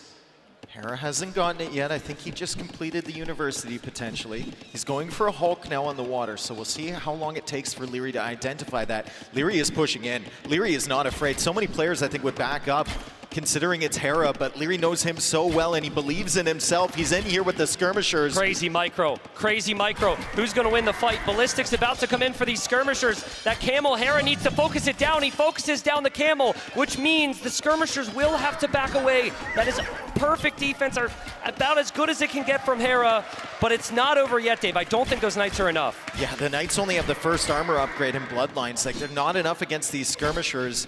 Hera's gonna have to dodge ballistics while trying to save this knight as well. Looks like the knight's gonna go down. The cav archers need to get out of there. That camel micro was insane, dude. That camel dodged 3 or 4 volleys, and Leary's right back. This is what we're talking about, guys. This is peak. This is what we're talking about. Still no second town center for Hera. Both players going full army. We do have a little bit of activity on water where the fishing ships for Leary are being disrupted, but he sees that. And he's got 4 fishing ships now, and Hera hasn't taken those out yet. Look just how they going don't for the even second attack Hulk. the Vills. No, they don't even attack they the go Vills. after the army first. If they attack the Vills, they lose their entire army. They might kill 6 Vills, but then they lose the game, and they both recognize that. You cannot let your opponent get a huge advantage in terms of army mass. Fantastic play from both of them. First game of this best of 9. Hera won't even accept the inefficiencies of running to another woodline, because the 30 seconds of those villagers not collecting resources could swing the situation here. I gotta say though, Dave, this is a much better situation for Leary. I wonder if it's worth it for Hera to try any type of counter. Like send 1 or 2 units to Leary's base. It's incredibly hard to do. Hera's got a lot of villagers near that dock taking the oysters. That's where he's like primarily on gold. Look at this, 28 on gold for Hera right now. He needs gold. And he's got so many villagers there. He also has a Mangonel in defense, so that's very creative. I think maybe initially went for the Mangonel against the skirms. I think but it Leary's works against the ships Leary's too. just got to kill a couple Vills here. Here he kill a couple goes. villagers. Hera's army isn't perfectly here, so yeah, kill the villagers. And Dave, Hera doesn't have ballistics, which means his cav archers are going to continue to miss here. Leary's micro is just so smothering. He's been patient. He will have a camel get blocked off there. Oh man, what a game. What a start to the finals. But I really like Leary's position right now. The absolute confidence to just keep coming in here through this 1 tile gap. Yeah. And he knows that he can get out again. Yeah. I think so many people would have been punished by that. And he's going to the woodline again, and Hera doesn't abandon that woodline. He wants to keep baiting Leary in here. I think Hera's looking at the Hulk. I think he's looking at his dock right now. There's a lot of activity around those villagers. He had to use the Mangonel there. That is a lot of exposed eco. I think Leary can save that for later, though. If he can take the hill, he can always move to the dock there. He can always send a demo or more Hulks in. Our defending champion is under pressure right now, and it feels like Leary, through pure military, could take game number 1. Fighting uphill against the Tatars, but he's got the skirmishers here. He still doesn't have that second armor upgrade for the skirmishers, so the cav archers are doing some damage. Hera now dancing. He's got to be careful of these camels. He still hasn't pulled the villagers off the woodline, and Leary is attacking the oysters again, and Hera's going to have to run away, but he doesn't notice. Hera's going to run out of steam here, Dave. He has to micro at the top of the hill. He has no choice. but now he's taking more losses. His eco is so efficient. Leary takes game number 1. Incredible game from both. It was a fairly short game, but it felt like we saw everything there. The military control was so precise from both players. Leary took a little bit of an edge, a little bit faster to Castle Age, and he never gave up on that top position and then just punished Hera on the water. Remember that scenario though, okay? Because we are gonna see very similar scenarios about 7 times in this grand final, where you have Hera trying to defend, stabilize, and then later push out. So I think that what Hera did there was no big issues, no big mistakes. It was he couldn't match the army numbers early, and it all came down to Leary's amazing macro behind. But remember, if at any point Hera stabilized there, he gets a counter to Leary. Leary's dead. That's how Leary plays Empire Wars. It's like, I will simply kill you. You can't counter me. Hera needs a counterattack next time. There is exactly one player in the world that could have applied that much pressure to Hera and broke him in that situation. And he's sitting right down there at that computer. Production It's guy? Leary. Oh, him. Leary. No, production guy sucks. I saw him play yesterday. Terrible. Oh, it's okay, production guy. We understand. But I'm no. sure you have other talents. But isn't it insane? Like, for those that watch the road here, Leary just crushed everybody. He lost 1 game so far this tournament, by the way. 1 in the entire thing. And as he tries to relax and calm down and breathe, everything you need to do. Dave, it didn't even look close when people tried to defend from him before. Now you understand, if you know what Hera's done in Age of Empires 2, now you understand the 4-0 against Sebastian, you understand all of those sweeps. Here's the highlights. This is how it all started. The control here from both of them. aggressive. Yeah, the control here from both of them was insane, though. Like, and Hera tried to get this villager. He was dancing around. Look, he's not taking the hits. He's trying to get the downhill hits, and it finally goes down. But it was a series of battles just like that. Yep. And Leary just seemed to eke out a tiny little advantage. There was your counterattack. Hera had an opportunity to sneak in with those archers. It was really intelligent, actually, because he was never going crossbowman. He just wanted value from 5 archers before switching into CA. Leary was patient here, Dave. If I'm in this situation, You go after the I vills, go I after think. some of those vills, and then I try and take the army, but then maybe Hera snowballs the army, and then I lose the control of the hill. And even Hera has some weaknesses. You can see he didn't see the raid in the south. He was too busy. Usually that's not the case, right? We talk about how he seems to be just aware of everything at any given moment in a game, and Leary caught him off guard.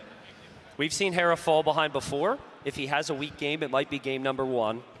It's so crazy how often that's the case for reigning champions in anything. It's like they fall behind in the first quarter or the first period or the first game, and then they end up turning it around.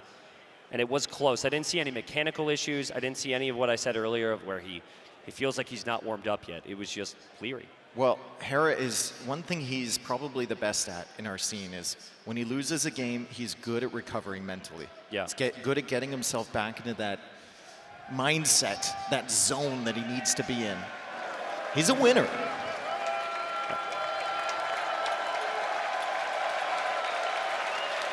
Leary looking at his draft. What a moment here.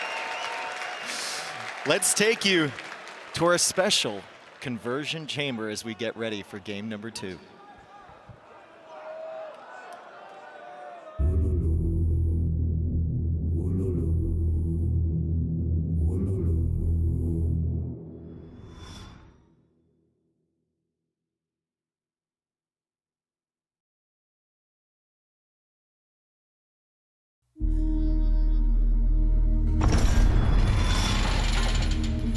You stand before the conversion chamber. Conversion chamber. 3 questions will be asked.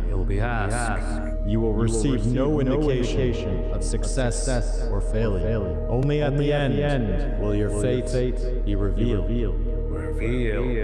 Answer all correctly and walk free. Walk free. Fail and be converted.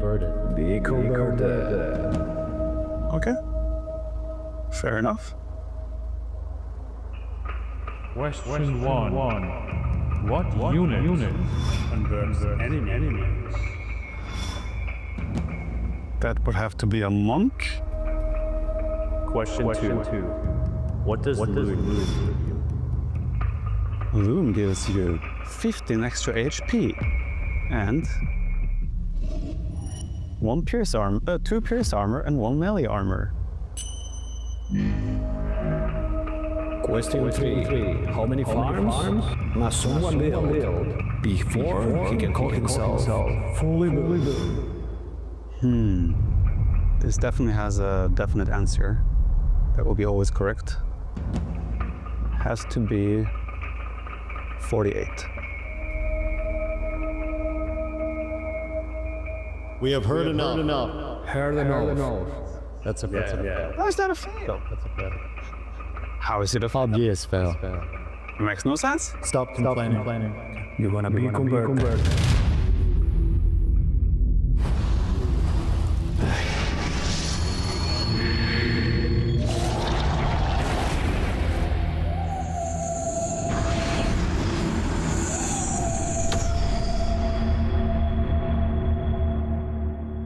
We welcome the converted into our order.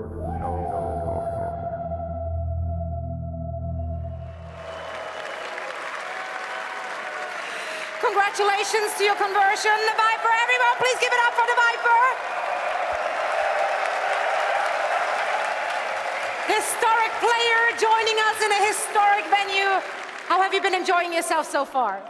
Oh, I honestly just got in here because all these people have been keeping me busy outside. So, no, it's. How dare everyone? Do you know who this is?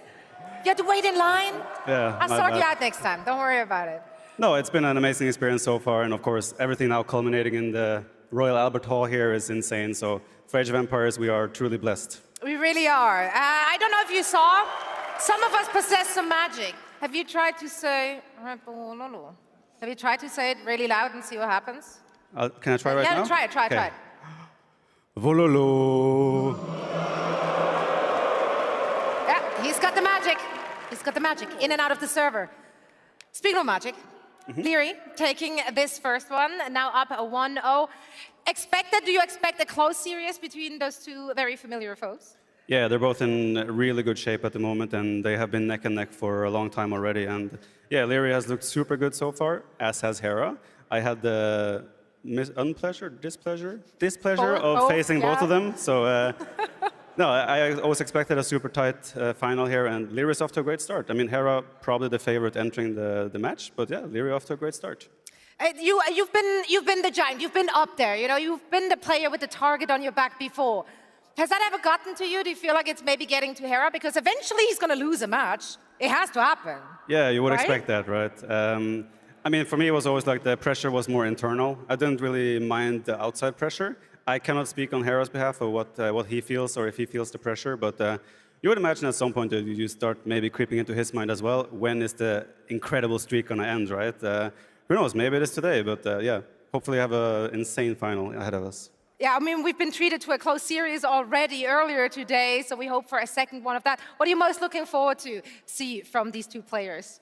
Honestly, at this point, it's just the highest Age of Empires level in Empire Wars we have seen. So these two players are the ones delivering it, and that alone is a massive promise for an amazing final. It is indeed. The Viper, thank you so much. Back to you guys. Oh my goodness. So cool to hear from Viper. So cool to see the appreciation. People love for the Viper. As they should, man, as they should. Viper, such a good guy, such a great player for this game. Game might not be here. We might not be here if not for what he did for Age of Empires 2. But it's back to these two here, and we're about to get into game number 2. Let's see if Hera can bounce back. Looks like we will be in very shortly. Once again, everyone, thank you so much. But we're just getting started here, Dave. Game number 2 coming up. I don't know what map we have here. It was Hera's pick. He's going to have to bounce back after that game 1. I think he played very well there in that short game, but Leary just overwhelmed him, as he so often does. Let's hear it. Game number 2, Leary up 1-0. We have Thames. So we are at home here on this map. The Royal Albert Hall, of course, being in the north side of the map right there. Wave to yourself. We're in there. We're in there. I'm there, Mom. I'm there. Somewhere back there. My goodness. Dave, this is a huge one here as far as the draft alone is concerned. Obviously, we have the gameplay, but top pick for Leary. This is one of his best civilizations. Turks, one of the later picks for Hera that he's been known for getting wins. Like we said, if you can use one of your later, weaker civilizations against a top-tier civilization, tie it up here, then it almost feels like you're 1.5 games ahead. This is how Hera has won finals, winning with 1 or 2 civilizations you wouldn't expect. He's under pressure here by a scout from Leary, though.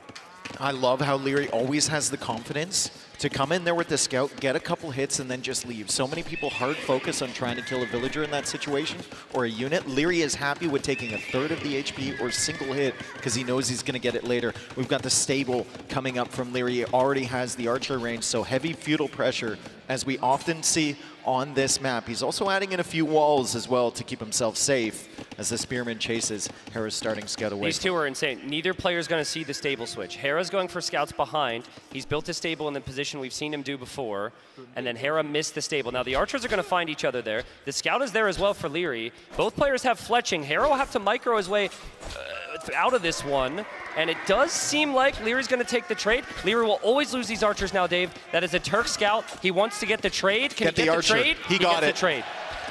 Yeah, I think that's not bad for either, right? Leary lost the scout, but he took 3 archers. He was caught out in an unfortunate position, but now Hera can wall. So Hera can get some defenses up. He can deny that early pressure from Leary.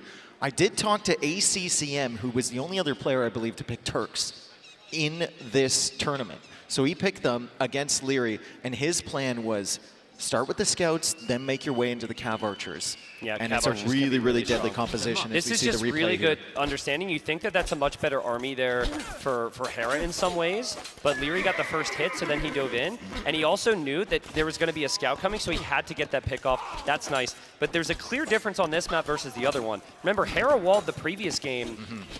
There was a lot less space, or there was a lot less space between them. Here, it's not as punishing. I really like the full wall approach. I think Hera, he has to be a little hesitant because the way get additional villagers. Armor coming in for both. The walls are up, and yeah, armor coming in for both. They're pretty much matching each other's build right now. Now, the one advantage that the Way will have here is that the Turks don't really have that eco bonus, right? So they're going to get a villager for every single eco tech. Leary can build up his eco behind. He should have an advantage going forward if all things remain equal.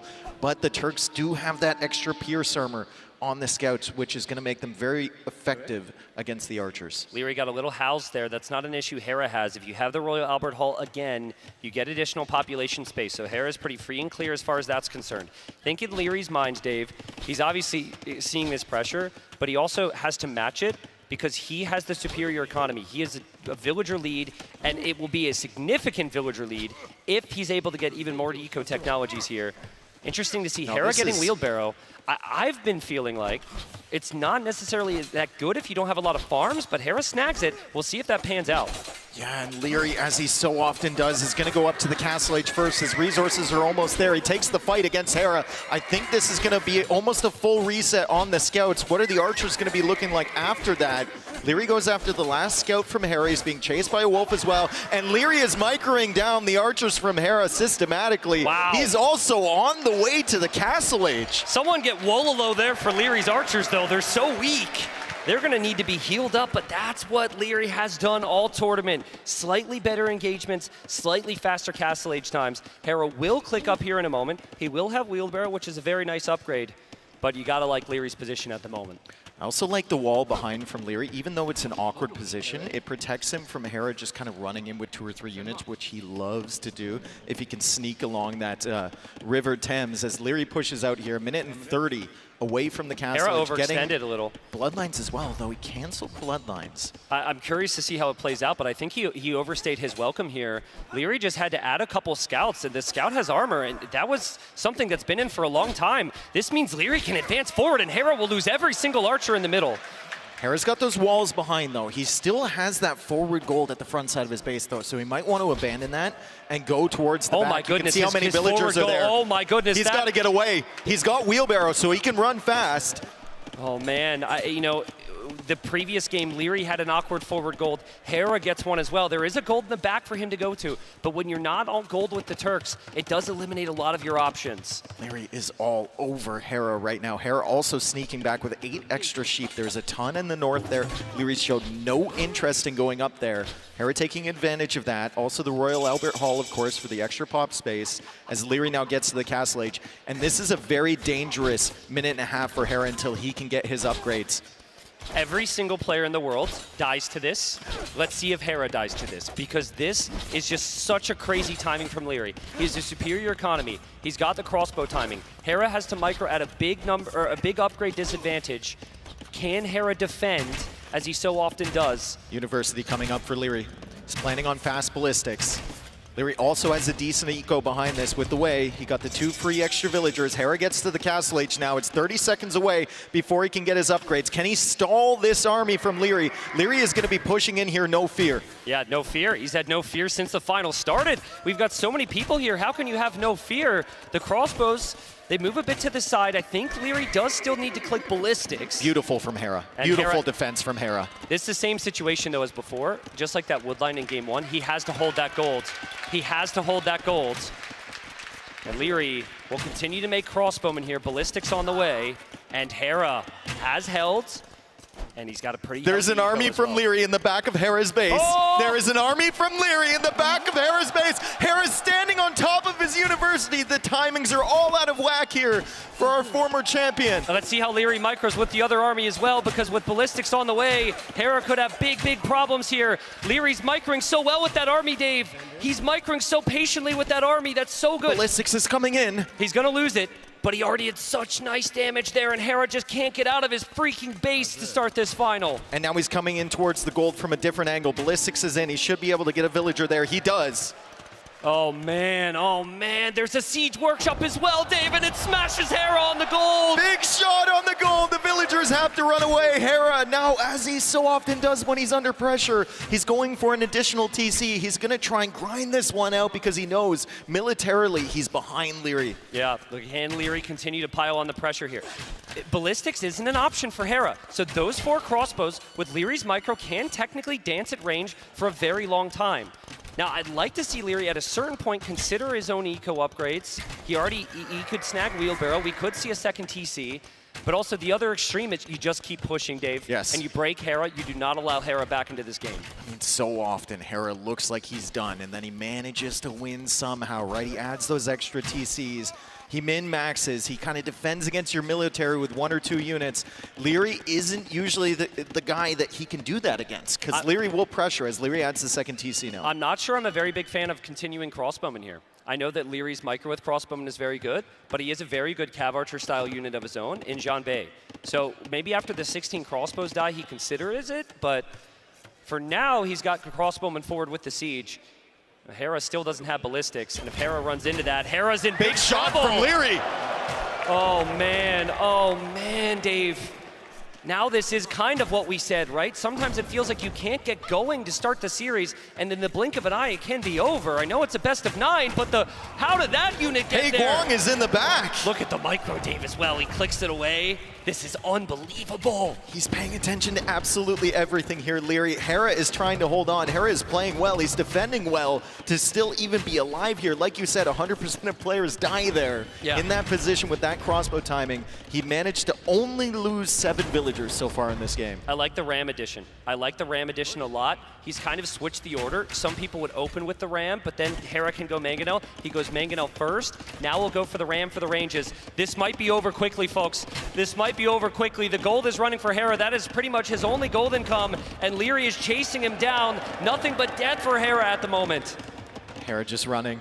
Hera trying to save whatever he can. He's trying to expand his eco in the north. He's got 5 villagers in the queue, 51 villagers total. There's 64 villagers here for Leary, but remember, Hera does have wheelbarrow as well, so the res collected is still competitive. But these villagers are stuck in this corner, Tristan. Can Hera take this fight? I don't think he can, but he might have to. He truly might have to. He's tried to delay it as long as possible, but he can't get his units here. This is so difficult, Dave. Does Leary know they're in the corner? Well, it doesn't matter. There's vills here. There's vills everywhere back here. It's an absolute slaughter. Big Hera shots! can't take the fight against these mangonels. Leary pushing. He's running at Hera with the siege. He does not care. And surely Hera's going to have to tap out here soon. Huge army advantage here for Leary. The villagers are right there. Hera can't defend with one cav archer. He's running away again. He's trying to stay alive. Third town center now being added from Leary. Hera is very fortunate. Leary did not see those villagers in the corner. Agreed, agreed. Also, Hera's fortunate there was an army to protect the ram there, so maybe the ram wasn't the wisest addition. Again, no one comes back from this situation ×2 now. it's like except but for Hera. Maybe Hera. Yeah, it yeah. always seems like it's a possibility, right? I'm a little surprised that Hera hasn't added his own siege here. He's up against crossbowmen. Can he afford it? And he's up, I mean, he's making cav archers, which of course does work out, but I would really like to see his own siege. Big engagement here in Hera. Just hiding those villagers in the corner as we see the mangonels coming forward. It's so smothering. It's so consistent. And Hera has not been able to ever think about a counter. Maybe he had a chance in the previous game, but there's the replay on the damage done there. There's going to be even more damage done to Hera at some point. Like, this just seems horrible for him. Live time there. We've got more armies coming in. We've got the highlight again because it was so damn good. And we are surely going to see the skirmishers from Leary at some point, guys. There we go. And nope, don't know exactly what we're looking at here. But I think there should be some action coming in towards the front of Hera's face. Of course, this is where this would happen. I love looking at this field. It's the greatest field of all time. People have been telling me about this. Guys, I'm going to spoil this. It's GG. The game is over.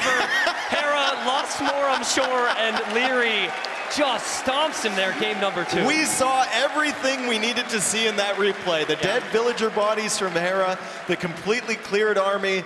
Leary up 2-0 convincingly, Tristan. Listen, sometimes people just don't pay attention, all right? They snooze off. I've been told that certain people put others to sleep with their cast, but not this series. You got to see it 5 or 6 times there. Can Hera get this train back on the rails right now? Can he settle it down, Dave? Because I know it's a best of 9, so you could look at this as a best of 7 from here, but Leary feels inevitable right now.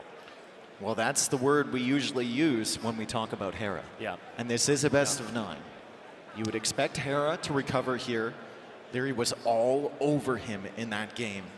And he used, it's funny because he used the way in a way that we're not usually accustomed to, right? Usually we see all the eco upgrades flying in and everything. He didn't even get Bosa, I believe, in that game. Yeah, he was very patient. He did snack Bosa near the end there, but he was very patient with the eco upgrades. He didn't go for too many of them. Had he gone for too many of them, it could have been a problem there.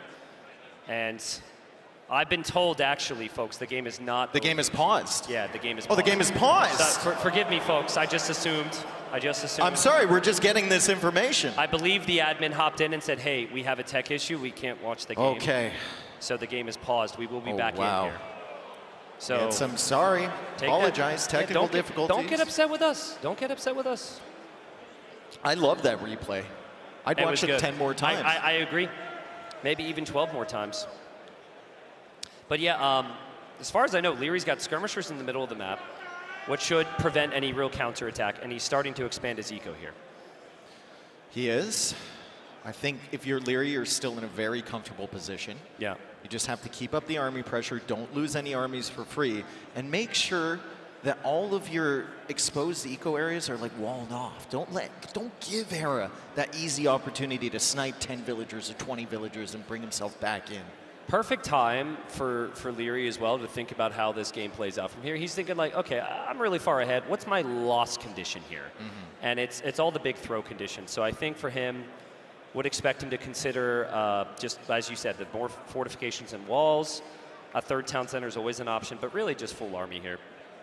They're typing it out. They're about to be back into it, folks. So again, hold your applause for the second victory, but it's looking good for Leary, man. Looking good for Leary. If there was a dream start, to win the dream final for him, this would be it right now. This would be it. Don't let it get to you. Soak in the atmosphere, but don't let it affect you, I think. Yeah, that's what everyone told me. And then I look around at this crowd and I'm like, holy crap, I got to look back at my screen. Thank you so much, guys. Oh. Yeah, I imagine the production has probably seen this highlight 150 times by now. Let's be real, that's probably what we are dealing with. And so hopefully we can get that eternal loop off. And looks like we're ready to go. We should be ready to go here. Just got the message. Looks like we're ready to get back into it. Here we are, game 2, Leary against Hera, and this is just after Leary cleared a lot of those villagers. Look at the eco KD right now, 17-1. The actual KD, 69-37. Yeah. I mean, it's not looking good for Hera, right? I mean, we knew it. We assumed it was a GG call. Hera, he wants to fight it out. I think wants to get into the feel for the series, right? Because he hasn't been able to. But the front of his base is getting mashed down by And Siege. it's an elite skirm switch from Leary. And what is Hera still producing? He's got some knights, sure. He's got 1 knight in the queue with +2 armor. But it's cav archers against Ram's skirm? Yeah, he'll make 2 knights. But it's more like 1.5 because the 1 unit is super weak. He's got Siege on the back of Hera's base and Siege in the front of Hera's base. He just doesn't lose units. Oh, and the villagers are still there. They're still there. If there's any proof that they can't hear us, this is it. Yeah, true. Leary! Okay, +2 knights come in. That seems like a positive for Hera. He clears out the siege, but it's just 1 knight. It's just 1 knight. The crossbows can come over to deal with that. Not even Hera can dodge. Now he's trying to get into the set, man. He's trying to warm up here. It's a big stage. It's a big moment for him, but he's not going to win this fight. Hate to say it, he's not going to win the fight. And look in the north too. Leary's got some raiding forces in the north. He's there as he might have Hae Guang up there. He does have Hae Guang up there. And he's got skirmishers as well hiding behind that relic. Hera is losing villagers in the north. He's ramming down farms now, Leary, and he's got skirmishers following up behind. And look at the eco upgrades. Look at the villager count for Leary. Look at the resources for Leary. He's gonna go up to Imp. Absolutely, he's gonna go up to Imp. He could build a 1 villager castle in the front of Hera's base right now. Hera couldn't do a damn thing about it. Hera is so utterly dead right now. How many times do you see him this far behind, still trying, still hoping for any type of hope, Dave? It just doesn't happen with Hera. This castle is a big question mark for me for Leary, but honestly, it doesn't matter right now. Yeah, that's a. I don't want to throw the game castle. Let's just chill. I could hold on. I'm doing enough damage up here. Hera's lost 31 villagers this game, and I should probably throw in the word "and counting" because he's about to lose more. 32 now. Res collected significantly ahead for Leary. KD significantly ahead for Leary. Map control significantly ahead for Leary. And I'm imagining that you're starting to sense a theme. Yes, the theme is we are running out of things to say because Leary is killing so much and Hera has so little to defend with that we are slowly and surely running out of ideas. But don't worry. We are prepped for these moments. There's the counterattack. There's the counterattack. There's the counterattack, and guess what? There's a hidden crossbow behind the stable, so it immediately takes out one of those cav archers. Leary is chasing that down. Hera is just running completely to the north. Has to go for another stable, but he only has 1 town center against 3 town centers and a castle for Leary. Imperial Age as well. I wonder, I mean, if this is Hera playing to still get warmed up, he still doesn't feel warm. He's starting to feel a little concerned here. He's 69 population. His counterattack will be matched here. We'll have Crossbowman and Tiger Cav chase that down. You cannot win an Age of Empires 2 game when you have taken this much damage. Hera's got a lot of experience. I just think, Dave, got to restate just how nerve-wracking it is to play in this situation and how difficult it must feel for even Hera to gain any confidence from how the series has gone so far against Leary's aggression. Somewhere in the crowd, ACCM is sitting and giving a big thumbs up to Hera because he is playing on. He is an absolute warrior here. He's trying to do anything to win this second game. It's not going to happen. I think we can definitively say that. It's not going to happen. Hera's greatest skill set is arguably stamina. Yes. So, you know, maybe that's a play here. You're like, all right, let's just make this go on a little bit longer. But it's not looking good, dude. Just go sit under his TC at this point. I think he can justify it. There's so many weak villagers there too. I think another castle at the bottom of the map. And Leary's doing all the right I think things. will tap out here shortly, seeing Imp, and he does. GG! There's the applause. 2-0 Leary. Hera's got to turn it around. Hera's got to turn it around. He's got to lock in. He's got to do whatever it is that he does, and he's got to do it now. This is quickly getting out of control for him. He's got to go for one of his big picks, Dave, with his civilizations. Yep. He just lost with Turks, and that was a bit of a gamble. You're okay going into the draft losing with that civ. You're not okay with the overall feeling of the series. So go back to your first or second pick, get the win, make it 2-1, and get that feeling back, that feeling of victory and control that Hera so often gets to feel. I mean, you saw that graph on the military page, right? It just went up for Leary and it never stopped. Yeah. It never stopped. He was in control the entire time. Hera had one brief moment where he tried to push forward in Feudal Age. He maybe got a little bit out of position, like you said, with those 3 archers, and he got absolutely punished. This is it. Yeah, this was it. Yeah, I think he overextended with the archers here. I think Hera, because of all of his other sets, he would always take the initiative here. Like, if you think about against Viper, he got the early scouts and he got the armor. Viper was surprised, Viper died. Well, here Leary matched him. Leary did the same thing, but slightly better because of the micro difference. And then you had the eco difference with the way. But yeah, it wasn't actually that fight. Right there, Hera's archers need to get out and never turn around. He turned around, he lost them. Gold didn't help him any, but still it was just perfection. I mean, he had the other gold option at the back, right? He went to it. This was an incredible hold from Hera to just keep Leary away for that amount of time until he could get to Castle Age. But these 4 crossbows... That was so good. Completely derailed the game for Hera. I think there must have been a hole, to be honest. Yeah. I'm not sure how it got through. There must have been a hole in the wall. But every time Leary hit Hera in one area, he was expanding to the other. And the amazing thing about Leary is that his economy is perfect as well. We are approaching the highlights, Dave. Well, we've seen this one a couple times. Will we get stuck here again? I'm a little scared. Welcome back, everyone, to game number 2. We've been here for the last 4.5 hours, enjoying ourselves immensely as we go back to the draft screen. Hera has to make something happen. Once again, it is his pick. He picked Thames last time around, his home map. I think Hera should go Glacis, Dravidians. Double range archer opening is, in my opinion, the strongest opening there. He's won with it so many times.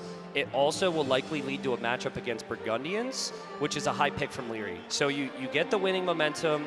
You then also eliminate a top pick from your opponent's Civ draft. That's probably what I would go for. Can you pick humans there if you're Leary and try and match the production from the Dravidians? Yeah, I think you can. You could actually play Burgundians or something on Rampart. I think that's a very good option. And I remember Leary doing it as well. I actually have a very vivid memory of him playing Flemish Militia and Skirmishers in the ladder qualifier. So mind games might be a play here. Hera could swing back the other direction. He could say, okay, I'm expecting your counter pick of Cumans to match my Dravidians. I'm going to play Byzantines and play 1 archer range skirmishers against your double archer opening. I think when you're down 2-0, you can't get that deep with the draft. Yeah. I don't think you can rely on your opponent to pick a save and then try and counter it. Agreed. You just got to go towards your strengths. You got to believe in yourself, and Hera's got huge belief in himself.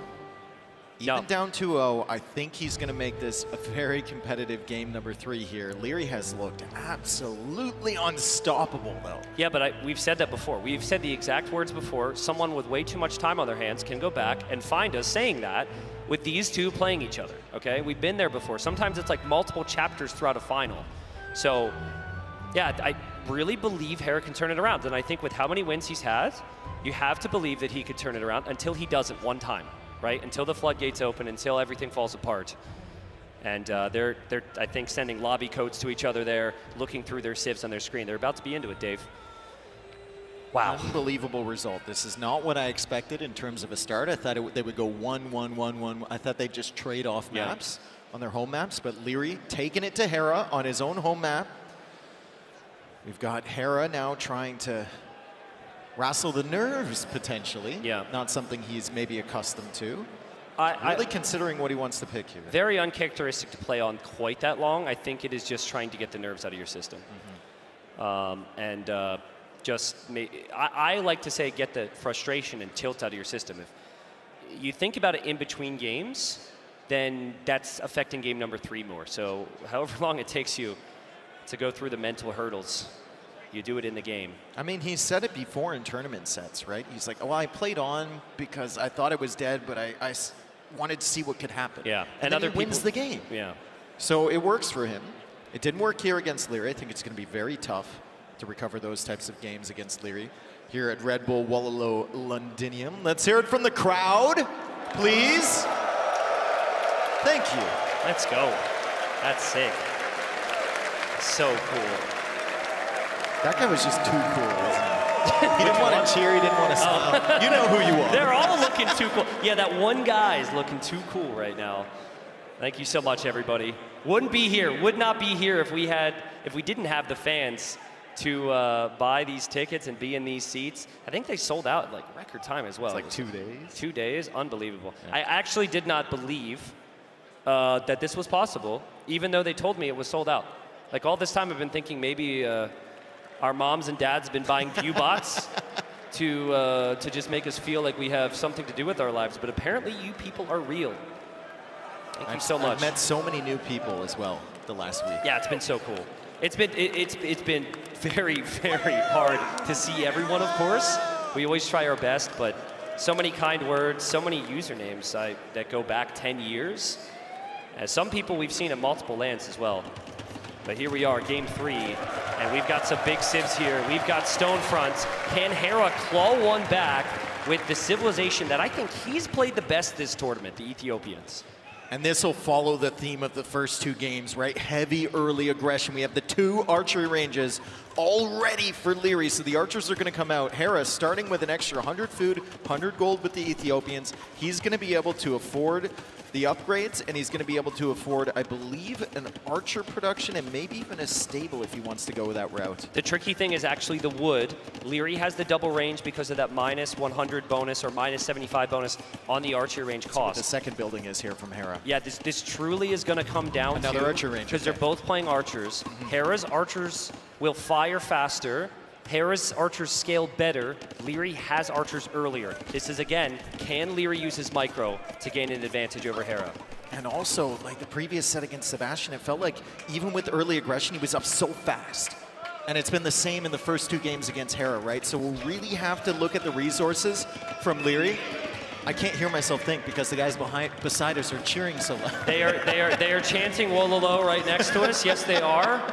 Okay, big thing here is Leary seeing that second archery range. I believe he's expecting skirmishers from Hera because he sees 2 range instead of the 1 range and scout like he did before. Here come the archers. That as well. Leary's got 4 archers. Hera's got 3.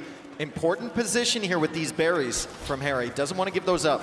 Oh, nice start for Hera there. Again, he's got the faster firing archers here. He kills the first one. He just needs the early engagement to go his way. Hera. This is exactly what Hera needed. He's turning it around. He's turning it around. Leary has been winning these early fights. Leary just trying to get value. He's not going to find any additional value. Hera, despite having Ethiopians up against humans, has the military lead for a brief moment. Leary's going to go with the skirms now forward to try and stop these archers. Hera, though, already adding scouts. That reaction was huge there, though, Dave. He almost overextended again. If he would have gone 2 tiles further forward, he loses all 4 archers. Those archers are so important. And yet, both players reading each other very nicely here. The only thing that hasn't been shown is that Leary's adding scouts as well. But if Hera's on full archer with scouts, he will scale better here. Barry's still an important area, but we've seen the tendency from Leary to just ignore the villagers and go after the army. He's standing right next to them, and he's not going to attack them. Also sending a villager forward. Is this potentially like a siege workshop? It's funny, for years, pros would never go for the siege workshop with humans. Now I'm actually seeing situations where players maybe are too excited to go for it. Let's see. He doesn't know about the scouts, Dave. That's the critical thing here.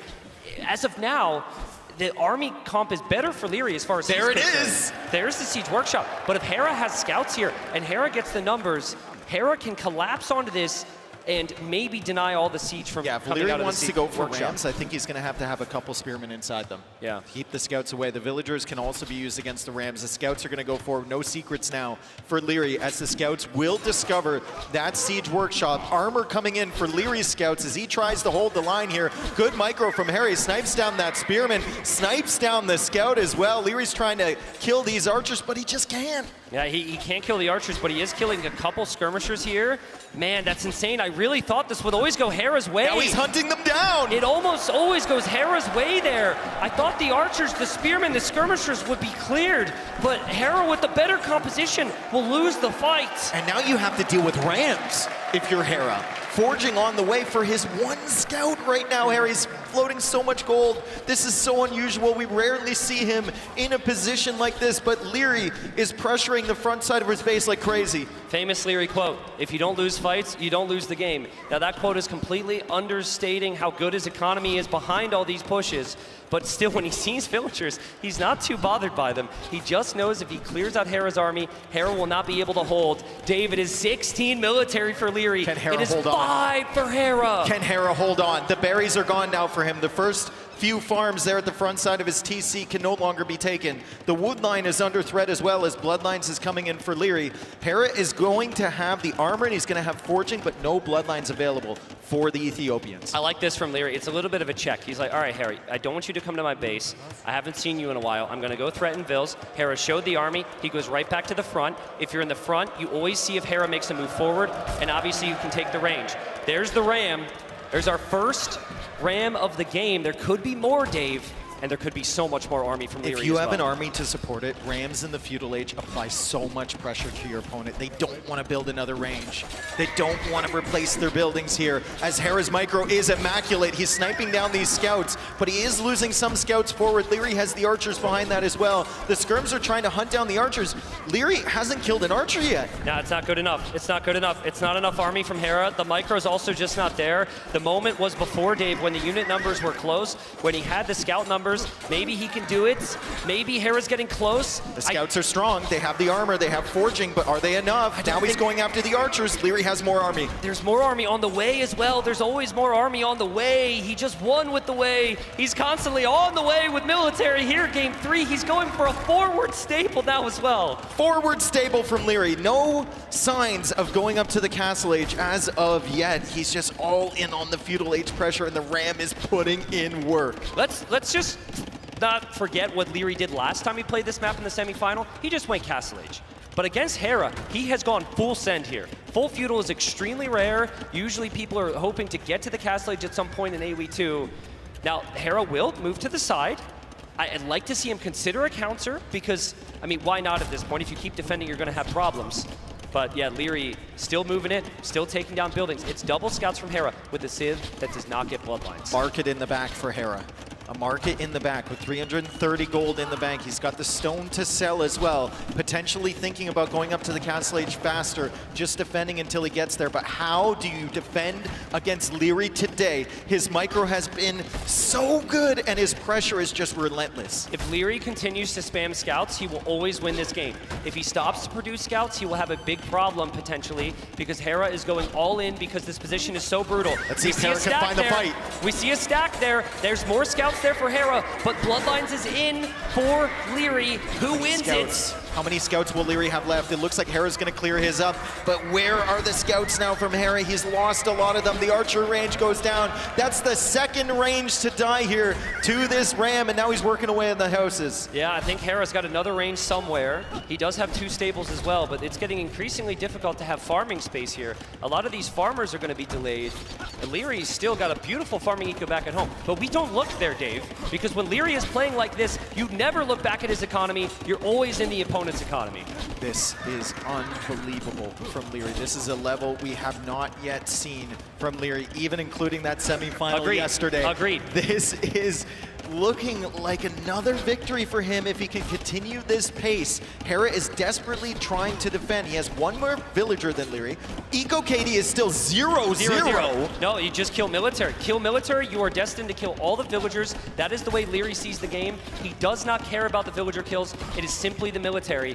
When this range goes down, Hera's got a big problem, an even bigger problem than he already has. His production's cut off. Range is on the left side, stable in the middle. It's impossible for Hera to group his new archers up with the group very soon. This is the 3rd archery range to be killed by that ram, and now he's going after the market. The market is an incredibly valuable building right now for Hera. You can see he's even farming at the back. He just keeps running. but he's running out of room. The edge of the map is there. He has Leary to is fight. hunting him to the He ends has to of the fight earth now. here. He has no better choice. He has no better option than to fight right now. But if Hera fights, he will lose yet another game here at Red Bull Londinium. This has been perfection from Leary. Maybe the best we have ever seen in the game mode across all of our tournaments. And it's here under the brightest lights on the biggest stage. Hera's got to tap out here. This may be the best Age of Empires I've ever seen. This may be the best Age of Empires 2 I've ever witnessed. Leary is all over Hera. The market goes down. The villagers are cut off. He's up against the edge of the map and he's sending the boys and the girls. It's unbelievable. It's truly unbelievable. It is absolute perfection. There is no other word for it. This is against a player who has won so many S-tier victories or tournaments in a row. And I think Hera's sitting there in disbelief. He can't believe it. But now the villagers die, Dave. Now the villagers have been dying. Hera won't give up though. He's an absolute warrior. He will not give up. If there's a single chance left in the game for victory, Hera will grasp at it. He's trying to quick wall the archers, and he does. Hera just does not give up, but does it change the game at all? Doesn't change a damn thing. Those archers, they're happy with that. More scouts coming through, and Hera taps out. 3-0 for Leary. Wow. Unbelievable. Insane.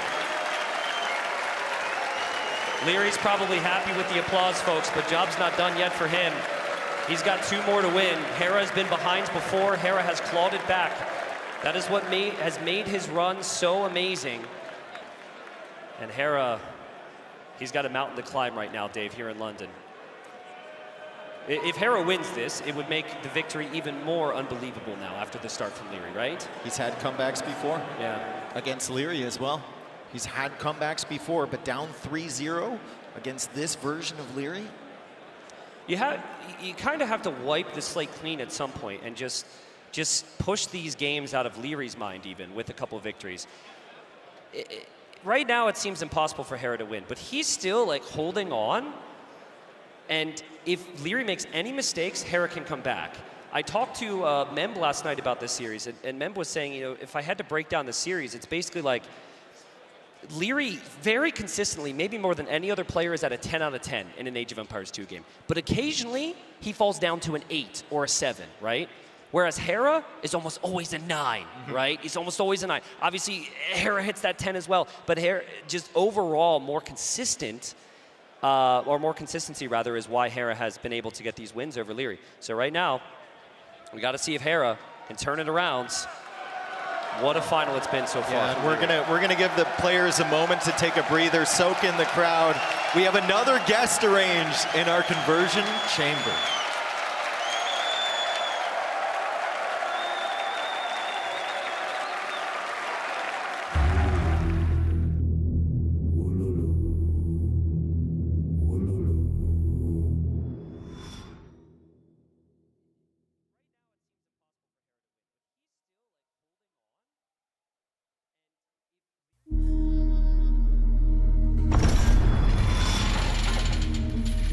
You stand before the conversion chamber. Conversion chamber. 3 questions will be asked. Be asked. You will receive no indication of success or failure. Only at the end will your fate be revealed. Answer all correctly and walk free. Walk free. Fail and be converted. Be converted. Question 1. What age comes after you? Castle Age. Question 2. Which civilization has mortals? Persians.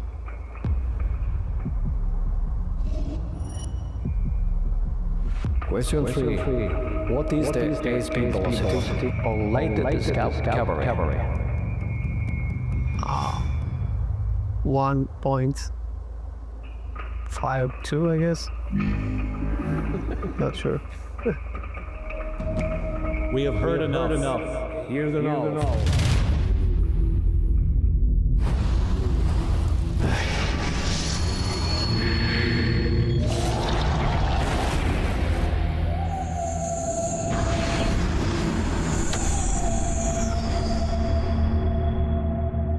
We welcome the converted into our order. Our order.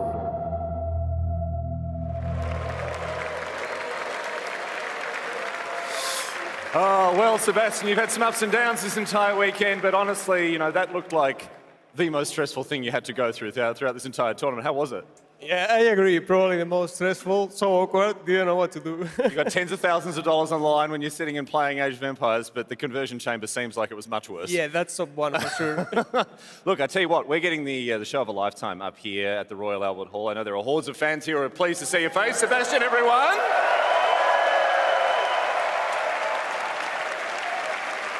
And you'd be having a fantastic time representing not just South America, but Uruguay. I saw some country folk down there as well for you. Yeah, there is people even from Uruguay coming, so really glad to see, meet new people and all. So support has been unreal.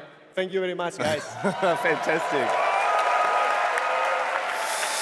Very good. Well, let's turn our attention now to the very serious business of the final that we've seen unfold behind us.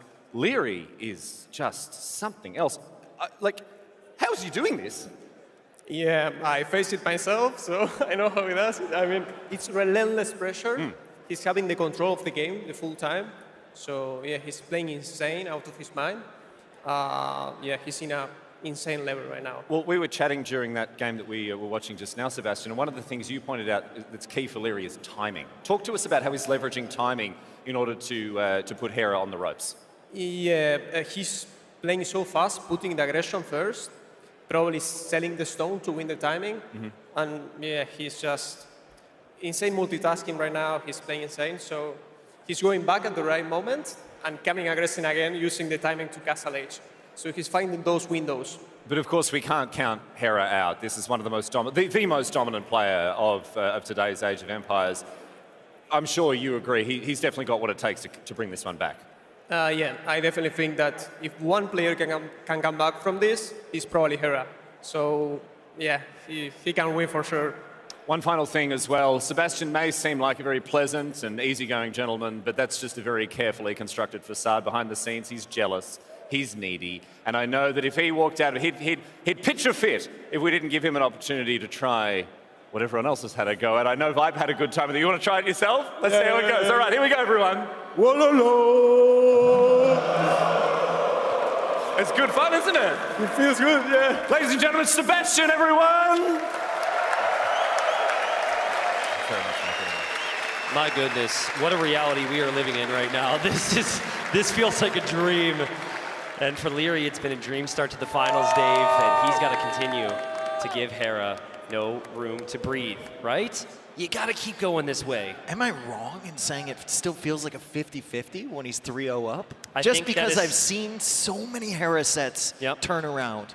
Absolutely. No, I can't heavily disagree with that statement. Like maybe like 55-45 or 40-60, but again, we just have not seen Hera get going today. When I spoke to Viper about his semifinal yesterday, it was essentially the same. He was just like, I couldn't get there, you know? I couldn't get my brain to click with my hands. I couldn't quite get there. And then the series is over, right?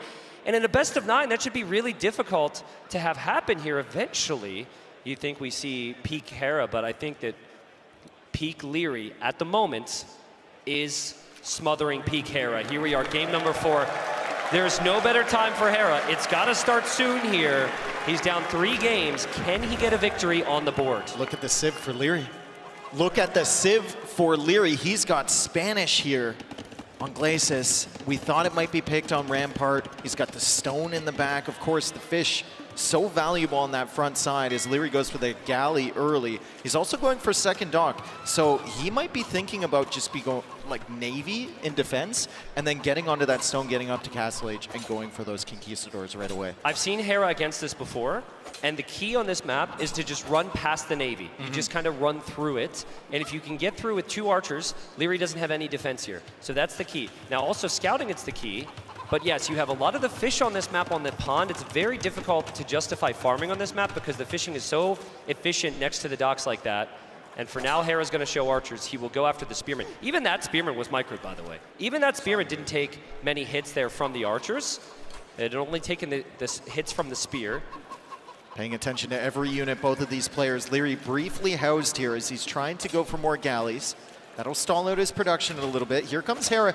Leary already has 3 galleys. Yeah. This is quite the navy. I don't know if you can sneak by this one. Yeah, you just give up on land immediately. That's a lot of pressure. Hera's eco balance is fantastic. And there's here. the market for Leary. Yeah, market for Leary. Now, the unit of choice here typically is Conquistador.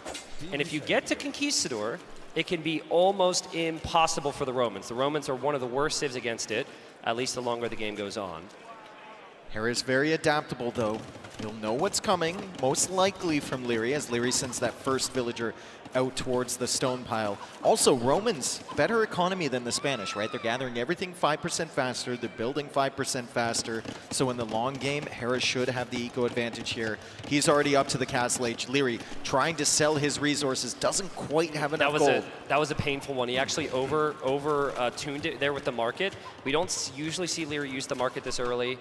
But there he goes, and the Vils are on stone. So job 1 of this was defend from the archers and feudal. Job 2 is much harder. Get a castle before you take significant damage here. Leary's not really a unique unit player most of the time, right? Yeah, I know. He's not the type of guy to go fast castle into unique unit. As Hera snipes that scout, that's actually valuable. He's coming forward with the archers, just making sure Leary doesn't expand. He doesn't want to give any free kills to those galleys, but once he gets up to castle age, if he gets the crossbow upgrade, I think he can actually do quite well against the villagers and the galleys in that river. You got 2 options if you're Hera. Option 1 might seem a little suicidal here, but you just run around. I think if you go very far and get across the shoreline, you can get onto that terrain, which allows some value.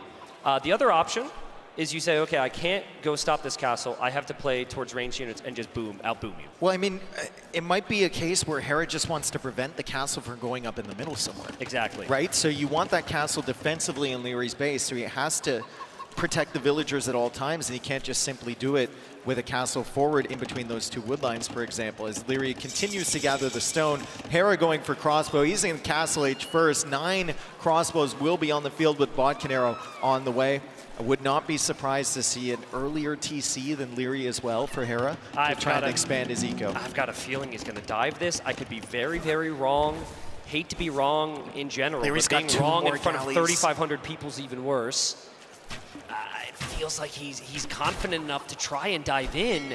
I've never seen someone make so many galleys this early, so maybe that's part of it for Hera too. He might be a little surprised by this. Yeah, the fire's getting damage as well. Hera just dancing at the front side here. He's so confident in his own micro. He's trying to snipe down these ships, and Leary needs to pull the villagers off of the food. He's got 400 food in the bank, so he should be able to make a few conquistadors. But long term, he's going to need this food supply. And now Hera's found some villagers at the front. Nice snipe there from Hera. Well, that's the thing. And another one. You need the castle, but you need the food to make conquistadors. So it's not so easy at the moment, and Hera's gaining confidence. He's running across. I don't know if this is worth it.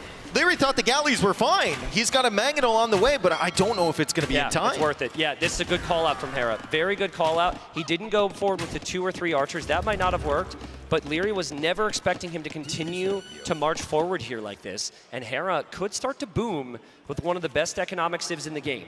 Yeah, we've been talking the entire series about Leary's micro because it's been smothering, it's been overwhelming, but Hera with confidence like that can make things happen. He has ballistics on the way in 30 seconds. If you're Leary, you really don't have any confidence in this Mangonel without the Conquistadors to support it. That Mangonel decided to path awkwardly around the gold, and that is going to be so frustrating for Leary because he needs it here right now. And Hera's diving in, and the quick walls for Leary aren't there. This is the Hera that people were expecting, but is the Conquistador number getting a little too awkward here? Hera has gotten for him so to deal much with. value. Remember, when he got to the castle age, he had 9 archers. This is the remnants of that army. He's still threatening the villagers. He just killed the Conquistador. He still has 4 alive. Leary's finally going to pick them off. Yeah, Hera will get a final conk, though. Will he kill the last one? Yep. He will kill the last one. Amazing value from Hera. Yeah, agreed. And again, nothing on food for Leary.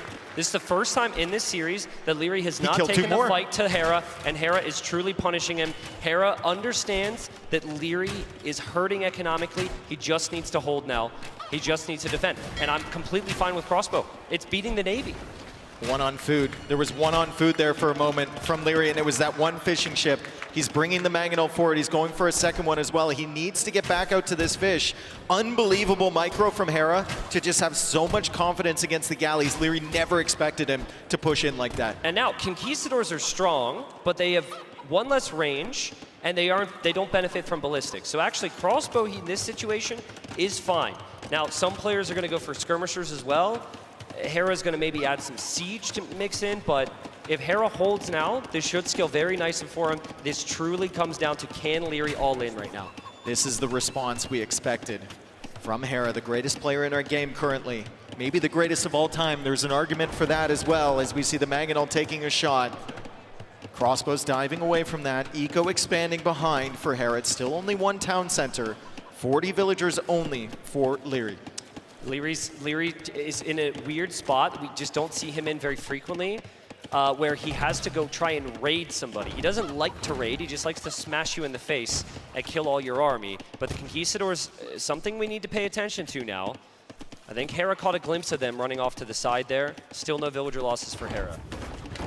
You know what you can do if you want to get really cheeky, although I don't think Leary would think of this. Look at this micro, dude. Being down 3 games. He's got 2 control groups trying to micro down both mangonels at the same time. That's very risky for Hera, but the thing is, if the Conquistadors get into your base as you're trying to be cheeky here, you get completely destroyed. So you've got to be careful. You've got to be very careful. Hera doesn't notice. He doesn't notice. The Conquistadors are there. He's not microing on the front anymore. Will he be able to keep this group alive as he runs away? Hera splits in towards 3 mangonels, and he's gonna snipe one down. Leary's trying to get the shots off. Hera splits around that as well. Crazy, crazy. Don't try this at home, folks. This is not fair. This is not what Age of Empires 2 is designed around. Hera's micro, unbelievable. He's still taking losses, but he was supposed to lose those crossbowmen on the front. They should not exist anymore. Especially with Conquistadors raiding him at the back. That was unbelievable from Hera.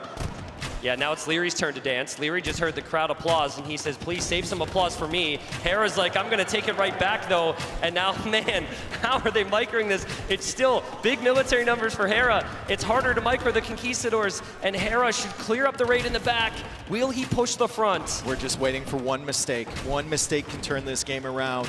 Leary losing his Conquistador numbers, though. He's still going forward with the mangonels, but at this point, the mangonels don't seem very effective against this unbelievable micro from Hera. That's worth it for Hera. It's not a problem whatsoever. Mangonels are expensive. He has the villager lead. He will take another one. This is just crazy. He's even leaving that one alive and killing it with the skirm. He's going back in, but he finally loses his army. Got a little lost in the sauce there. He had so much confidence, and why not? He split so many times around these. He's still doing it. Yeah, this is exactly what Hera needed. You wipe the slate clean. You remind yourself who you are, what you're capable of, and all those losses for Leary, where he fell behind, where he got ahead, and then he ended up losing, start to creep back into the mentals here. Leary finally gets a mangonel.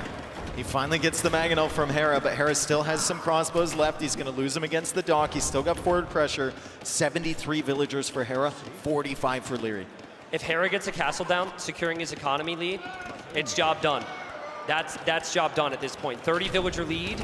This isn't quite as significant as game number 2 lead for Leary, but we're getting very close. There's one more chance here for Leary. He needs the big shot, which he's been lacking, and he needs a forward castle, Dave. Sometimes it feels like they're not playing the same game as us. They're forcing things that we couldn't make happen. The splits from Hera were incredible. What's going on in the north, though? Can we acknowledge the little peaceful... Oh, well. Caster curse. Right. Well done. Oh, there we go. 4th town center now for Hera. Still only 1 town center for Leary. He's getting bloodlines for his Conquistadors, but he only has 3. I think what he did before is the best way to play it, and you go counterattack, and then you try and use your siege, but like, Hera's got such an expansive economy now, it's really hard for him to not spot you. So maybe you can't go for the raids anymore, Dave. Maybe it's just run straight at this. The mangonel push didn't work the 1st, the 4th, the 5th, the 6th time Leary tried it. He's going to try it again, and he finally gets a big shot. Yeah, it works the 8th time. Will it work the 9th time and the 10th time? This would be the time to send the villagers forward for the castle. It'd be the first really important castle of the series here. The Conquistadors will take down Hera's mangonel. He loses crossbows. He loses crossbows. Where are the vills from Leary? There's 2 town centers there. There's also a siege workshop dude, here that'd from be Hera, such but a crazy castle. he's not producing anything from this siege workshop currently. He just queued up a Mangonel, and the villagers are coming forward from Leary, but there's the castle from Hera to prevent that castle position from Leary. Where does Leary go, though? I mean, he probably wanted between the 2 town centers. He's going to drop it on the siege workshop. That's not a bad castle either. Hera's castle is going to go up, but this is still a lot of pressure for Hera. And Conquistador still the best unit if the military count is even here. You can overcome a big villager deficit if you have a unit like Conquistadors in large numbers in the castle age. Leary trying to take care of the Mangonel from Hera. Wow. He misclicks the castle. A Wow. rare misclick there from Hera, and the castle will go up from Leary. Yeah, I mean, castle will go up. It's not the end of the world for Hera. There are some issues in terms of scaling here, because you don't get Bracer in it, but you do get Trebuchets in it. So I think Imp has got to be the key for Hera. Get to the Imperial Age, and then maybe Trebuchets take these castles down. Yeah, these town centers probably need to be abandoned for Hera. That castle won't range the Mangonels as they're attacking them. He's just making more skirms. He has 28 on food right now. Leary at the limit with everything. Yeah, he is. Hera needs Imp, but he either hasn't, sorry, excuse me, he's clicked behind a villager or he's producing more skirms. I don't think he's clicked it. I don't think it's on the way. It's handcard instead, which is still fine. He needs a lot of skirmishers to keep up with these Mangonels. Double the population for Hera now. He's doubled Leary up. However, we keep talking about the Conquistadors. Demo ship upgrade coming in for Hera. Yeah, is it going to be too late, though? The Romans do get it now. If these Mangonels advance forward, oh no! Oh no! The Mangonels could hit the town center and hit the villagers as well. What is there up here? He can go for a defensive castle, I guess. That's probably the play. He has plenty of stone in the bank, but Leary going after this town center. Hera rushing this down with villagers. He definitely has some to spare in comparison with Leary, but the Mangonel now finding that castle. I think Hera will defend this. I still think Hera needs to get to Imp. I think you need to cancel your villagers and click up. You're right, though. Hera's economy lead has been so significant. He's able to afford these losses. Still has a unit problem here, Dave. No demo in the other dock. It's only in the dock close to Hera's base. The town center is weak. Leary is hunting down the villagers one by one. He has the eco-kill advantage now. I don't know if you saw the ones to the north, No, but he his didn't. Mangonel is going over to take out that Demo, TC demo, in the demo, middle. demo, demo. Okay. Sorry, I got excited. I mean, at this point, Leary wants that Did he demo to go after the villager. He tried to bait it. Yeah, he didn't demo the villager. Demo, demo, demo, demo, demo. They're making a song here. Oh God, there's another demo here, and it didn't. Leary is going north. Leary is going north with looking the for the Conquistadors. He's looking for anything. I don't think he'll find that town center, though. 11, now 13 Conquistadors for Leary. Fully maxed in terms of upgrades right now. He's got 55 villagers. Hera's still at 110, so he's got double the economy. And once again, Leary just misses the villagers. Again, I will repeat, Hera has to get to the Imperial Age. That is his win condition. If it's his skirms and eco, this still is continually very dangerous. The resources are so close. Leary's found him again. But Leary's found him again. Look at the kill death. It's 91 to 59. Leary has been getting value with the Conquistadors. He's hanging in there. Demo. Hera still isn't up. There's a demo coming out. It's very far away, but maybe Hera can stall him. Dude, I mean, it's super close. It's super close. Leary's micro's so good. He's definitely not going to want to give you guys the highlight you want, viewers. There's another town center going down from Hera and still producing vills, still producing skirms, still holding on. Second town center for Leary. I mean, when Leary ends this game and sees the resources collected, even if he loses, he's like, I'm happy with that. I should have been dead. Think about all of the fights that Hera won against those Mangonels. Exactly. Right? Exactly. You usually don't make a game competitive after something like that, but Leary is doing an excellent job. Hera is just holding on. Hera's still not clicking up to Imp, and he's been so close for so long. Hera has this awkward predicament where he has the stone to place a castle, but he doesn't have a position to place the castle, and he just simply refuses to drop one then. But like, it's gonna have to happen at some point. Maybe Imperial Age will come in. Finally, Imperial Age is on the way, and now Leary jumping on the skirmishers with his own micro. And Leary's micro, he dodges all the shots. He knows Hera has ballistics here. He just needs to hit a few with his Conquistadors. Hera is gonna start to do something unique here. He'll fire at 2 different times with 2 different groups, I believe. He was doing it there for a moment. Oh man, he has to do it, because if you don't do that, Leary is just going to chase you down. But Leary has to leave the fish now. Resources for Leary looking decent, but once again, the eco for Hera is more than double of what Leary has. Leary has taken out 2 town centers in the middle area of the map. He can't really pressure this area because there's so many skirmishers from Hera. What a job from Hera to stay alive throughout this onslaught from Leary. Yep, he's just holding on. And yes, his unit get kind of awkward at some point, but when you have double the economy, good as demo. We saw the demo there. When you have double the economy, it is simply okay in this position. Hera, I think, is very comfortable. There's another demo. Hera's loving this every time. No, he demoed the chickens. He demoed the chickens. Gotta do what you gotta do, brother. No, you don't demo the chickens anyways. Hera's happy with this situation, Dave. Conquistadors are so much more expensive than skirmishers. There is resources considering Imperial Age. Maybe extended Conquistador production, but he has none in the queue. I think the problem for him right now is that Hera's gonna be there so much faster with such a better economy. Yeah. Hera made us sweat a little bit. I really thought that Leary was going to be able to push this. But once Imp comes in, the castles are positioned pretty perfectly for Hera. I mean, that one in the middle is good. That one up there is good. He still has 1,800 stone. He can also make Drawmans from that forward dock if he completes it. And I think he will complete that. And yeah, that's another thing that could go wrong here for Leary. 173 population from Hera, 142 villagers. We have 87 total from Leary, 80 villagers, and Hera claps back. He gets himself a win. We have ourselves a final here. 3-1 for Leary. Hera, let's see if he can start a streak. Yeah, exactly right. And I think it was a victory where Hera was able to remind everyone here what he's capable of, right? That micro in the middle with the range units was unbelievable. And it was like somewhat believable the first and second time, but then it just got to the point of ridiculous. I don't think Leary even expected it. Leary had the better KD again this game, but it was all about the economy, and that's why Hera picked the Romans, Dave. It's tricky. Like, Spanish are insane. If you get to Conquistadors, you can completely win here. But that was the first time this final that Leary went for a passive opening. Oh, we forgot about the early part of this game where Hera pushed a full navy with like 10 crossbows. He called his bluff. Yeah, he called his bluff. He's like, I know you're not going to upgrade those.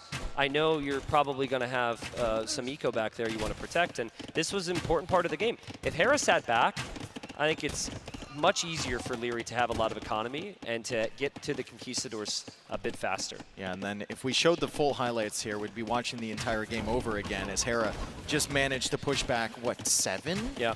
Mangonels over the course of the Castle Age here? Yeah, in the center area, unbelievable splits from him. Yeah, and this is where Leary's like, okay, finally I'll get value. And then Hera runs at it. Now, Leary was microing his Conquistadors a bit, so he did get some value. But it's okay, like, Hera was in a position to lose villagers. Boom. When this happened, the villager lead was so significant that Hera always felt like he was going to be okay as long as he played a bit patient. And yeah, it's 3-1, dude. And like you said, before it was 3-0, you said it felt like 50-50. Now it kind of feels like 50-50 because we know the history of Hera coming back against Leary.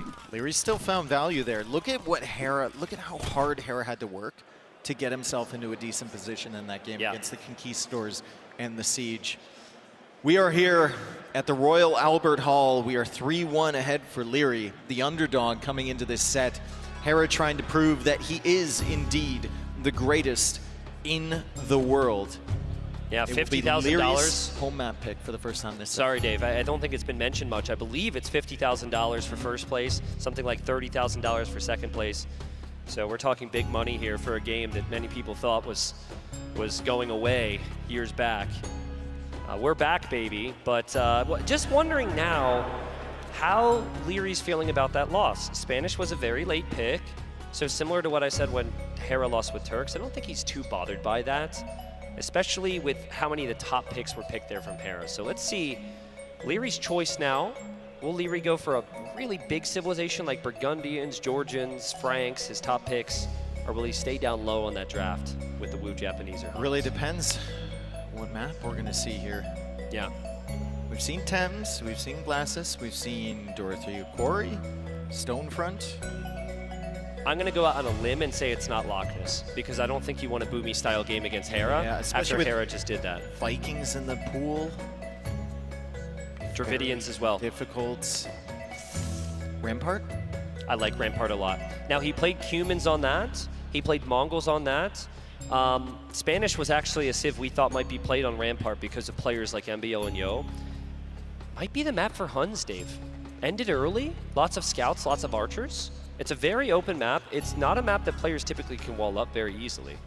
So I know the crowd here probably wants to see the Huns. I was surprised to see everybody applauding once Huns was drafted. You guys are awesome. But maybe it's the Franks as well. People here in England, big fan of the Franks, maybe? Oh no, they're booing. No, there's some French people here too. Oh, okay. All right. Well, there's a couple boos. Wrong civ. Burgundians? Oh man, what a sight! What a sight! It's so sick, man. So sick. Everyone's locked in here. Everyone's reacting to every moment in the game. We love you guys. This has been awesome. Is that a Wololo right there? I think that's Monk. I need a Monk. No. 30? Monk I need a Monk is 18. Oh, true. You done goofed, bro. You done It's been goofed. so long. Yeah. Well, yeah, beautiful sight. I will try. I'll give it a try. Last time I said it more as a question, as a statement. But, I'm actually really nervous. I'll do it. Okay, go ahead. All right, on 3. 1, 2, 3. Wololo! Nice, nice. Oh, that's beautiful. That's beautiful. Well played. We got to get production queued up. Yeah, absolutely. You caught him off guard last time. I did. I caught myself off guard as well. I tend to do that.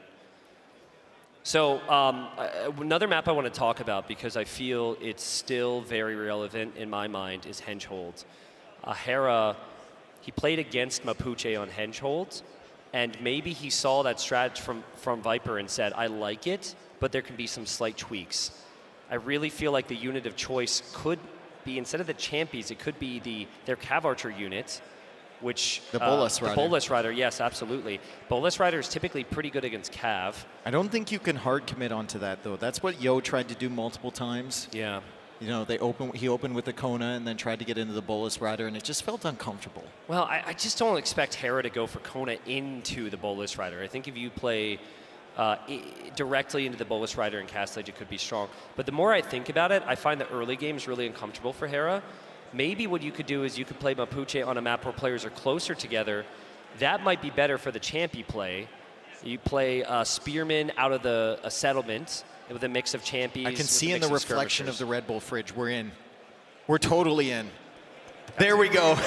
Game number 5. We have Hera as Mapuche. You were talking about that. Leary playing as the French. Both players having Franks some here. more problems. Leary's board did not follow him. Champy has an opportunity for Hera to be around, perhaps. But yes, this is actually the same Civ matchup that we saw in the Hera Viper semifinal, only Hera was the one who used the Franks to beat the Mapuche. He will try them here. It's a new Civ. Leary doesn't have that much experience against these Civs, because no one does. And we'll see if he practiced it extensively. Leary bringing the boar back. Villager is fine. He's going to go for the stable opening and then the archer range follow-up. It's interesting because to gain information on this matchup, you pretty much only have one matchup to look at. Yeah. And I think both players will have looked at it. So Leary might say, because the Franks beat the Mapuche, I can just play like into Knights and Monks and beat it. But then Hera on the other side, like he beat the strategy, and he probably thought, oh, this could be a problem for me if he would have done this, that, or the other. It's very tough. It's what makes Age of Empires so difficult to play, and you combine that with the fact we're in front of a live crowd, and you combine that with the fact it's Empire Wars, and it's just 3 times harder. Leary coming forward with the scouts now. We only have 2 skirms, 2 spears, and a Champy for Hera. So the military production isn't fully there, and there's the market, and Leary has spotted that out right away. So is Hera just playing fast castle? He is. Key difference between what Viper tried with this and Hera is full walling. Viper's base was wide open to take some damage. Market in response from Leary immediately. Yeah, Leary knows. With 3 villagers as well. Leary knows. Now there is a hole back there. Hera actually had a hole when he tried to wall before on this map though. I would be very surprised if he doesn't click a villager out. That's probably the next thing he's going to do. But market race, players buying and selling resources, and nice kill there. A little sloppy there from Leary, Dave, and maybe game 4 just living a little in his mind right now. Yeah, we didn't see that type of movement from Leary in game number 1 or 2. Yeah. It's very, very crisp. Game 3 as well. The other Using big a scout there, though, and getting poked a couple times earlier. Both of these civs have a berry bonus, and there's lots of berries in the back. So the Mapuche, I think they gather more from the berries overall. 25%, I believe. Yeah, they get a 20%. boost there. And the Franks bring in their berries a bit faster. So I think it's easier for Hera to sit behind those walls because he's got them for a bit longer. And what's the comp going to be for Leary? It looks like archers, probably to respect the fact this could be some type of spearman play. I don't think he found that hole at the back of Hera's base, though. Yeah. I don't think he's seen that. He'll just assume that Hera's fully walled. You know what could have happened there? His unit might have been pathing back there, and he doesn't want to hear 3,000 people go, oh, right? And so he's like, I'm not going to click and confirm. I'm just going to wait. Sorry, 3,000 people. I think that's completely wrong because he's trying to go through the TC here. He doesn't know about the hole in the back. We have fletching on the way for Leary. And Leary will be massing up his archers. He is about 40 seconds behind Hera to the castle age, but that's a good engagement there against the champ. He's going to weaken it a lot. Look behind the town center there. Something that Leary can't see because it's hidden. We've got town center, or sorry, not town centers, I'm sorry, archer range from Hera. So this is a Cav Archer style unit. It's new. People aren't really used to using this unit or facing up against cavalry. this unit. Yep. I don't think it performs particularly well against crossbow, but we'll have to see that matchup, especially with Leary's micro. Yeah, and see Hera passed that range a couple times, but there's been no archers on the field. So I think Hera's convinced himself it's just a fake and it's just like one archer in there. But no, this is a fairly heavy commitment to the numbers. Here they come. And here he comes. He's still 12 seconds away from Castle H, though, so I think he wants to show up with his upgrades. We have Bolus coming out here from Hera. Leary's still harassing the gold, and he's doing such a good job at holding Hera in. And it's that forward siege workshop, crossbow play from Leary. Hera's going to see the archers now in mass. He's going to come out with his Bolus, and let's see if he's happy about this or not. Maybe he thought Leary was going to be playing into Knights. Leary, I think, found out maybe 30 seconds before this because you can click those skirms and you can see the +1/+1 on it. So he should know it's range units. Now he obviously knows it's range units, but the skirms have gone down. Hera gets pushed off the gold. Hera doesn't actually have a lot of gold in that back walled area. We'll have to take a glance at some point, but it's more so to the outside where the spearman is. And I don't think Leary's going to come to that conclusion because oftentimes you do have two tiles there. But for the time being, no gold for Hera. This is a very similar position that Hera's been in multiple times on this map so far in this tournament. Yeah. There's a couple times, I think, with Bengalis and with Franks where he masked up monks and then pushed through the center. It's going to be really difficult against crossbows and scouts on the field and the siege coming forward. Yeah, wall and boom. Wall and boom. That's what Hera likes to do. That's what he's best at. He gets the economy lead, and then he will slowly push you back. But this is Hera's comfort zone. This is what he wanted in the first 3 games. He was never able to get there. Obviously played heavy military, but Leary just smashed him. But here it's been different. It's been like 2 different strategies. It hasn't been Hera trying to play the same type of units. Does Hera know about the siege workshop? I think he does. Yeah, Okay. He saw that siege workshop. What he's hoping to do now is catch out any monks and catch out any crossbows as they come forward 2 by 2. And he will find a monk. Leary should know by now.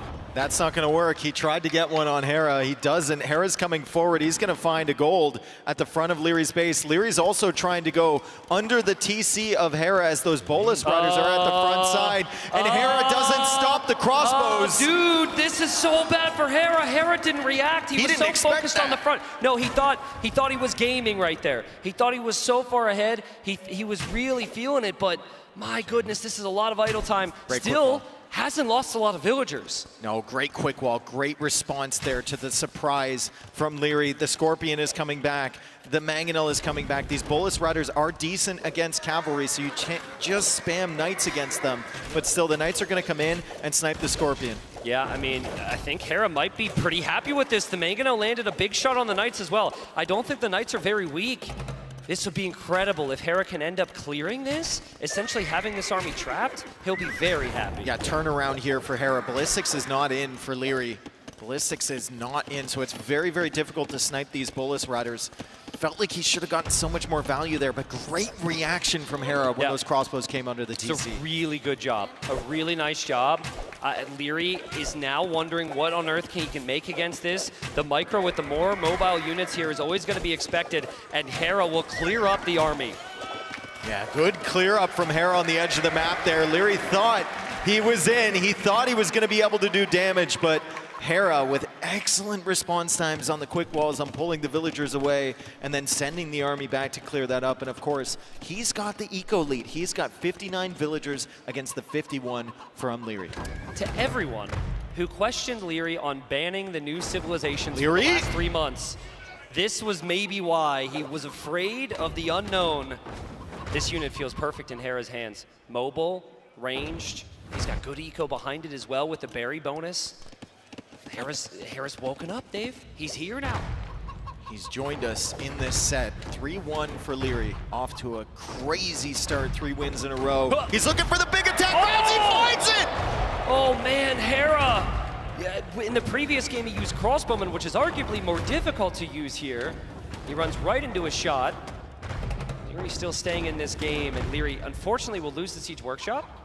I'm wondering what he's thinking in terms of unit comp, because with the Franks can't make knights, he's not feeling very comfortable for that. No, and that Mangonel's not coming out. The Mangonel canceled at about 50%. Leary's trying to get the Malik. He only has one. Nice split there from Leary. He's still trying to get these shots. Dave, no ballistics for Hera, and these Bolus Riders hit on multiple volleys against a monk moving away. Something about the projectiles is very different here.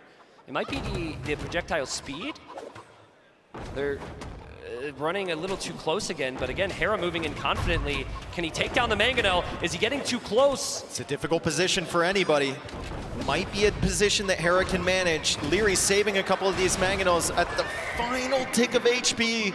Hera does get one, but Leary still has another. Leary adding a third town center behind. Hera has already added his third. Now, a lot of people here would think about a tech switch because the opponent's making Skirmisher, but I don't think you really need that if you have Mangonels.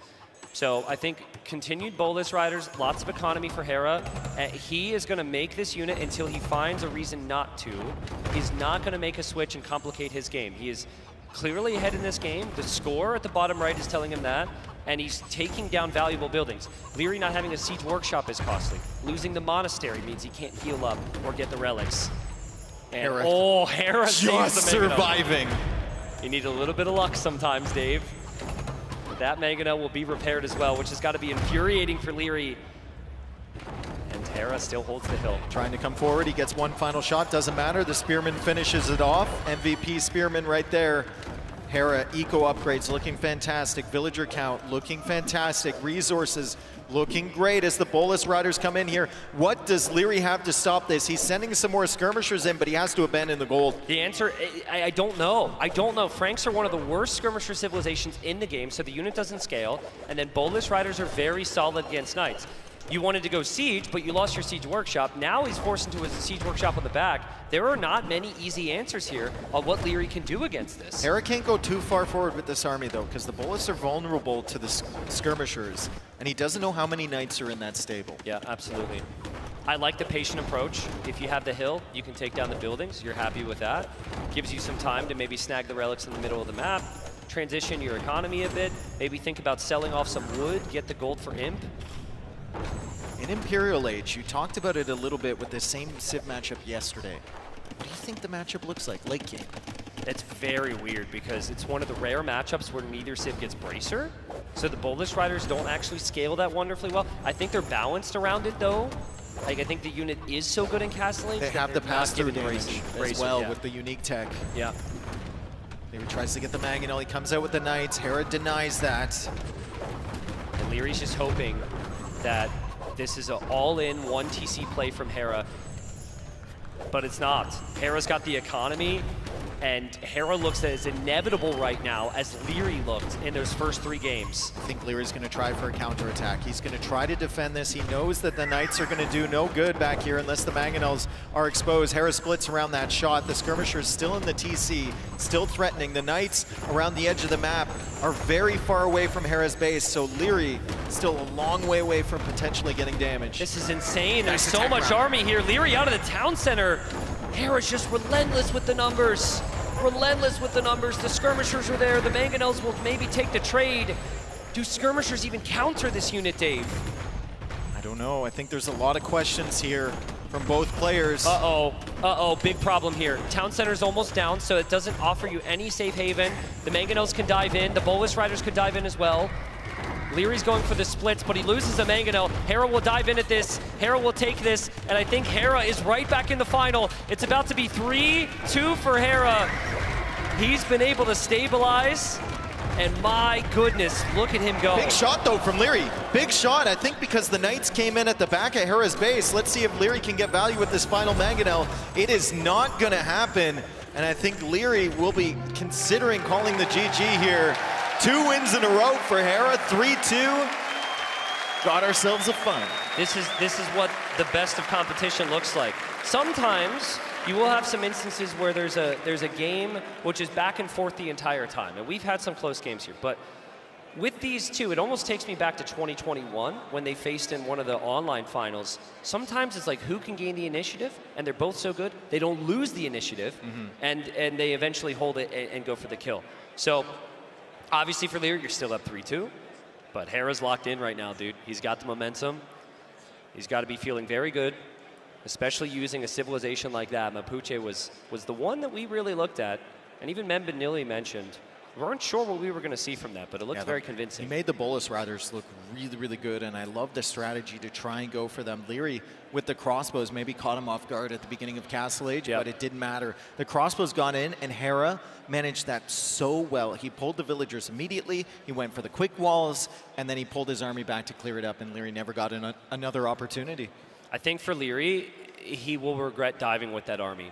If he holds the hill with the siege, his siege workshop always has the opportunity to produce more. He can reinforce it with monks. A lot of that fight is taken right in the front of Hera's base, but he saw an opportunity, just like we did. He thought that you could get max damage from that, but there was no damage to be found, really, because of the excellent defense. Yeah, I'd actually like to hear from Nili and Mem right now, if we can hear it for them. They're going to analyze what they've seen over these first 5 games. Well, guys, Nili, we have 2 finals. The first 3 games with a great domination by Leary, but Hera want to make it the most complicated yet, right? With the last 2. That is the dream, right? We got the crowd hype with a 3-0 lead for Leary, and now Hera is crawling back. Basically split after 5 games. We couldn't wish for a better set. What was the key in those first 2 games, for example, in the first games from Leary that you have seen that he has dominated? Quite clear. Well, we have prepared some highlights, and I will try to work you through what I think happened here. In game number 1, it was that Hera walked into the wrong direction. You have a pathway between 2 players. Hera sent all his army towards the bottom, while Leary knew that the distance was at the top. And therefore, Leary could attack Hera with the armies in the wrong direction and couldn't weather the storm. Nice skirmisher micro here. As you can see here, I mean, in this game, he was attacking constantly. He never let Hera to breathe. I don't think Hera did a single counterattack to his opponent.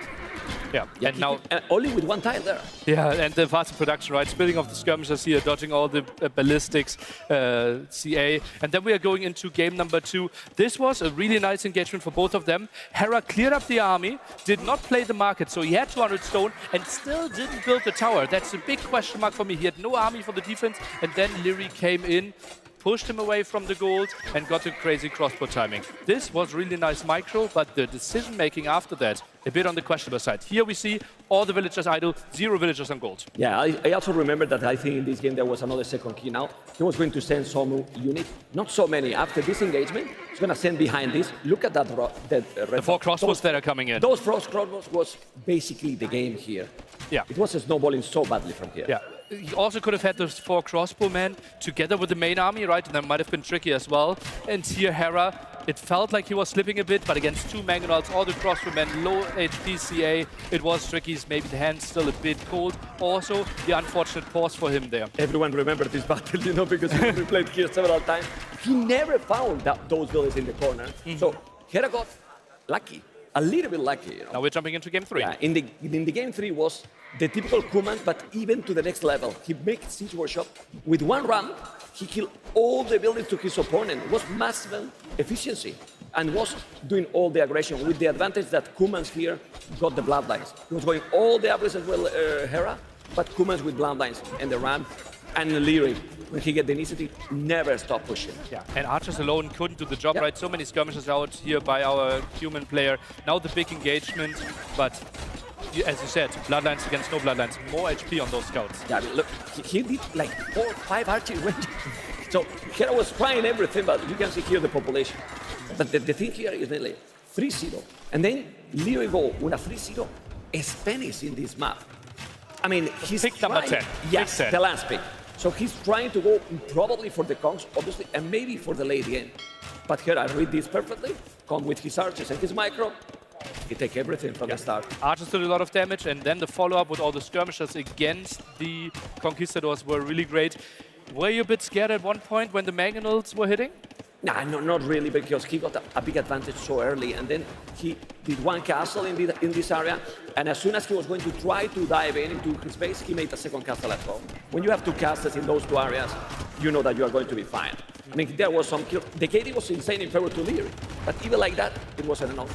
Yeah, probably the KD might have been in Leary's favor, but the army value killed. Probably in Hera's favor there, because Conquistadors really cost in comparison to the skirmishers.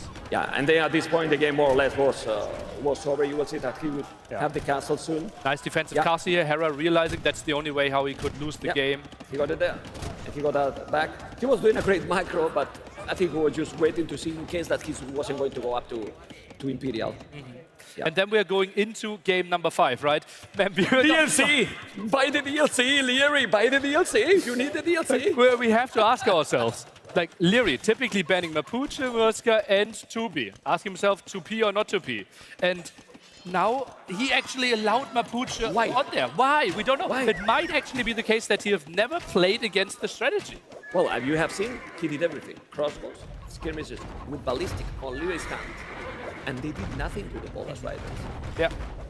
Absolutely nothing. Some good Mangonel shots there from time to time, but I don't know. I would be surprised if Leary played more than 3 games against Bolas Riders, because he didn't play against them in this tournament. He's not going to play more. He's not going to play more against them. And then what we can see here now from Leary, what it is, because being 3-0 ahead, now 3-2, what do we can expect? Well, I'm really happy that Hera found his ground, right? At one point I felt like, okay, we wanted a close final. Some people are cheering for Leary, but no one wanted a 5-0. So I'm super excited, and I think both will play the best. And we go with Tristan and Dave.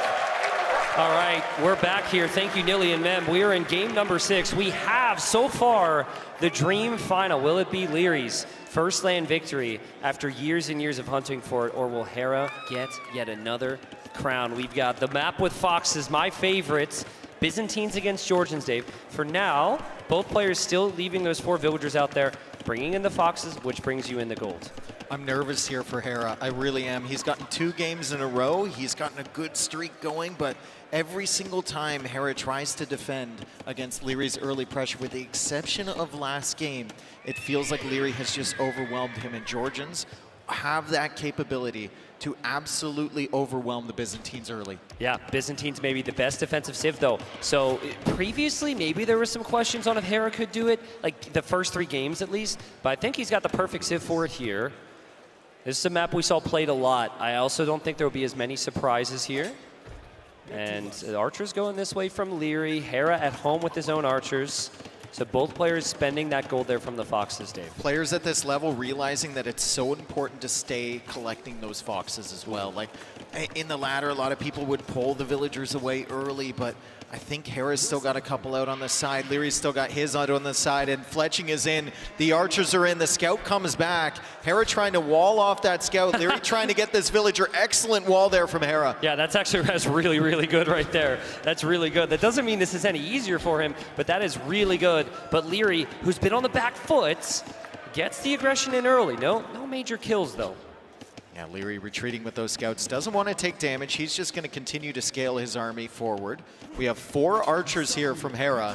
We have the spearmen backing them up, and the villagers are back to work on that wood line. The walls are coming up as well behind that. The thing that Leary does really well is because he pressures you so quickly, and because you are, of course, intimidated by him, he'll force you to invest a bit more. Yeah, and you think he's all in. Yeah. But he's going up to castling. Exactly. So in this case, Hera getting armor, I think was fully because he's remembering the first 3 games. maybe because he's mixing in the skirms as well, but those are two things that Hera's had to invest into in Feudal, all because of Leary's showing just one extra scout. Leary might add more scouts. We might see big investment here. That's an option, but so far, that's not the plan. Archers pushing forward from Leary. You can't wall over that stone terrain. Hera's got the archers in defense. He's actually got 6, I believe, and Leary's only got 5 forward.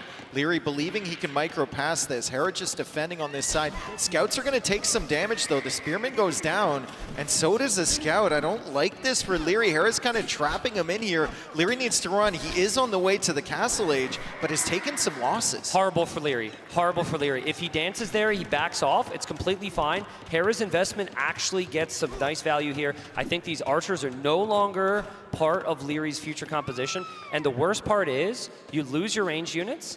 It is very likely that Byzantines either have the better range units because of the cheap skirms and match you, or you go knights, very transparent, and they add in the camels. Hera has 670 food and 7 villagers in the queue. So he's adding a stable right now. He's waiting for the gold to come in so he can click up to the Castle Age. Leary will have a significant advantage to the Castle Age, which means those archers not being there is all that more important. Yeah. It could have been a huge swing for Leary if he could get the crossbow upgrade and have them in a forward position. Nice fight here from Hera. Yeah, I think he, right there, this is where you dance, you back away, but there's a lot he didn't know. I don't think he realized armor was in. I don't think he realized skirms was in. And then clearly Leary showing he's human there for a second. That's all it is. Like 1 second and the whole game changes. This is why this game is incredible to watch and incredibly frustrating to play at times. You can't play as a human against Hera. No. No, you have to be some sort of weird robot like Leary, as we see the archers now coming forward. Scout on the other side for Hera. Just exploring. He managed to save that earlier. He's getting the armor as well. Remember, he was floating a lot of food, so he can actually afford the eco upgrades and the armor as he walls the rest of his base. But, I mean, the goal here for Hera is take no damage. Your Civ scale's way better. And that goal has been accomplished. He will move forward with his army. He missed the archers. He does miss the tiniest little group of archers on the side. But maybe he's second-guessing himself. Maybe he's feeling like he's up to castle. Normally, Leary is, like, right at your base when he reaches Castle Age. And Hera should see this with the house there. Look at this play from Leary. This is very uncharacteristic. He immediately adds the 2nd and 3rd town center. Yeah. He's also showing range units. He's going Bodkin. But he's going, like, Bodkin and no elite skirm, no university or anything. Hera's got to be very suspicious, though. Crossbow isn't in yet. Yeah. Like, Leary would have got crossbow already. Yeah. I think Hera hasn't seen any skirms yet, which is interesting, too. Either way, I think Hera's going to be pretty happy with this. He's going to clear up this army. That knight is never going to be enough there from Leary. In fact, I'm surprised he made 2 of them, to be honest. I think that's maybe just for some counter damage, maybe to force the army to stay at home for Hera, find a hole somewhere into the eco from Hera. I think he wants to hide the fact he's on 3 town centers for as long as possible. No, that's a good call. I'd love to see Hera's vision here. It might be a little late. Okay, so he knows the knights are coming from the south. There might be a little bit of paranoia when you see knights that there could be a siege workshop in a monastery. But the knights don't have any upgrades. Yeah. That's the thing. So But the do you numbers check are that? telling Hera, yeah, I think Hera always checks that. The numbers are telling Hera that maybe Leary wants to pressure here a little bit, 2 knights forward early, but he's not seeing the text, he's not seeing the cav archer follow-up. The crossbow upgrade wasn't there, so Hera probably a little bit suspicious over Leary's strategy here with the earlier Castle Age, and he's just going to add 2 extra town centers of his own. Okay, so Civ-wise, which Civ do you think scales the best here? Byzantines or Georgians with maybe Svan Towers? Pretty competitive there. It's tough. I think it's really hard to beat Byzantines in late imp. Yeah. But Georgian Svan Towers can be incredible. They also have the better eco with the fortified churches boosting. I'd love to see some of those added in from Leary. A little cheeky trap here, which Hera will deny, and the fans will enjoy that one. And ultimately not the most important thing ever, but what is important is Hera hasn't taken any damage here, and he's moving forward with his army. He's about to punish Leary, or try to, for Leary not really going heavy with military. Yeah, the skirmishers are forward. There's the fortified church, so it's boosting the villagers in its radius. Just a little circle around it. The camels are here as well, and Leary's just got skirms in defense. He's also making a mun. Anytime you look down at resources collected here, guys, you just have to remember you're not seeing how cheap it is for Byzantines to make their units. The skirmishers are cheap. The camels are cheap. The vision as well is free, and that vision is going to play its role. And I think Hera's very happy here, Dave. He will get the relics in the middle. kind of holding the map control and booming up. We might even see a 4th TC for Hera soon.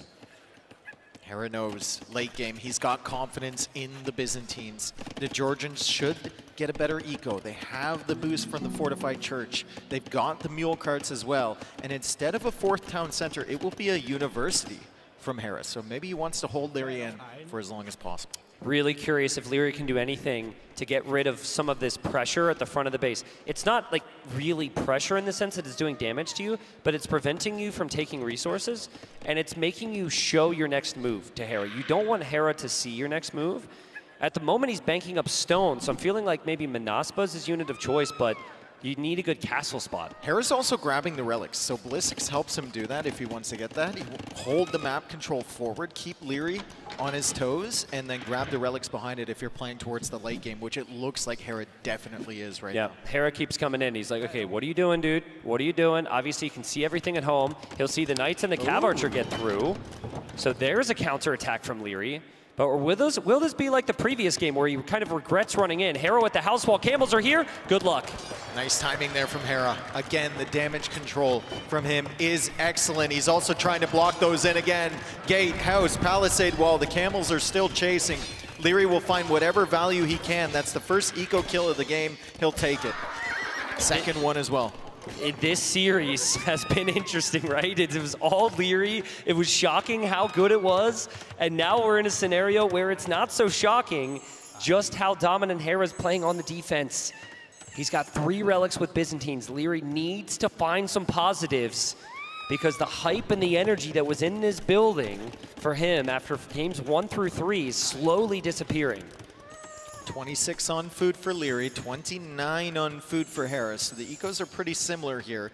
Leary does have more res collected because of the Georgians. He's scaling towards the Imperial Age, but he needs to invest in Castle Age to keep Hera away from him. +2 armor now coming in for the Camels. We have another Mangonel here from Leary, and lots of monks for Leary. Does Hera get hit? Nice dodge! Wow, that was incredible. He's that was found a the really TC. nice dodge. Hera won't see the town center with the archers just passing. He will know that if he kills the monks, the camels can go in to take the siege, though. Hera dives in. Will the monks get many conversions? It doesn't look like they do, and Hera will take the fight.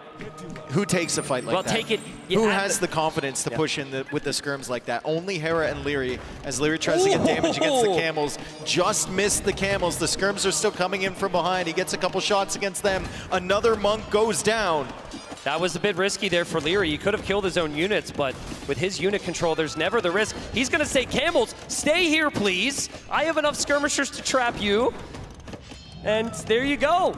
Camels out of the picture now, and Hera will regret running in himself. Beautiful attack round to follow that one up for Leary, but Hera does get value with that final camel. He sees the castle from Leary. Yeah, it's interesting though, I'm just thinking about it, like camels, they're not the strongest thing against skirms right now. And so if it's Manaspa and Skirm for the next 3 to 4 minutes, I think Hera could have some problems. Could be difficult for Hera. Hera behind this, something we haven't really noticed. 4 relics and a forward castle from Hera on that town center to the right side. Yeah, archers did the job to find that, right? And now Hera's noticed it, and the archers are actually going to go in for a bit of an attack themselves. You don't expect an attack at this time with archers unless you're these two. That's crazy.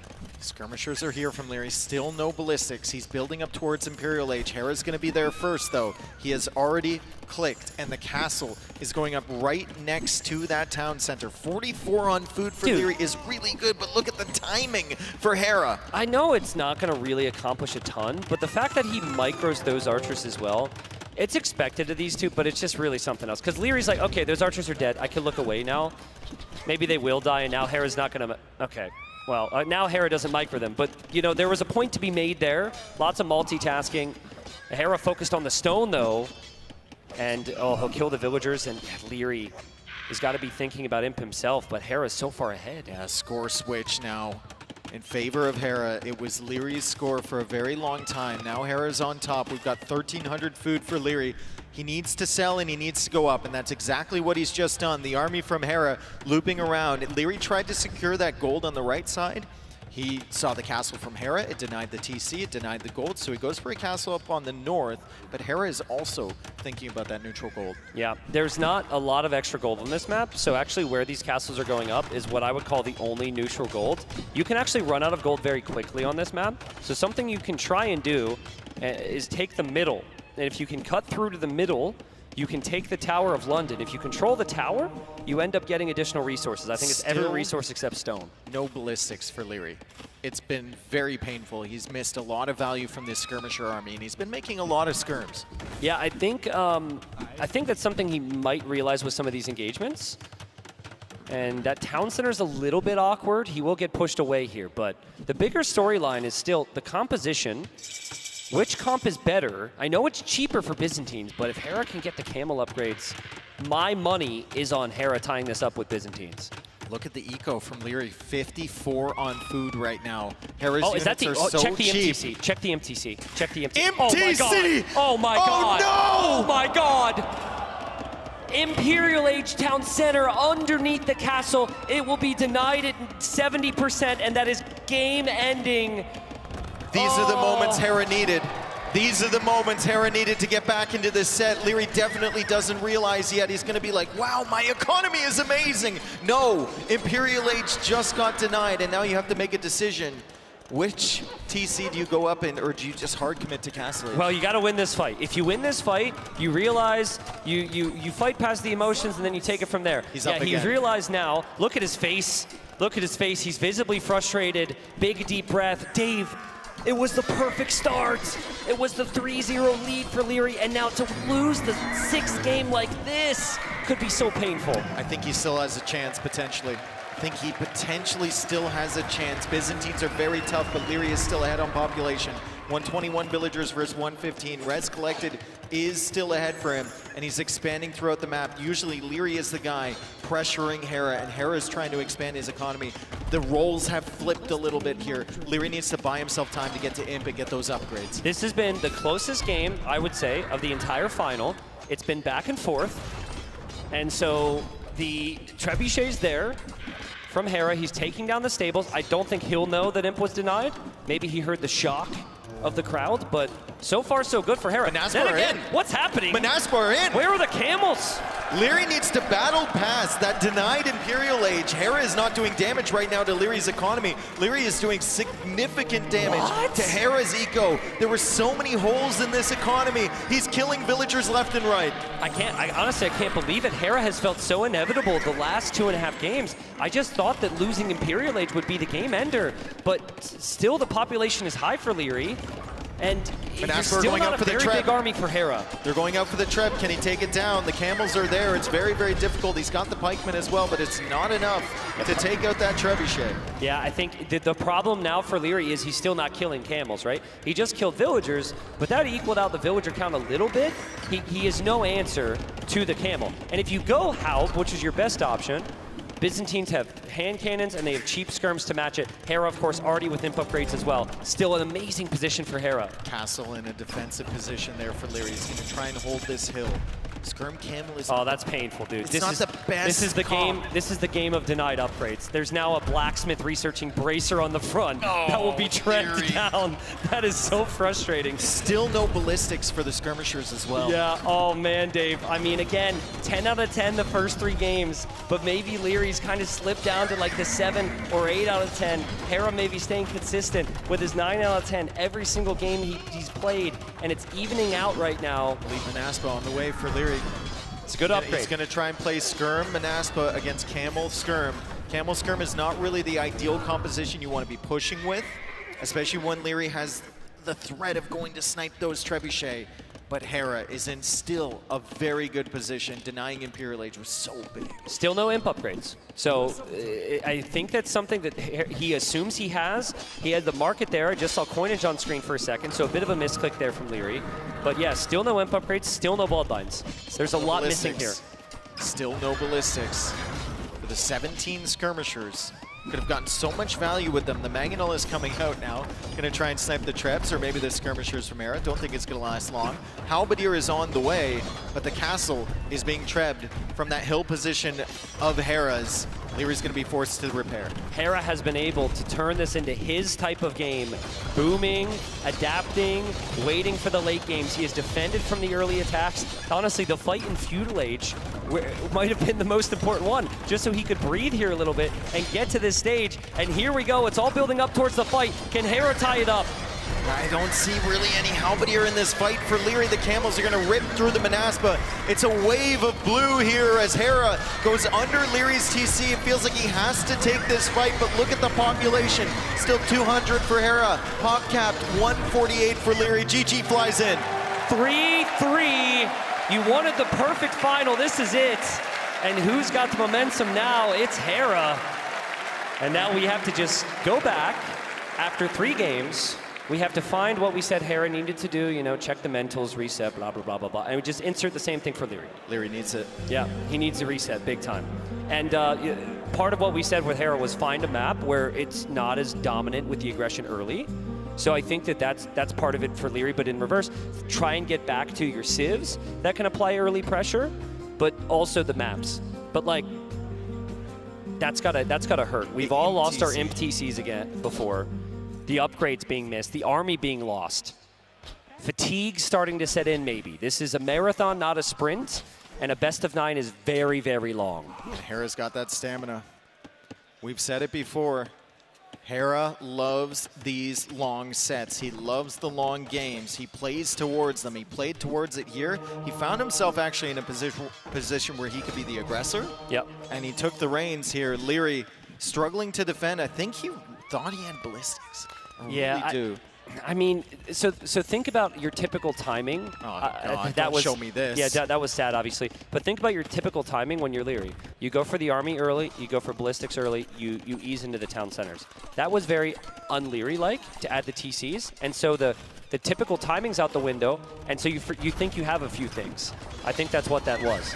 I'm not really sure if ballistics changes the game much. I just think that Byzantines, you need to pressure Byzantines more, and he felt like he simply didn't have the option anymore after he lost that feudal engagement. The feudal engagement was the biggest thing here. Look at that shot, dude. Look at that shot. 3-3. Wololo, Londinium. 3-3 in our best of 9 grand final. You can feel the tension here. 3 wins in a row for Leary, 3 wins in a row for Hera. Who's going to take the next one? I think that'll swing the set heavily. Yeah, Leary just going to grab a snack here, making me a little hungry, but not as hungry as the guy sitting right next to us. With a pizza? The multiple of you guys have a pizza right next to us. Now, thank you. That's very nice, though. I don't think I can eat in cast. They'd probably not bring me back. Oh, man, we got some merch out there. We've got the Age of Empires copies. We've been able to sign some of that this week. Crowd getting hyped here. Loey the Legend, let's go. Love to see it, guys. Love to see it. Should we do a poll right now on maybe who they think's going to take this final, Dave? I think the results would have been very different after the 3rd game versus the 6th game. We should have done it after every game and seen how the percentages change with the sound here. Oh man. Boy. Well, let's see what, we caught up with Hera earlier in the week, so let's see what he had to say before we get into game number 7 here.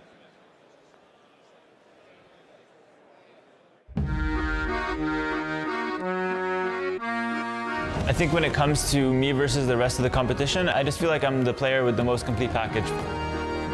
With that being said, there's a lot of killers out there, and that could definitely cost me in the right moments. The 2 new maps make it so you have some kind of element of surprise. A lot of the other maps have been played and we know a lot of the strategies there, but the 2 new maps lets you kind of come up with something completely different, which I think is nice. Expect some surprises there.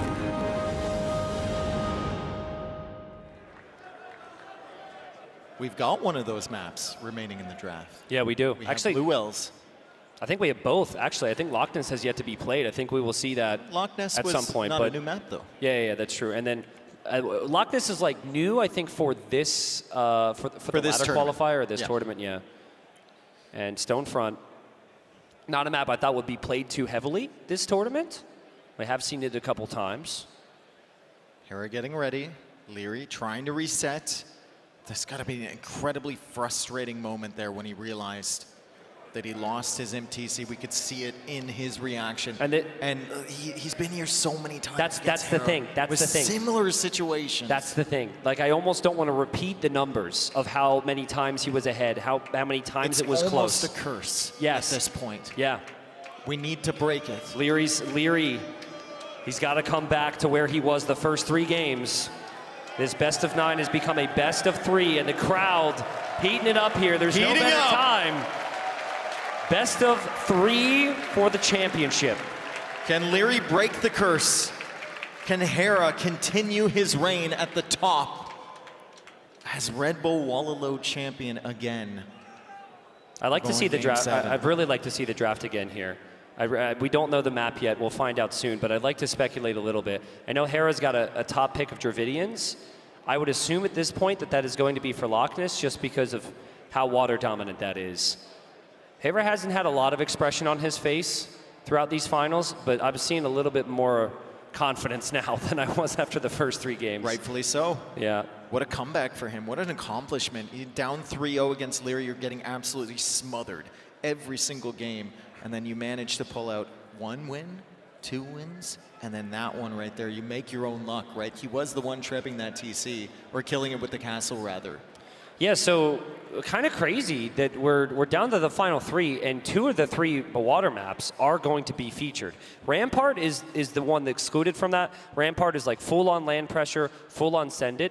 I'm going to save that one for now. But like Blue Wells, I could see Japanese. I could see, well, we've got Rampart here.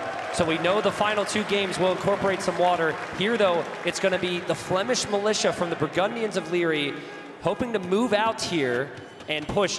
Leary, a bunch of things just happened there. He misclicked militia twice after canceling it, then a spearman, then a Flemish militia out of his barracks. Slightly delayed then. Slightly delayed getting to the Flemish militia. We see Hera trying to take value against that villager. He's going to retreat towards the town center. He's going to pull away, though, so Leary will save the villager. Vikings is a slightly unorthodox pick here on this map. It's an unorthodox pick, but if you're expecting Burgundians, maybe you could play in towards longswords at some point here. I think you've mentioned a lot. If you research wheelbarrow early, you can save your villagers on chaotic maps. Well, you start with it here with the Vikings. I mean, also a map where you could get into farming a little bit earlier. Wheelbarrow benefits you more than maybe some of the others. Leary still with 3 Flemish militia. He's getting the wood upgrade now. Slightly cheaper for him, but Vikings have the better eco bonus. They get Wheelbarrow for free in Feudal Age, so that's instant at the start of this game. And then Handcart for free once Hera gets up to the castle. Flemish militia are here. Without Wheelbarrow, multiple villagers die here. With Wheelbarrow, we will see.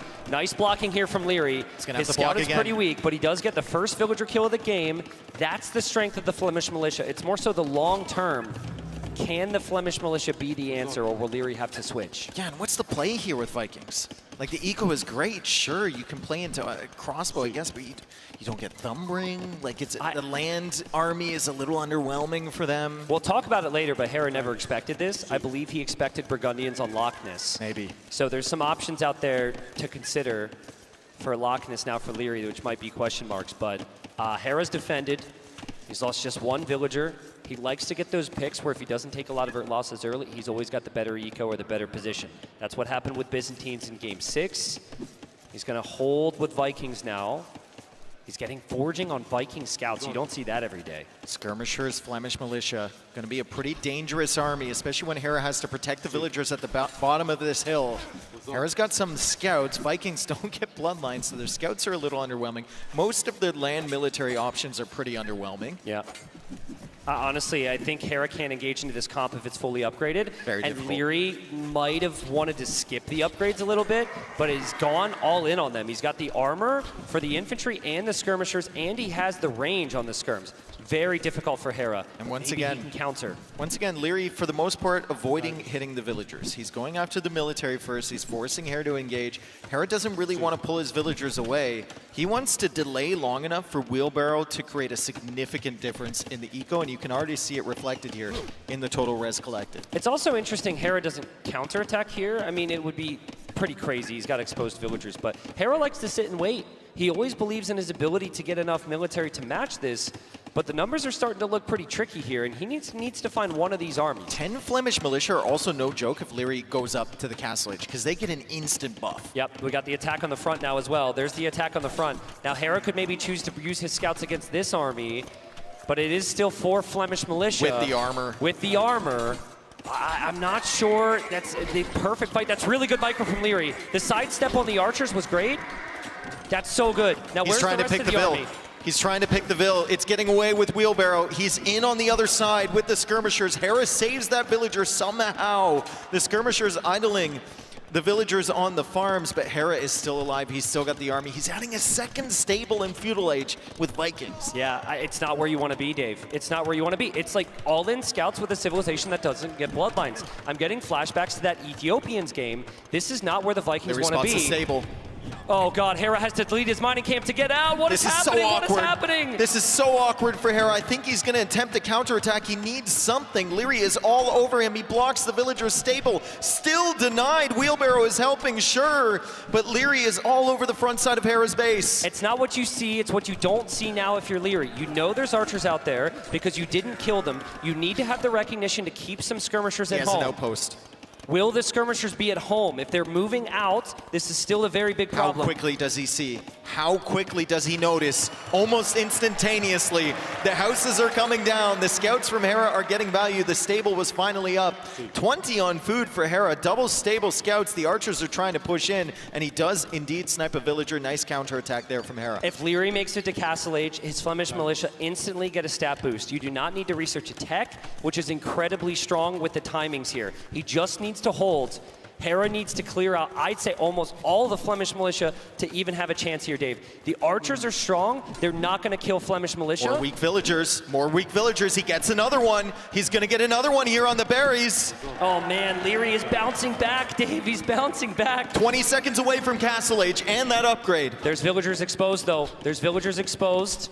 This is still, could be a bit of a problem for both, but I still need to see that army on the bottom left of your screens. Villagers are going down.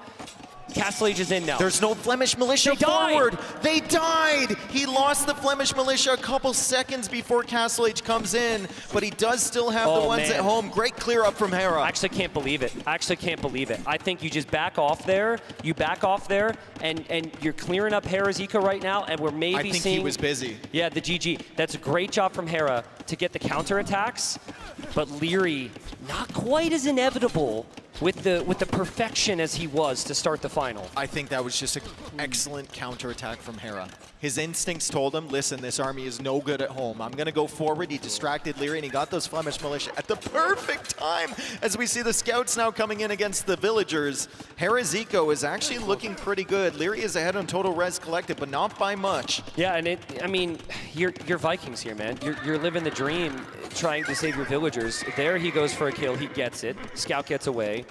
Let's see if Hera can hold. Let's see if Hera can keep these archers in the south alive. He doesn't. There's not a very big skirmisher army anymore for Leary. So it wasn't just losing the Flemish militia. It was the lack of Flemish militia on the front that meant his skirmishers died as well. The thing I noticed from Hera, he doesn't have much wood. If he wants to boom up, he's going to have to use the market, but I don't know if he has one. Yeah. Well, I don't think he does. Well, if you can make enough knights and just get the crossbow bodkin upgrade, you might not need another archer here. This army is going to be very dangerous. He's got villagers over here. The wood line is over here. The farms are over here. The knight is going to hit the gold at exactly the same moment for Leary. Flemish militia are still pretty slow compared to handcart villagers. I guess they have the slightly faster speed still, but handcart could save Hera a lot here. He's got that other army on the back. Oh, but they're going to get hit. I think they're going to die before the crossbow upgrade comes in. There's a stable there as well. Leary kills another villager forward on Hera's base. Excellent gate, excellent quick wall from Hera in a difficult position, but how long can he keep these villagers safe? That's really well played from both players. Very well played from Hera, especially though, because he's been able to have the crossbows there as well. Leary's got the mobility there. He's also on the front, pushing in on the gold. That is a very saturated gold from Hera. He doesn't have much farming eco, so if he wants to make knights, this will be a problem. And the villagers are going to block each other here. You just can't move around. The knight's going to try and get it, but the knight from Hera blocks it. So he saves another villager at 1 HP. Leary's gonna get that one. He's gonna get another. He's gonna get a third. He's trying to clear up the crossbows on this side too, and he will. Hera is under all sorts of pressure. Yeah, but there's a knight coming from Hera. There's something coming. Never mind, it's dead. I don't know what it was, but it ran into Leary's base. Leary dealt with it immediately. But Dave, we've said this before about Hera. We've said this before about the Vikings. They can sustain so much pressure. They can hold on because of these eco upgrades. There's the market from Hera. Yeah. I think he's still got a really good chance. Yeah, he's going to buy some food. He's going to buy some wood. He hasn't added that extra town center yet, but he's going to go heavy into military here. Double stable knights from the Vikings. Not really the meta choice. They don't get bloodlines. Neither does Leary, however. So we might just see 2 players spamming knights. Both don't get bloodlines, but Leary can get the Cavalier upgrade in the Castle Age. He can, but crossbowmen are pretty damn strong. With these 2 players, they love their ranged units. And I think Leary right now, as he does land some nice hits with the Scorpion, he's got to be thinking, what about my skirmishers? If only I had a few more skirmishers. You can't go into it now. Skirmishers is just simply not an option. You got to fall back. You have to hold. The Scorpion was enough to hold. Husbandry's on the way, plus 2 armor's in. But yeah, maybe we'll see the Cavalier upgrade soon. Cavalier upgrade on the way. He's got 10 of them. Hera has 6. Hera's eco kind of at the limit, even with handcart. We see the eco total res collected is higher for Leary, but Hera is the one threatening right now. Cavalier upgrade still 50 seconds away. I think there's an argument to maybe jump on these crossbows before the numbers get worse. Like maybe run up the hill right at him. Again, it's just an argument. Is there an argument to go for a counter raid right now if you're Leary? Depends. It depends on Hera's positioning. Yeah, I actually like a counter raid with 2 units. I think he might have 1. Okay, so like you go in with 1 or 2. Hopefully Hera's not reacting, but that knight was actually deleted because of a monk back there. Hera's gonna have to be so careful with these crossbows against Cavalier in the Castle Age with the +2 armor already. Yeah. Leary's got 12 of them. I actually think it's really smart from Hera here. The knights are kind of tanks. The extra armor doesn't... Oh, okay, now he's getting extra armor. That's bad. I was so confident there. Immediately invalidates your point. Congratulations. In front of 3,000 people here. But anyways, I mean, obviously more technologies is better, but I think there's an argument that you want the numbers, because the crossbows and the monks are really the key here. If you can do it as well, that's obviously huge. He's only on 9 knights at the moment, though. So he does choose to upgrade these versus queuing up more knights. These are the type of games. You see that Eco KD 13-3. He got so much damage, but these are the type of games. Hera usually has one of them against Leary in a final. He claws it back somehow. Can he do it this time? Can Leary apply the pressure? Can he do the damage against this really big army from Hera? I really, because of how this series has gone, I really expected Hera to stay full on 1 TC here. For him to go immediately to 3 opens him up to some damage, but this is the Hera we were talking about. He will trust himself with the defense. And because you have Bodkin Arrow already for your town centers, or for your crossbows, it applies to the town centers, and you have outposts on the map, so you shouldn't be too surprised or too worried about these Cavaliers. Devotion is in for Leary. So if Hera's really confident in just monk defense, he might be cut off guard. And I love this from Leary. This is the second time he's done this. He attacks at one area. He goes into the gold at the same time. He doesn't find anything in either, but he's forcing reactions from Hera. Meanwhile, Hera going forward with a counterattack of his own. How quickly does Leary see this? I don't think Leary's expecting it. Well, he does react. He does see it. Definitely a bit of confusion there for Leary. He's like, where's your wood villagers?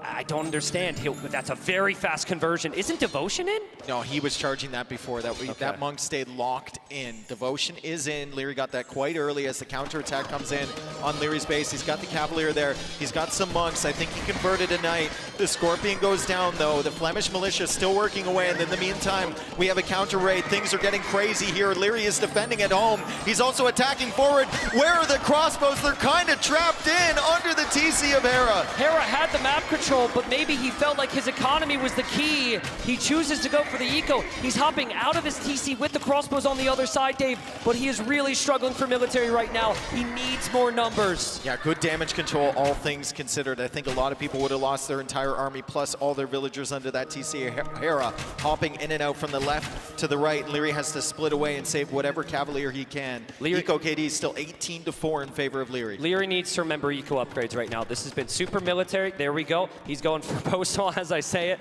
We'll probably see horse collar and wheelbarrow, all of this. Amazing that he can actually find a moment to breathe. But that is it, right? If you can have this much time without Hera raiding you, that is just a lifeline in Age of Empires 2. And Hera can never leave with these crossbows. Exactly. They have to camp under that TC. He can't leave against the Cavalier, and now there's a Mangonel here, which makes camping there even more difficult. Hera's super heavy on stone. He's hoping to eventually, as Leary blocked, look at that. He blocks so that Cavalier can't kill his siege. Does it get it? No! Wow. I mean, that block saved that one extra hit, and the villager will come forward to repair that. But yes, point being, got to circle back here. Hera's hoping for a castle. He needs to win a fight to get a good castle here. And even so, the castle will have to be super defensive for him. I don't know what that gets him long term. 3 villagers coming forward to repair for Leary. He's looking for opportunities with the Cavalier. I don't know if he's discovered the TC in the north, but he's definitely consistently trying to get value from the TC on the right side. He sees a villager there. Will Leary notice this and send the Cavalier in? Not yet. Hera doesn't have much of an answer for the siege. The siege will become a real problem here. His answer would be converting a Cavalier and then using that, or his own knights. Those Cavalier have been forgotten. Man, if Leary only checks the left side, Hera's wide open over there. That monk might chase him over there. That might be a bad idea from Hera to try and go convert that. It's going to chase the Cavalier into that woodline potentially. Such a difficult position here for Hera. The villagers are ready to repair. We have 3 Mangonels on the hill. We've got 23 Cavalier versus 17 crossbow and 2 knights. It's 2 Mangonels now. Hera sniped one of them. Leary's hoping to position the siege. Cavalier are actually sitting on that gold as well. When will Hera build the castle? Where will Hera build the castle is the question. He's actually running with the relics. He's taking the relics back. That's insane. That's insane. I think Hera should castle maybe like left side TC if it eventually gets spotted. A castle anywhere around here is a problem, but that hill right there is actually maybe the best position. Those Cavalier are coming in again at the back. Leary still hasn't noticed the TC on the left. He probably thinks Hera is just sitting on 2 town centers right now, but he might find himself some damage with these Cavalier. He's going to go after the monk. There's lots of villagers on stone. He's got an inkling of what Hera's plan is now. The monk is between the vills. The units can't path in there, and so Hera brings more monks over. He actually converts. But the Cavalier on the right. The Cavalier on the right are killing villagers under the TC. This is a crazy moment here. The Mangonels are nuking the villagers under the TC. There's not enough room. Leary has to be patient here. You do not force a fight. You stay on the hill. The siege range is everything. Hera will want you to go for something wild. Hera is going to go for something crazy. He knows he can't castle at home, but hold on a second. He is able to maybe clear up this siege. He's trying his best. He misses one again. Will he get the next one? I'm not sure. His crossbows will get hit. That's horrible. Villagers coming forward. How quickly does Leary notice this? He's very busy on the front side. The rabbits are blocking. The bunnies are blocking the castle foundation, but it's gonna go up here. There's so many villagers. Leary will send villagers of his own to try and deny this, but look at Hera's economy. What's gonna be left? I have no clue. We have not seen this scenario all tournament, so forgive us if we miscall this one because this just does not happen. They are both going to be taking critical damage. It is all about adaptation. Dave, what do we even do with this? I don't know what to say. This is crazy. Hera's castle will go up. Leary needs to run. Berserk's actually become very strong here for Hera, and the fact that he still has all these town centers with villagers to hop inside is so good, but he did lose so many villagers, Dave. He's lost 45. That's such a good castle, though. Yeah, that saved the game. That's such a good castle from Hera. What recognition to go forward for that castle. Leary is still forcing Hera to spend all of his time in the town centers. The res collected is still close somehow. Shout out to the Vikings, handcart and wheelbarrow, and Leary still hasn't seen this area over here.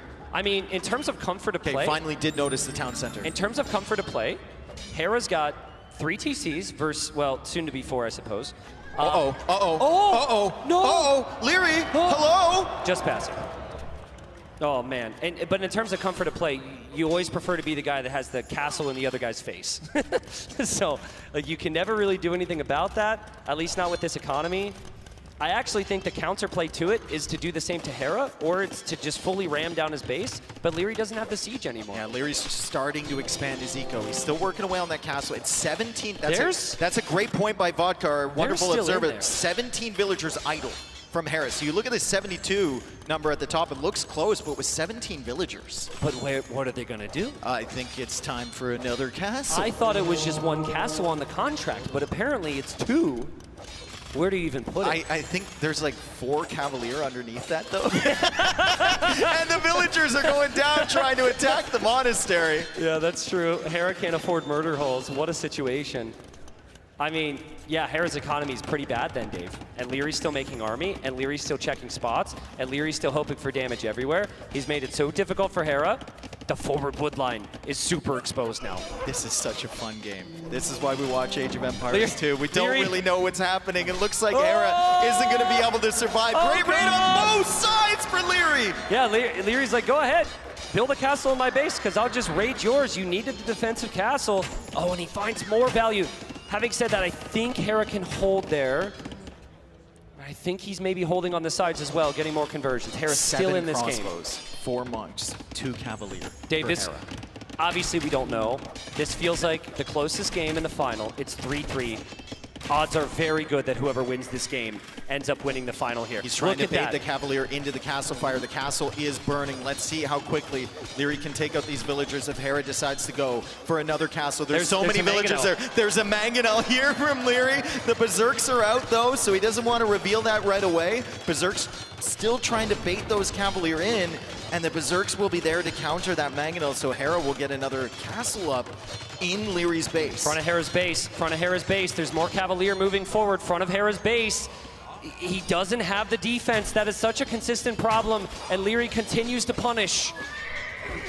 I mean, Hera has lost 65 villagers. It's going to be more this game. Another castle going up. The first one saved him. Can the second one drag this game back into his favor? I love the idea from Leary to keep adding town centers. Yeah. He knows that Hera will have to invest so much into just making more villagers. That is 2 castles that basically deny the same 2 resources. He did deny the relics. So while it is like really cool and really exciting, that's not necessarily what Hera would have wanted coming into this. But I still think, like, I mean, score doesn't lie. That's some nice control. And Leary hasn't exactly expanded too far away from those castles. It's not like he's on the far sides. Like, that's the safest TC. He still isn't able to kill the town center. Sorry, Dave. Handcard on the way for Leary, so now it's all evened up with the eco upgrades, essentially.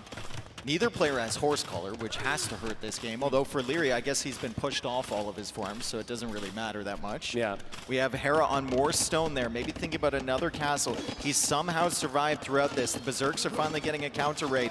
Leary is ahead by 20 villagers right now, but he needs to notice this. Oh no, he needs to notice. He needs to notice, but he also needs to focus on the front, and that's the problem. And when you expand your eco like this, you are just so open to raids because you're not used to this.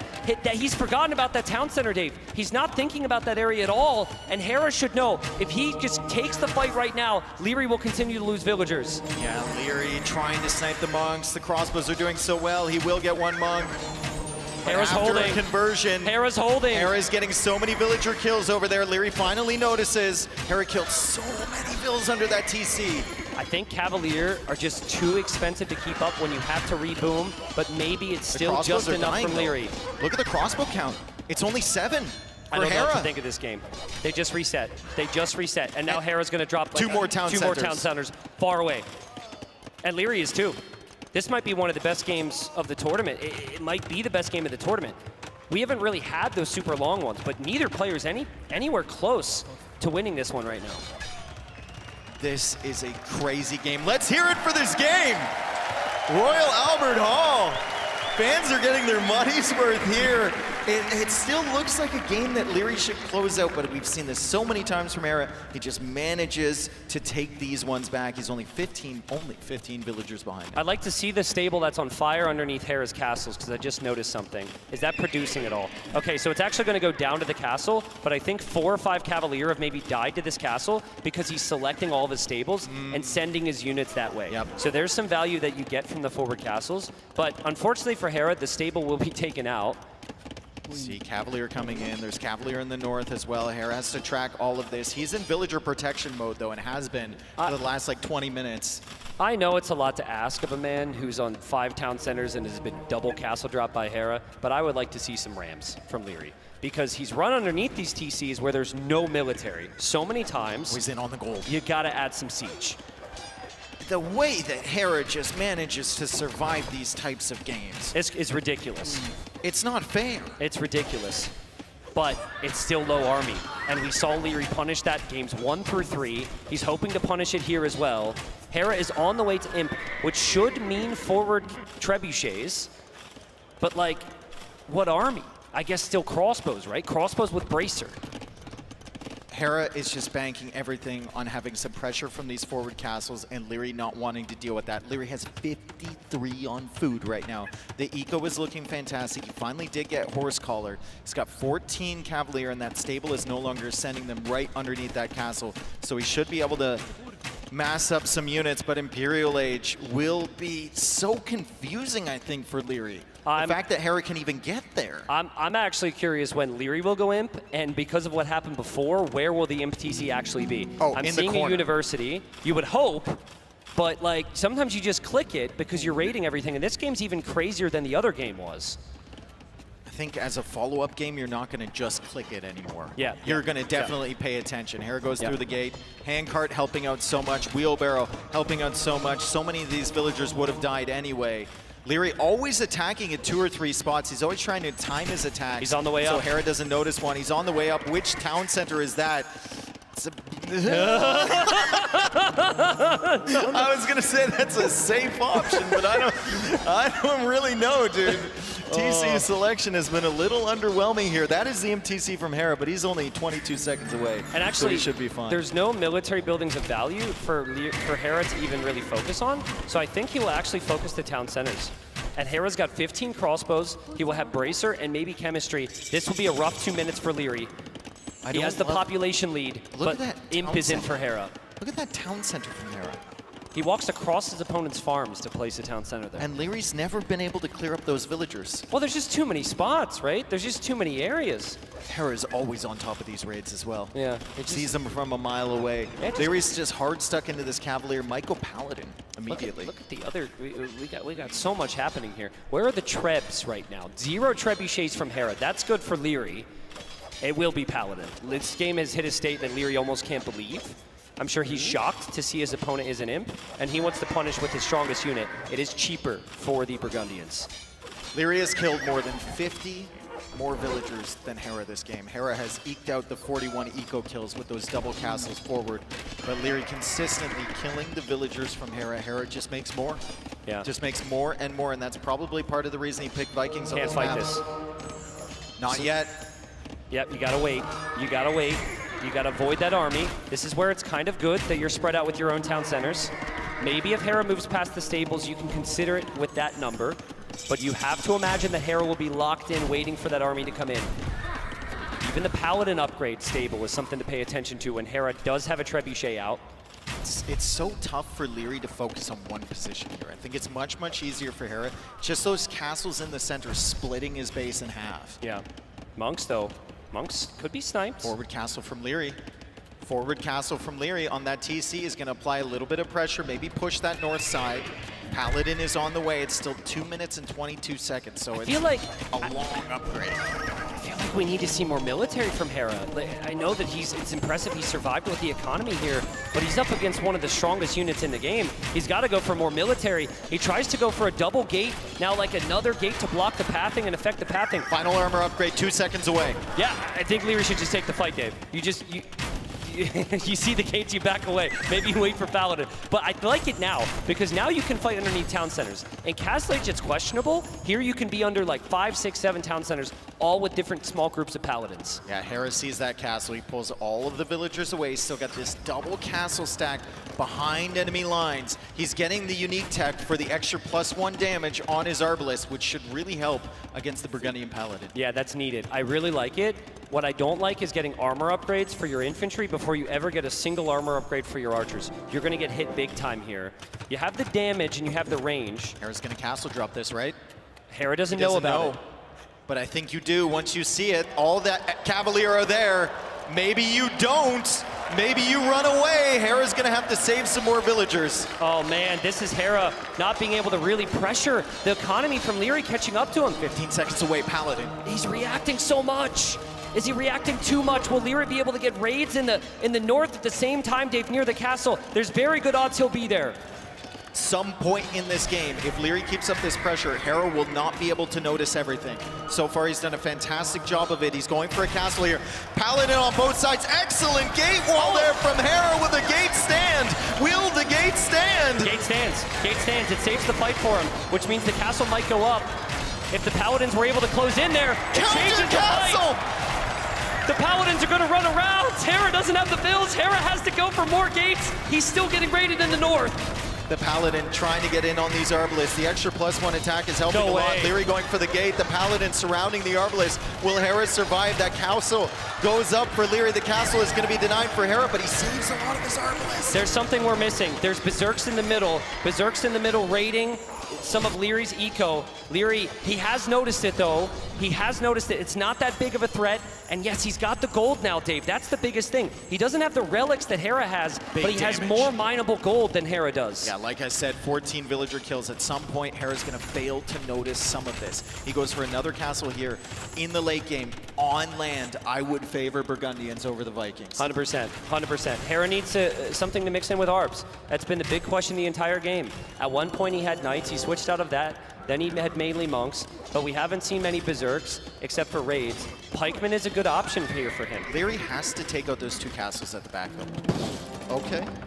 That's a bold castle for Leary. Let's see if Hera can stop that. Yeah, I mean, I like the idea of Paladins up there. He only had one. Hera has no army up there. But you gotta have some army to protect this. Crazy to me that Hera is castling that far in the back of his base. Leary, here he goes. Castle, what does Hera do about it?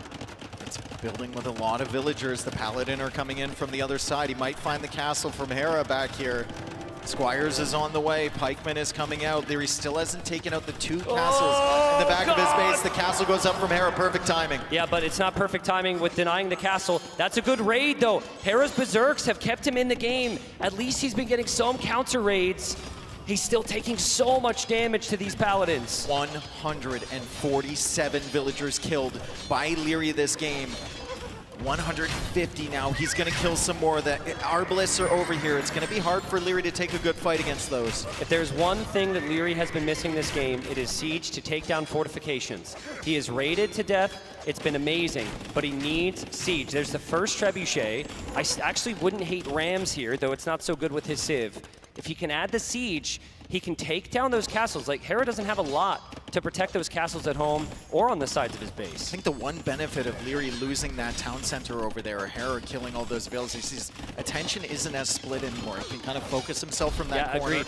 Maybe try and get a castle defensively to push back those two castles in his base. I think it's necessary that you take out that location. He's pushing the TC. He's trying to kill more vills. He sniped the Treb that was attacking his castle on the right. They're both playing at such a high level here. It's just who can outlast the other. Hera can't keep losing villagers and survive this game. I'm sorry, I know it looks like he can, but he needs to actually make a push somewhere. And anytime he tries, Leary is there with army. Leary can always run away from the Arbs. He should run away from the Arbs. He can switch into skirmishers now, Dave. And he's teching Lycav as well. So Leary's not just banking on the Paladin. If he runs out of gold, if he runs out of momentum, he's going to have the skirmishers and the Lycav to fall back on. Hera's relics must be fairly close, right? Like in the middle of his base, and like the. He's got a couple in the back. Okay, right there. He's got some forward. He's got 3 there, and then he's got Leary's 3 underneath those castles. Another reason to take out those castles. The thing about these types of games is the player who's playing Cav, you're eventually going to lose a lot more up against the castles and whatnot. So as Hera finds more raids, Hera's just hoping to conserve that Arb mass and then just play cleanup until Leary runs out of gold. And I'd actually like to see the amount of gold remaining on this map. Leary, please send the Trebs back for those castles. You need to take out that area. You have to get Hera out of the backside of your base. Yeah, I mean, I still don't mind the raids. He's still finding value. Hera's still building town centers in exposed areas of the map. And we know Leary likes to wait for 4 trebuchets for the killer blow, Dave. So it might be close. There it is. He's doing it. He's going to snipe the trap from Hera. He's going to take out that castle. If he takes out both of them and the monastery, he gets Burgundian relics, 3 of them, that can really help his cause here. 104 villagers for Hera. That's the lowest amount in a long time. Hera's ARBs get 2-shotted. I mean, Paladins are going to do well against him regardless, but like no armor upgrades means his Paladins get some really nice value there. His ARB count is the key here. We actually have Paladins attacking the castle again from Leary. He still doesn't notice these Berserks, by the way. How many kills do these have? And the Paladin are sitting right there. Leary just doesn't notice them. 35 villager kills for the Berserks. Hera's done such a good job counter-rating. Oh, man. Leary has 204 villager kills this game. Leary needs to notice that, though. Leary needs to notice his Civ is more expensive units. It's tougher to rebound for him in many ways. If he does notice that once, I don't think it'll happen again because the castle will be taken down, which means no more sneaky Berserks from Hera. I think if you're going to break the curse here, if you're Leary, you gotta win a game like this. Yes, yes. You have to stop Hera in a game like this. The raids. Losing villagers against the The Berserks raids. is not a good start. He's lost like 40 villagers to those. More villagers going down on this side. Hera is pushing in with everything he's got. I think he's sensing that this might be his moment, but the castles are going down behind. I can't believe it. I can't believe what the Berserks have killed, but Leary has no choice but to move forward now against the ARBs, but it's pikemen now. You know, if Hera can get his other unique tech, that would be really helpful for these pikemen, and it's becoming the type of game which the Vikings can actually win. They have a big group of archers, and they have the very strong pikemen. Yeah, Leary is clearing everything up from the back of his base, though. He still has more map control than Hera. He's going to be able to get those relics hopefully soon. He's got the castle going up on the hill. There is a Treb, though, attacking his forward castle, and that's going to go down. Nice concerted push here from Hera. A very dangerous army with that +1 attack. That's a lot of vills, though, for Hera. It's the problem with expanding so far into your opponent's eco. That's a lot of villagers. And the Leary Paladin will notice it. They notice them. If Leary gets ballistics on his skirms and gets like 8 ranges, I think he's in a very nice position. But Hera has gold again somehow. So Hera could, in theory, make Berserks. What a game. What an exhausting game for both of them. What an exhausting game to cast, but it's been super fun, and we see the villagers once again. Those were the forward castle villagers running away again from Hera as Hera pushes in one more time. Can Leary kill that Treb with the Trebs of his own? He's launching away, he's missing his shots. Hera takes out a Treb Oh from man, Leary. those are the most inaccurate trebuchets I've seen in my entire life. What are you doing, guys? Can he hit the shot? That's a castle from Leary for the stone We'll and the find out gold. next time. I mean, more than anything right now, I think it might come down to the fight. Pikeman will go in for that Treb. He gets it! He gets it. He'll lose his own. But can he take down the Treb and keep the castle up as he builds the castle in the north, Dave? Castle in the north on that gold, on that stone. That's the one remaining gold, I believe, for Hera. Leary now pushing through the center. That's a powerful army. 66 military for Hera, 59 military for Leary, but we look at that gold value, 7.7k versus 5.4. Look at Hera ratting it out. He's still got villagers around, but the Trebs will move in from that position. I don't think Hera's expecting that. And if Leary can go snipe those 2 Trebs right now, he can just back away with his Paladins, keep his Ballistics castle on up. the way. Very necessary. He missed that on that critical game on Volpine. He didn't have it for the skirmishers. He's going to have it here. He's also grabbing his relics, so Burgundian relics will begin to tick here for Leary. And Hera, he can only run so far. Leary finds those villagers finally. A little bit of revenge for him. Killing the villagers in the corner. Repairs on those trebuchets are really important right now for Leary, and repairs on that castle. I think his castle falls. So well played from Hera. He'll probably take that down. That doesn't mean the villagers are killed. Hera's right back now. We're snowballing towards one big fight, aren't we, There's still Dave? 40 Paladin. There are 40 Paladin on the field. I know they're Burgundian Paladin. I know they miss Bloodlines, but still an incredibly powerful unit. And where are they going? I think Hera is matching them with his Arbalest. He's trying to follow them, but they don't have the mobility of the Paladin. Leary is going to come in here. He's got 3 Trebs there. I don't know if he wants to fight directly under this castle, though. It's Pikeman and the Arbalest. I don't know about that one. I don't know. You can't tell the unique tech is in. It doesn't change the graphic on the unit. Hera's got the ARBs from the hill. Leary feels if I take the Trebs, I can get out of here. And if I get out of here, my castle protects me. Takes the Trebs. He'll leave. He leaves. I think he was pushing in at the same time on the other side. He's got Paladin underneath there. Not too many though, and Leary's gonna be very patient with his trebs. He's gonna find his opportunity, let the castle do the work against the pikemen. Total population 191 for Leary, 171 for Hera. Outposts are your best friend here, Dave. Left corner, Leary's got a gold. There's resources all around, actually. Both players need vision, and it's something that neither player's really been doing a lot of because the fights have been so active. Herbal medicine, so the paladins will heal up. That's a lot of mining there for Leary, who will drop another castle, very defensive there. Both players have the stone for another castle, even after Leary completes that one. Love that from Hera. Counter-attacking with the paladin he converted. Hera's now with 4 trebs. Can he protect the trebs? Herbal medicine have healed up those paladins somewhat. Some more paladin on the way. The skirms are behind, so he's going to try and snipe the arbalest. I don't know if Leary can save this castle, though. The castle goes down. He's not able to take out the trebs yet. More paladin reinforcing. It's a big army here from Leary, but Hera has such great control over the pikemen and the arbalest. He's going to hold on. Trebs are expensive. If you lose your trebs here, you could be in a bad spot. And Hera has noticed Leary on the right side. He's dropping his own castle on that, and all the military attention, as we've seen so many times in this game, is on the other side. Yeah, Leary's going to try and take this fight, but Hera's got those +1 arbalests. Still, the arbalests are dying to the skirms. Still only the first armor upgrade on them. Doesn't help against the paladin as the pikemen are now being whittled down by the skirmishers, but Hera is pushing this back. Unbelievable. Hera is incredible. One of the best games we've ever seen, because it's one of the biggest moments we've ever seen, right? That's what makes a game so much better. I think Burgundian Vineyards could be a big game changer here, though, for the Burgundians. You get gold income from your farms. He's getting guilt. He's floating a lot of food. He still has an incredible farming eco, but like you said, Burgundian Vineyards. Yeah, I'd like to see bombard cannons, a couple siege workshops from Leary to just poke and prod those trebuchets and arbalests to really kind of skill check Hera to make sure he's microing properly. Makes so much sense here. But it's starting to snowball. At least like the castles are starting to get taken out. And those raids are not insignificant from Hera. He killed a lot of villagers with the castle. And like, I don't think Leary was planning on losing those resources anytime soon. See that villager over there? Is Hera going to find that gold in the corner? Is he going to attempt to take that? Leary's going to lose another castle, but he's adding 2 more behind this. Hera is pushing this back in a way that only he can. The patience on this guy, the belief in himself when he was getting raided like crazy. We are 10 minutes away from a score victory here. 10 minutes. At 1:15, it doesn't feel like we're there because the game's been so active. At 1:15, whoever has highest score will actually get the win. And I don't know if either player is thinking that right now because it's been so wild. Well, Hera had a score victory. Yo also had a score victory. It's happened enough times, but I agree. Like, I was thinking it was at 45 minutes right now. From all the action we've seen, it kind of feels like Leary might take this fight, Dave. We might just see that we might not get to score. It might come down to whoever wins this fight. Final armor upgrade coming in for Hera. Leary trying to hold this castle. He's got the paladin. They're extremely powerful. We have the arbalest behind. Stack patrol in.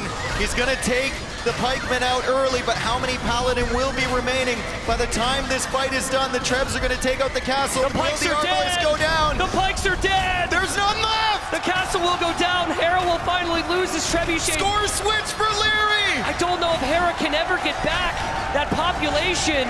And if that castle spotted as well, this can be the game. The paladin needs to go over there. Hera's trying to mass up another army. He's got 45 pikemen in the queue, but only 12 arbalest. He's lacking on the gold. The paladin are still pushing in. Leary does not notice that castle yet. It will go up. Yeah, but there are trebs around. If Leary notices, he obviously has to save the villagers and get the trebs there right away. Hera will always pop back up here because he has a very cheap unit at play and because he has lots of defensive castles. This is not over. That castle might force Leary into that corner, into discovering that gold. And the notification that just popped in their headphones of 100 years remaining might put Hera in a position where he says, I can't push easily. I might need to sit back. I might need to be patient. Score lead is for Leary, though. Score lead is for Leary. It's not much, though. It's not much. Remember, all the players know heading into every game that we have a 1 hour and 15-minute timer. Yeah. In the game, the victory condition is time limit, and we might be going there for a hype finish here in game number 7. Leary trying to reverse the slide. He's finally getting masonry. That's actually a big deal that he didn't have that for so long. Any technology you didn't have is a big deal because it does slightly increase your score. We're not quite there, but at a certain point, we might see some funky things here where players try and increase the score. But I think Leary's kind of like, I'm playing patient, bro. I'm not raiding you anymore. Yep. I'm not losing expensive units. You come to me to reclaim the score. Yeah, and the pikemen are all going down for Hera. Every kill adds to Leary's score. He's only 400 ahead right now. If he notices those trebs in the corner, he can take out that castle. He's going to take a fight here. I think he's really relying on Herbal Medicine if he clears out the pikemen. I think but he won the fight. That is not a great fight for Leary. Good job from Hera pushing forward with the pikemen up the hill. That's a horrible fight for Leary. You have a castle there. You fall back to the castle. Hera can never engage. Maybe the previous fight ended up like kind of deceiving him, but I think he won that fight because his units were stacked up. When you take the fight in a straight line, it completely changes the value. Forward castle for Hera, and the score is switching back and forth, back and forth, back and forth. It's Hera on top, it's Leary on top. We have the skirmishers on the hill. The villagers are coming forward. How many paladin are here? The pikemen are out of position. Yeah, there's more paladins on the way. The foundation is actually blocked, which means Hera has to back up, and the skirmishers are still taking some good engagements here. And the score is still flipping. Yeah. The score is still flipping. Leary also might have noticed those trebs on the side. I'm not sure. He still hasn't seen them. No, he hasn't. Okay, he's adding the monasteries now. Okay, so monasteries, because they build so quickly and they cost the same as most buildings, allows you to get more buildings out, which means it can slightly increase your score. Leary needs to use his food, dude. He is fully focused on the score. He is already dropping the monasteries, which will be incredible. Hera should go for texts that don't apply. He honestly has most of them, but I think university. We might even see boat technologies be researched here. Treadmill crane is amazing for building those monasteries faster as well for Leary. So that's a priority technology right now. But like, you can't build the monasteries in front of your opponent's buildings. Like the middle ones, I actually think there's an argument, and I know this is weird, but if you're going to lose a building, you might want to delete it so your opponent doesn't get the score here. I don't know. I've never been in this scenario before. I think so as well. Hera's going to see those. He's going to see Leary playing towards that score victory. We have 7,000 food in the bank. Leary's still in the 184. I think he's under the impression that he can't queue units here. And Hera signals that and says, hey, man. I'm going to guess that's a misclick. I could be very wrong. I think that signals a misclick.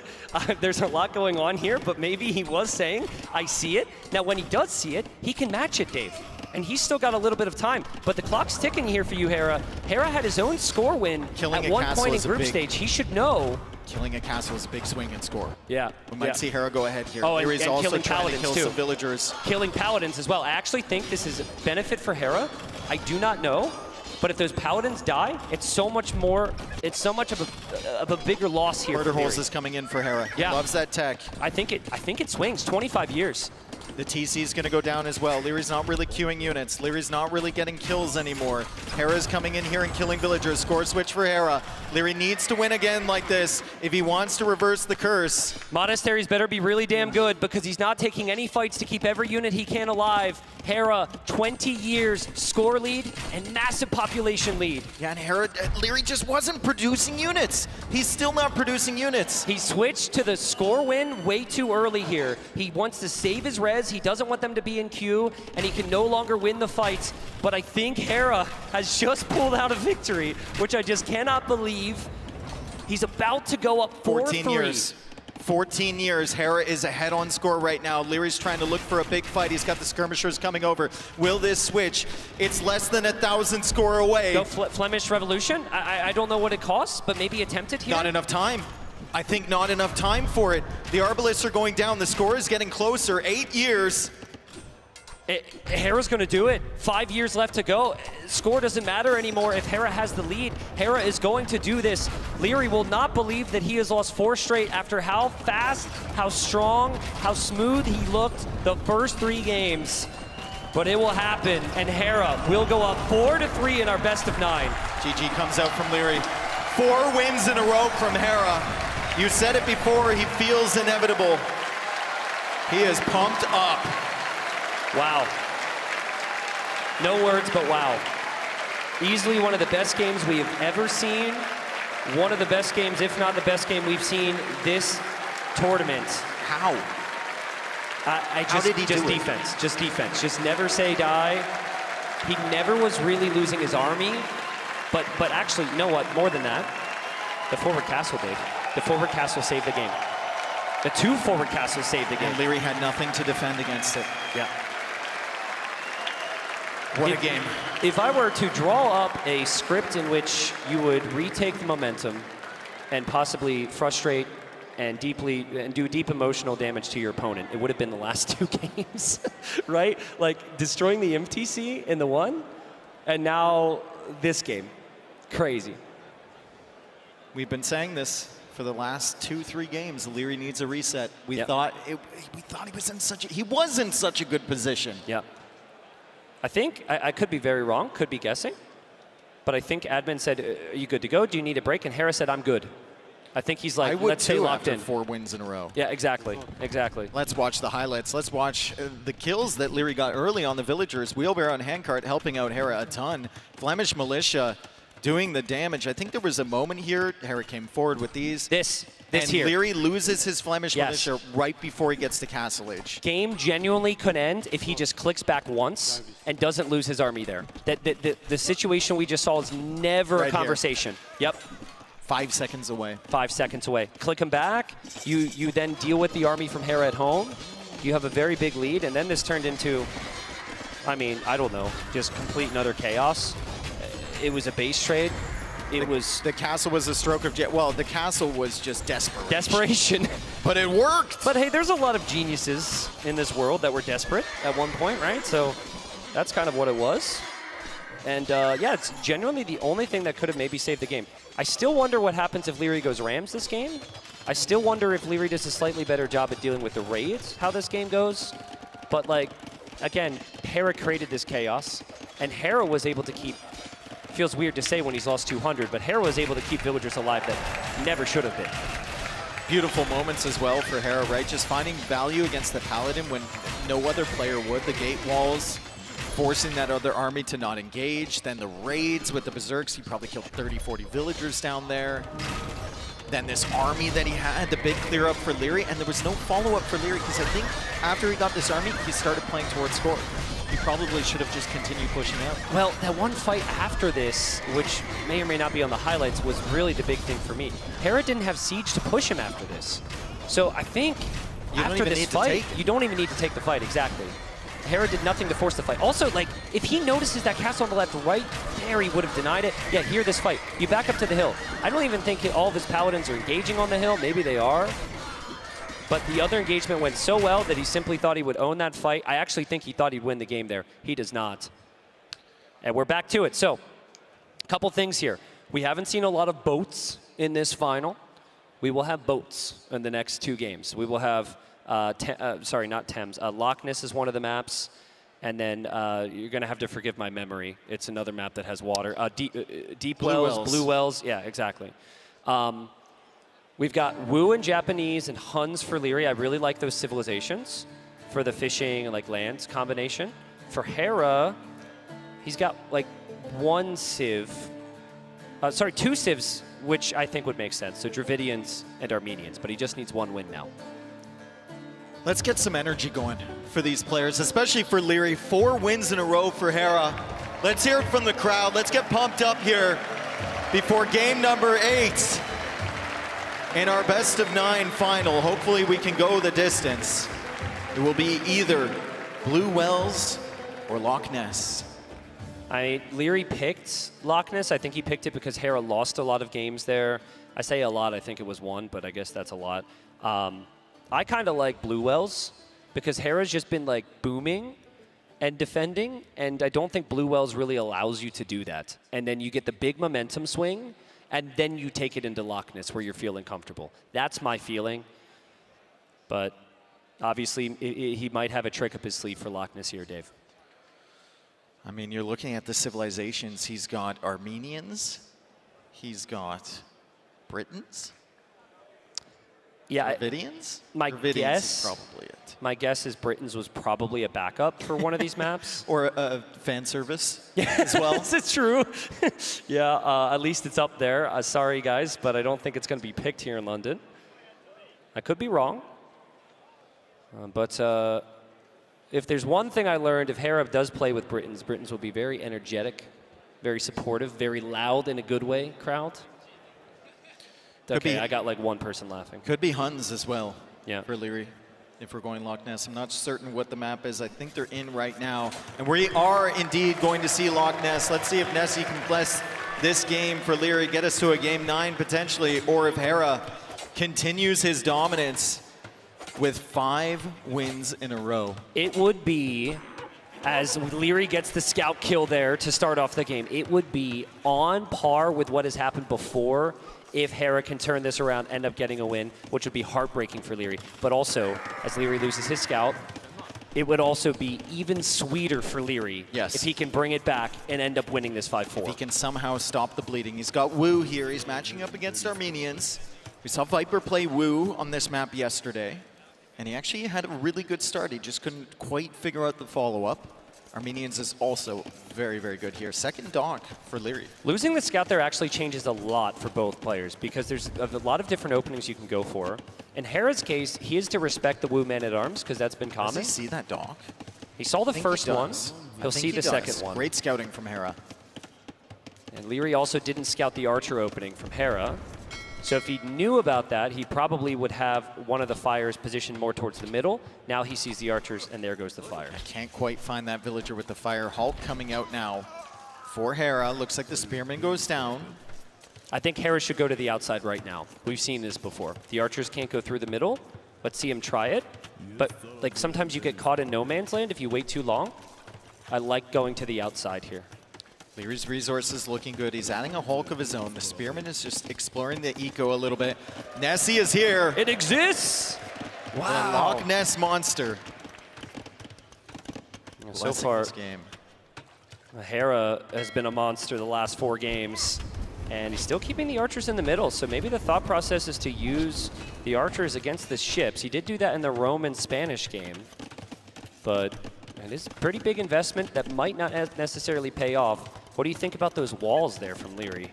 I like the walls through the center. He's going for the market as well, but the spearman is actually there at the wrong time, so Leary didn't start building that. It's actually super unfortunate for him. Very fortunate for Hera there. Hera's making a run for it. Spearman's there. Spearman's going to be the MVP here. He's going to try and go in. He's going to try and go in, but the walls come down from Leary. Uh-oh.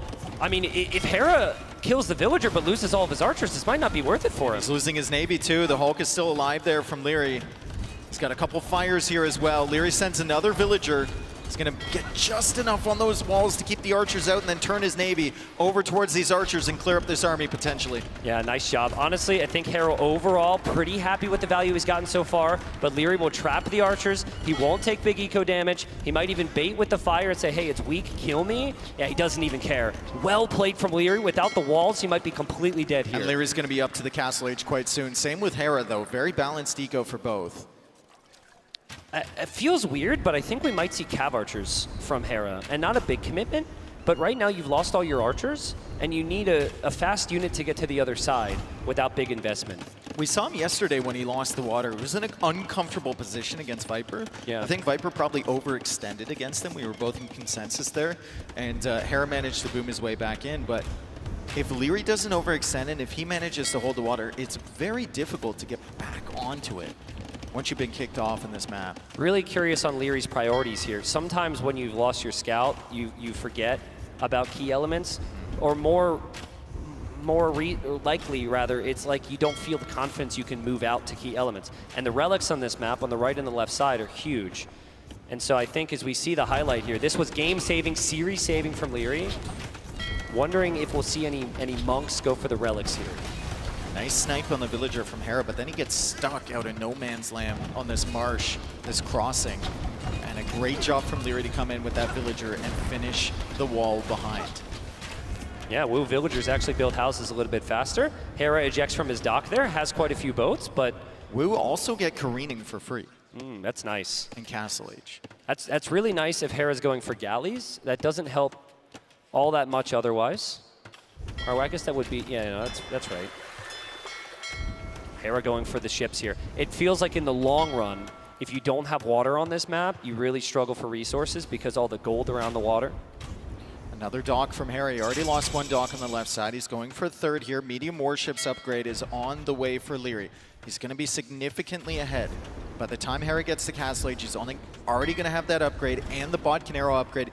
And he mixed in the galleys really early too, so this becomes very awkward for Hera. Yeah, Hera wanted so badly to have the fire numbers, but another sneaky dog. Doesn't really have a lot. Yeah, they're just going to commit so much to this. You can tell he really doesn't want to lose water. Like he did yesterday, and it was such an uncomfortable position. He just always wants to have some presence there.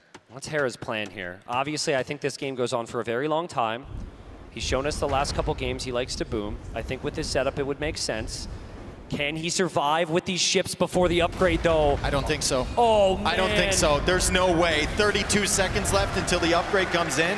Full wipe there for Leary, but it's still 3 docks alive for Hera. I wonder if Hera will try using monks against the Navy here. I guess he's going to need the monks against the Jean Swordsman. Yeah, that's the thing. Leary can still run through. It's his walls. He's built a gate there. He'll be right into Hera's eco. A little archer surveying the back of Leary's base. It's fully walled back there, though. He's protected against the raids. He's sending the Jean Swordsman forward. He's going to look for some value, but Vipers tried this before, and Hera successfully defended against it as well. Well, Viper went for full armor, and monks were incorporated. That doesn't help against the monks. That was because Hera had archers. Leary dealt with those archers. There's no hole there. Hera's played so well. There's another sight of the Loch Ness Monster, but still lots of micro in the middle. Hera's recovered the numbers way better than I expected here. Yeah, Hera's done a very good job, and he's getting siphons already. So he already has the university up. He's getting siphons for his fires, but still some really good value here from Leary. I'd love to see him mix in some more Hulks, and he's doing it right now. Hera doesn't have that massive war galleys to snipe the Hulks. Yeah, that's really brutal for Hera. You get an upgrade, and you're hoping it benefits your ships, and then your ships are all dead. Your ships are all gone. Does convert the Jean Swordsman, though. And consistently, when Hera will play a defensive style game and he converts a fast unit, that unit's always going to the opponent's base. Nice job there from Leary with the Jean Swordsman. You got to start thinking about the relics on the outside, whether you want a wall on the outside as we see this fire stuck in here. Doc not in the greatest position. He's stuck against the dock and the rocks over there. The dock and the rock. Sounds like a 7 out of 10 bar. Thanks. And we have fishing ships coming in now for Leary. So he's extending his eco on water. Did you just thanks me? Cool story, bro. Okay. Another dock coming up from Leary as well. So he doesn't think that Hera's going to continue investing. He's correct in that. Hera has not invested into any more ships. He's adding more TCs, and Leary will add 1 more TC himself and then add the fish. Yeah, fish is huge here. It was a good job from Hera, but sometimes when you lose water, you just don't want to lose it too fast. And so here, he's kind of forced an investment from Leary, which he wasn't counting on economically, and now Leary will inevitably do it. I think Leary needs to get fishing lines and gill nets, though. If he doesn't get those upgrades, there's the first one. I think it's going to be pretty good economy from Hera in comparison with additional vills. Hera also grabbing the relics. He has 1 already. That's going to be 2. That's going to be 3. He'll spy the second town center in the back, and he actually might see the 3rd one with that archer, so good scouting. That unit back there. Yeah, to any tech tree nerds out there, I think Hera is well aware he can go for Warrior Priest, but he's actually made a lot of monks because he saw Jean Swordsman. But I'm not sure if the Warrior Priest would beat a Jean Swordsman 1v1. Maybe it's actually best to go for full-on Warrior Priest to get the relics. More fishing ships coming out from Leary. He needs them because Hera is ahead at 1,000 res collected. Now, a lot of that is at the bottom of this little lock here because Leary has the KD advantage, 27 to 12. A lot of that has been invested into dead units, but still, if you get the water control, you have to capitalize on that. Yeah, so this is one of few maps in this format and in this tournament where it's extremely hard to finish the game. It just is. Because if you have a lead, it doesn't immediately snowball. Like the water right now, that helps Leary, but it gives him a lot of long-term control, and there's still a lot of other things to focus on. And it's the same with land. Like there's a lot of areas to expand, so you need patient decisions. We're talking stone walls, castles on hills, eco upgrades, playing towards cannon galleons, or in the case of the Wu, the Lu Schwans. All those are so critical. There we go. Gill Nets is on the way in. Eco upgrades are happening here for Leary. I think 11 fishing ships is probably enough in this situation. It's got 66 villagers. So does Hera. Yeah. So neck and neck here on the villager count. Leary now going for outposts on the sides is very nice. He's going to run into monks over there. Doesn't want to give Hera any free conversions. I mean, Hera's got 3 relics already. I think he's about to get a 4th. Speaking of Wu. Actually, hold on. Archer saved? Heal Heal him! it. Heal him! Oh. He blocks! Oh, nice. no. He has nothing else to do. Yeah, that's true. He's a nice It's a guy. stalemate in the center. Let's see what Leary's plan is here. He's got 400 wood and 600 gold in the bank. Yeah, I actually really think this is annoying for Leary. To have monks on the shoreline when you have that many fires, you actually have to invest into galleys and potentially more upgrades as well, just because of the presence Look at the of relic monks. situation. Leary has not contested those at all. He's going to find out there's no relics over here. Hera's going to have all 6 relics, plus the extra one for Armenian. So he'll have 7 relics on the field. Where is his fortified church, though? I think it might be at the front. I think I might like the forward castle again. Yeah. Similar to what Viper did from Leary. Just don't invest into another one after that. Well, yeah, or go Imperial Age or something, or right? you could do Go that. in. Let me cook for a second. Okay. You're in Hera's position. Your opponent has water. Yeah. They've done nothing to go for relics. Nothing. Their other option is right through the middle, right? So if there are other options right through the middle, what about some like houses and whatnot? Just anything to like prevent a castle spot in the key area. Is that too crazy? Well, there's the castle from Leary. It's on the side. I'd love to see him wall off that other side. Lock down this one with the castle, wall off the other one, and then just play water. Interesting. Yeah. Also dropping the monastery in a little bit of a panic. Hera on the way to Imperial Age first. Yeah. I think Hera will see the monastery being built with that many villagers and probably know Leary will go up as well.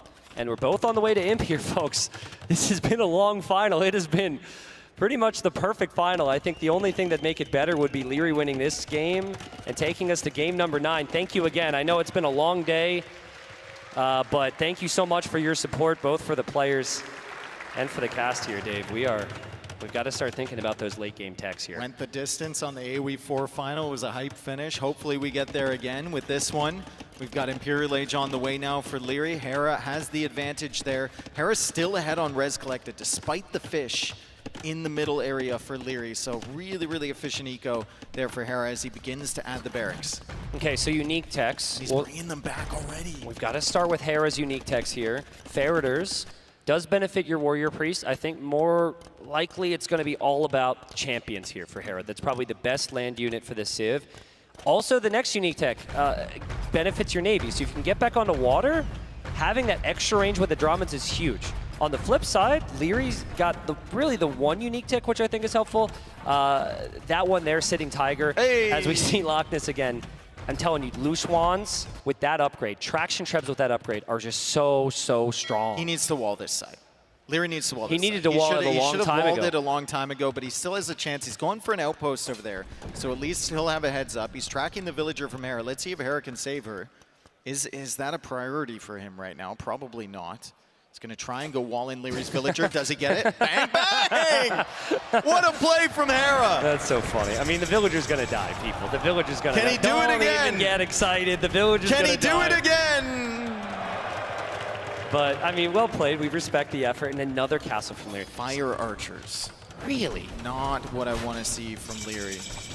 I don't think I've ever seen Leary make a fire archer. I really don't. I love that wall on the left side, though, from Leary. Yeah. That's what we said he needed to do. Dave. Let's see if he can get it out before the infantry show up from Hera. This is a game of seconds. This is a game of seconds. If units get through there to deny that, changes the whole setup for this game. Otherwise, I think Leary's in a pretty good spot. He can play towards the Lushwans on water. He sees his opponent's playing champion against archers. Hera really might want to consider something else here. But he also might not have a lot of faith that fire archers can kill him, because fire archers are kind of an underwhelming. They're a little underwhelming. If you get a bunch of them, then the burn damage starts to tick up a little bit. But left side. Left side. He's through. One Hera villager is through. walling. He's got the villagers through there too. Let's see how fast Leary can identify this. Leary's getting a lead fire archer. I don't know how often he's played this. You gotta wall the sides. You gotta wall the sides if you're gonna push. It's just like walling the middle. It's the same aspect. I think, when does Leary actually know that the units are through on the left? Dave, he's playing fire archer. His castles are on the right side. He's gonna see them. He's gonna see them. He's going for a castle. That's there. not it. There's so many two-handed swordsmen there. Leary will have to quick wall these villagers. Is he paying attention? He's got a house here. He's got a palisade there. Another house here. Another house there. Another house there. University there. Can Leary stop these from getting through the houses? Stone walls behind. Leary holding the fort here on this castle. He's got to get it up in defense. That's a good castle. That's a really nice castle. Hera will definitely push that, but Leary will keep the army out. Stonegate! Leary will keep the army out. What is happening here? Leary saving himself, keeping himself in this. There's a castle there, but the fire archers are doing pretty good over here against Hera's military. Elite fire archer. Faraday's wasn't in though. Faraday's is coming in right now for that extended HP on the champion line, and the barracks are at the back here. Leary needs to see this. He's going for a watchtower. He's a little bit nervous. More fire archers are coming out now. Still no Lushans on the middle. But nothing from Hera is really within range of them yet. Hera's very late to skirm upgrades here. He doesn't have the armor upgrades. He didn't have chemistry. Makes sense when he was super committed to champion and he got pushed like that.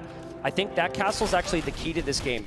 Leary needs to know that that castle's there, and if he does, he can play traction trebs right away. If he doesn't see that castle, Hera's got some really nice chances to mass trebs there. You know, I was talking about it earlier. The Lushans are over here attack grounding absolutely nothing. I'm sure that piece of ground feels very offended right now. I've talked about it earlier. Hera usually once per set goes for that strategy. You go, I didn't know that unit was so good. Maybe it's Leary's turn. Leary is walling this off. There's still a hole at the back. Does he see it? He's going for a castle there. You have to go around and check. The fire archers are still doing a surprisingly good job at the front side of Hera's base. Yeah, well, they have the hill, and Hera's production is kind of right there, and it's bleeding right into the units. He sees it with the fire archer. Can he wall this off? Can he finish the job? He's going for it with villagers. He's walling into the corner. Gate over there. Yeah. Okay, I don't think Leary sees the castle on the left. There's a big opportunity for Hera coming. Hera's got a problem, though. He doesn't know where to actually send the units to. He's in all these different spots. I thought he was going to go for a snowball, and yeah, he's got the relics, but relics doesn't compete with actually the stone mining and gold mining, and Leary's got plenty of gold on the shorelines right now. And these fire archers can basically act as siege as well. They're taking out the units, but they also kill the buildings incredibly fast. Leary going into more John Swordsman. Still doesn't know about that castle back there. Gate is opening periodically, which could be a problem. Where are the loose swans right now? Have they moved to the shoreline? They need to be moving around. Are they still attacking that one piece of ground? I think they can range that. That's so brutal for Leary. He's just missing it. Yeah, outposts though. Outposts. Outposts are so critical. If you don't have outposts here, you're gonna regret it. Oh man, both unique techs for Leary. He's like, I'll just get them both. I've got the resources for it. Can he force a Game 7, Dave? Hera's got one big push coming. And can he do it with fire archers? Yeah. A unit I don't think I've seen in heavy numbers in a 1v1 in a very long time. Viper tried to make a few of them. Leary's made a lot of them. Here's the weird thing about this map. You've got so much of your military in the middle now if you're Leary. So yes, you have the military lead, but that's about 20 of your military in the middle. So you can't actually free up the pop to defend yourself. And if you're playing unique units and you lose a castle, it becomes a really big problem. That castle's down, the rest of the base could go down soon as well for Leary. Leary has to defend. He has to defend at home. Luckily, Hera's got his units on stand ground. What can Leary do against that? Fire archers still pushing out here. We got fortified churches against the shoreline. The fire archers are working away on the castle. They're going to take it down quite quickly, but Hera is expanding. Hera is at 200 population. Leary's got a lot of res in the bank. Feels like he doesn't know what to do with it. Let's not forget about score here. I think score is a very real possibility. We are much earlier in the game. We're only at 30 minutes, but yeah, let's not forget about score. Also, fire archers take down buildings, so they do have that bonus.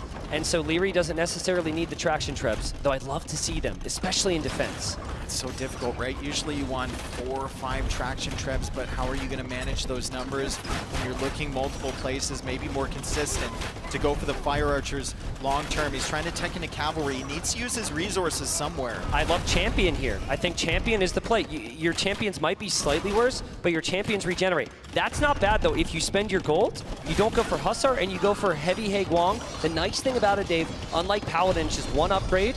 It's not as strong as a Paladin, but it's very fast to get to. I think they beat Faraday Champion as well. I'm not sure about cost effectively, but definitely in the 1v1. Could be a great option, and Hera doesn't see it happening either. This could be a surprise tech switch. The Lu Xuan got converted. Hera is doing more with the converted Lu Xuan than Leary did the entire time. Remember, fire archers are super effective against ships, though, if Leary notices that. I don't think he's going to notice it. I mean, I would not look there right now. That's crazy. He's still busy at home. If he starts to lose castles to that, what a swing. He doesn't notice it yet. The castle's still being attacked. He's trying to push back this. He's fully focused on this army at the side of his base. I think he'll notice. He'll repair. Yep. Maybe attack it with the Fire Archer. The Fire Archers do get the extra damage. No, he just brings his Navy over. Nice job noticing that from Leary. It's actually very nice to lose the fishing ships as well. That's a waste to pop at this point. That gives you 1 extra unit on land. When do the Haegwang kick? How many of them are there? Screw this reacting noise. Just send the Haegwang right into the heart of Hera's ego. Into the heart. Just into the heart. There's nothing there. Yeah, just right there. Like, I think we tried that the previous game and he ended up losing, but that's the type of energy I think he could use right now. Definitely. Hera's trying to make a tech switch as well. He's trying to get back on water. So a sudden tech switch on land from Leary could really surprise him. I think, though, yeah, I agree with you. Those Haegwang need to go through the middle. They definitely need to go through the middle. Yeah, why not? You're not even under pressure. Maybe on the right side you can justify it because you are being pressured there. Left side, you're The Trebs are out of position. There's going to be burn damage from these Fire Archers. Taking a little bit of it. Where are the Haegwang? They're coming over to this side. Leary's going to show a few of them. I think you have to send some into the base from Hera. I think. Have to look for your opportunities. He's pulling them back now. Maybe he's trying to bait Hera out of position. Still has the Navy there, getting the naval upgrades. The Trebs are trying to go back. Hera notices them finally. The Fire Archers should push this back. There's still no siege from Leary. We haven't seen a single traction Treb. That's the only thing he can do to push back castles beyond the Fire Archers. But if he can win this fight, maybe the Fire Archers can do the job. This will open up pump space, though, for Hera to get back on the water. He's got only 1 ship in the queue right now, but he's very clearly planning on that tech switch. The Fire Archers are working away on the skirmishers. The Haegwangs are eating through the champions. Leary trying to snipe the siege. Leary's Navy is not utilizing the shorelines. They are sitting in the middle. They're not moving around. He's not really that comfortable focusing on the balance here, it seems. Which still, after just the way the series has gone, it's making me think Hera's still got very strong chances here. Yeah, Hera's barracks at the back, finally fully clear. The Navy from Leary going over towards those docks. There's not a lot there from Hera, and the Luchuans aren't actually that bad against other ships. Their primary focus is against the buildings, of course. Well, Leary spotted that now, and he's repairing the right side, and now the Haegwangs come over here, and Hera doesn't have enough, but the wall is open in the middle. The champions are going in. He's got Haegwangs, though. He has like an emergency response force. Yeah. A mobile unit to deal with those. Hera trying to take over this middle area. He's trying to take over the water. Leary's sniping the Trebs. Remember, folks, Hera has 7 relics, so he's going to hold on for a very long time here. That's your warning there if you're Leary. You gate that now. You remember you deleted that wall when you went out to attack earlier, and you just build a gate there and maybe even stonewall it. Traction Trebs are coming in as well to make the push. Hera's resources, though, Dave, it's looking so good. Amazing. I think he should try Light Cav. It's a raiding unit that doesn't cost gold, and that's something he's so well known for. I mean, this is one matchup against the Fire Archers where I think the Composite Bowmen do not do well at all. Yeah, that as well. So you can't add those in as a support unit. I think the Champions is just trying to push Leary back to the point where you can get back on the water. But if you have so much pop invested into skirmishers as well, you're never going to be able to get that water presence that you want. I'm not sure, but I think Hera might have deleted some builds here. I think you clearly need a numbers lead because the army type isn't doing it. I actually wouldn't hate to see him delete another 15 bills. Just get the big snowball on the left side and then maybe win the game, because otherwise it's not looking good. For a score victory, look at the KD. Yeah, true. Look at the KD right now. It's 297 to 124. And the Luchuans, in favor of Leary. Leary had 3 warnings with the Navy. He's never going to slip up on water again. So the Luchuans are going to be there forever. What a game. What a game. Back to back, man. We had that game on Rampart. Now we have this game here on Loch Ness. Hera's trying everything. Leary's holding on, though. Another fortified church there for Hera, and problems for Hera at home. This is not an easy army to clear up with just Skirmisher and Champion. Leary's going to really, really test Hera's response time at his own base, and Hera has to take it to help. Maybe the last chance for Hera. He goes into the fight. Is that the fight he wants? Does he have enough champions? They are tankier than your average champion, but the traction Trebs are in there too, and the champions just don't seem like they can do it. Even with barriers. Leary holding on. Is Leary going to send us to the dream game 9 after losing 4 straight? It seems very likely, Dave. 160 population for Hera for a brief moment there. I'm sure the queue is going to start adding more military to the field now. Hera's being pushed away from the gold. He's trying to secure them with the fortified churches, but the Lushwans are there. The Navy is there. The Haegwangs are here to deal with the skirmishers. And the Fire Archers are doing, I don't know how you feel, but a surprisingly good job at clearing the champions. Yeah, they've surprised me. And I was a little critical. I hadn't seen Leary do it that frequently, so I didn't think, because it's not really played much, that it was very strong, but it seems all calculated by him. He waited for the traction traps. He has them now. Look at Hera. Look at the little trap stack in the back. Freaking Hera. He's Put a monster. The traps behind there, just out of range. And I think what he's doing right there, Tristan, I don't think he could range that traction trap. So I think he was attack rounding, trying to get a miss to hit it. Maybe. It's incredible from him. I mean, that or you just and look at this. your opponent to back away. Now with the Halbs, he's cleared up the Haegwangs, and he's clearing up the Fire Archers, and Leary actually has to retreat over here. What a battle from side, Hera. Right side. What's happening there? Right side, we've got more action. Hera's got trebuchets. Again, you only have so much population. Hera's come back, but now left side, Hera's holding? Leary takes out the castle, but he's pushing this back as well. He's an absolute monster. He's a beast. He's holding on both sides. The thing is, all the units for Leary cost gold. Every single one. We haven't seen a single skirm, a single halp. Champions are very gold efficient. They don't cost a lot of gold. And of course, skirms and halps don't cost any. So Hera can play on for a long time. And he's sneaking around because the Lushwans are not on the shoreline. He's not able to be there maybe because Hera's been converting random ones. I was wrong. Hera, 33 on food, 21 on gold right now, 7 relics, which has brought in over 5,000 gold, and he's applying pressure from both sides. And the Fire Archer army is gone for Leary. It's gone. It's going to be replaced by skirmishers, which don't do well against the champions at all. Hera might be able to make a full champion switch now. Champion help mix, potentially. Wow. The Treb is a little out of position, though. I don't like the position of that Treb. It might die to the castle. Leary's not paying attention. This is a perfect example of the Fire Archer, though, because it's like really good until it's not, right? Like it was doing enough, or so we thought. We said the words, and now it's a problem. Oh man, the cost efficiency of Hera's army is looking so good, Dave. He actually has more on gold than Leary. Leary doesn't have any gold. He's got 2 gold, no relics. Or 2 on gold, no relics. The only gold he can actually take is on the shoreline where Hera's camping, the left. Yeah, Leary does take out a Treb there. He could potentially take out the other 2. Hera's not paying attention. Hera's still sneaking gold on that side. Leary trying to take out the skirms with his traction trebs. Really doesn't want to lose 5 games in a row to Hera, but Hera just claws his way back, it seems like, in every game. Is Leary going to be able to save this castle? He's sending 2 villagers forward. This might be the momentum shift he needs back into this game. Oh, I think we're seeing signs that these 2 are actually human. Both players with some slip-ups, perhaps.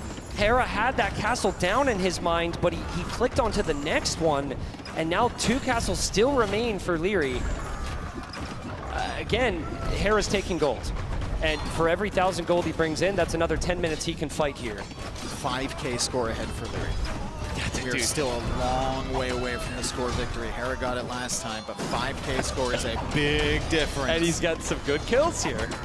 So maybe, I mean, it's now super early. It's like 30 minutes away, but maybe his score does creep into Leary's mind I like again. the fact he's getting Hussar.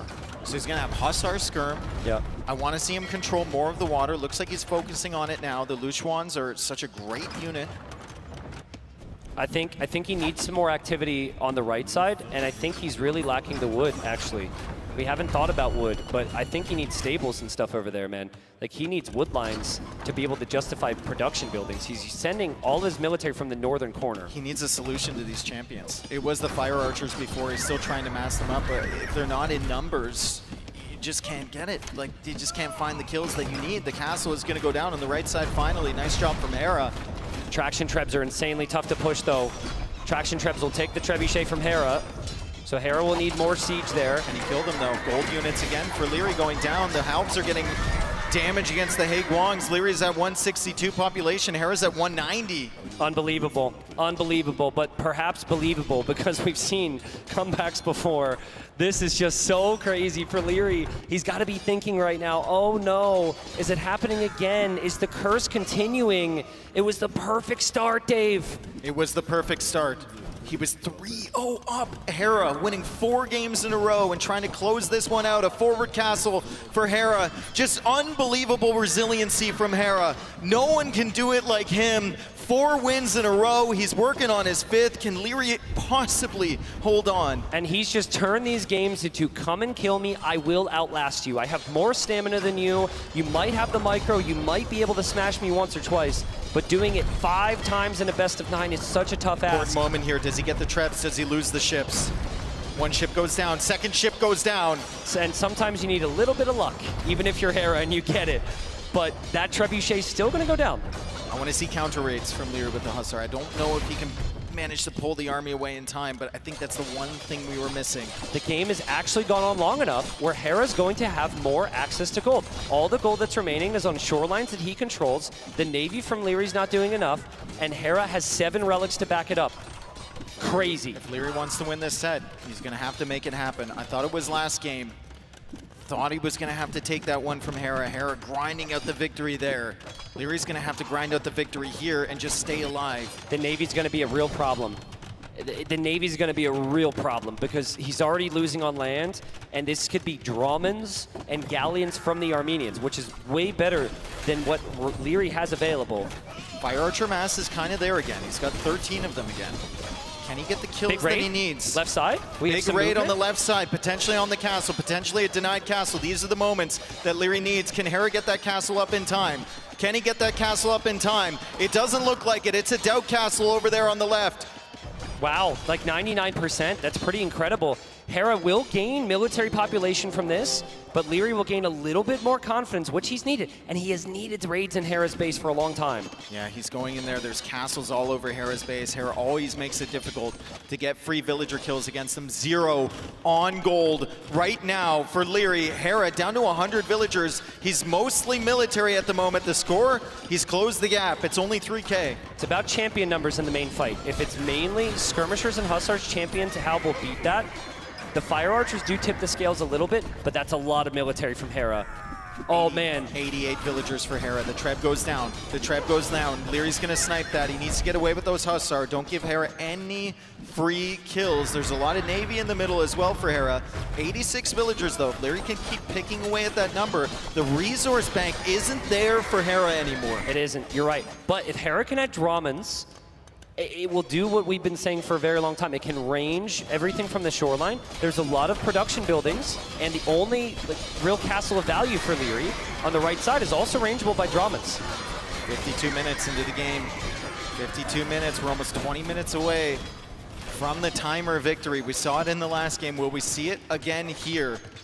Hera is building that castle. He's going to complete it. He's got the Navy on the center. That excellent KD from Leary is still propelling him in terms of score, but we're a long way away. He's got to hold. The fires have to clear up on water, and Leary's taking too much pressure. If he takes a good fight here and pops out with those, I think he can surprise him. Yeah, you do it at the same time, ideally, especially if you can't produce more. He's got 10. They all have to move out at the same time. Hera's got 22 galleons, though, which is very strong. Numbers could be close. How many does he think is in there? That's the question for Hera. Never researched any of the university upgrades for water, though, right, Dave? But I don't think he has the armor. He has careening and he has dry dock. Oh, okay. Then already I'm wrong. Okay, that's really. Oh, true. It comes in. Yeah. Thank you.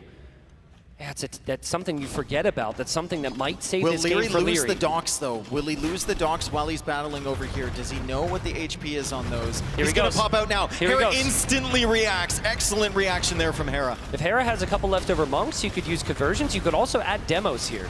I think this is a very good opportunity for demos if this is a problem. It doesn't look like it's that big of a problem if he can hit and run with the galleons. The extra shot from the Armenians is really coming into play here. It's busting through that armor. Hera also pushing in the center. The score is only 2K ahead here for Leary. Dude, the Fire Archers are going to go down. I mean, there wasn't that many of them. Fire Archers kind of get away, and the champions are on their own with no halbs. That might not be the worst possible fight for Leary. It's like best case scenario is Hera overextends. But how do you kill the champions now? You don't have any Fire Archers. How do you possibly kill the champions? Hera has no gold. 165. Hera has no, Leary has no gold. Hera has the gold. Hera has had the gold with the relics, but he had to play patient. The key was getting some fights on land on the left side. And Leary holding on, I think you never, ever, ever, ever call it here if your score is ahead. And you never play it if your population's Leary's above 100. looking for wood. Yeah, you got to fight big time. Leary doesn't have wood. Yeah, it's a problem. Like all the times where he could have maybe gone for stables on the right to react there earlier, he never really had the wood floating because Hera was pressuring his base. He did spend a lot of wood, but so difficult. He's refusing to give up. He does not want this to happen again. It's happened many times in the past. We called it a curse. He can break it here if he just manages to hold on somehow. The score lead is only less than 2,000 now. At one point, it was at 5K. I wonder if Leary feels he's 100% dead and he's acting like he's going to engage and then backing up here. Because, like, typically you're engaging almost immediately, but he has no win conditions. He doesn't have relics. He doesn't have position. So I think he's like, he doesn't want to take any poor fights, and he's just praying right now. He's praying that Hera will take one, which he so Exactly. rarely does. Hera has full water control now. Hera's got the golds.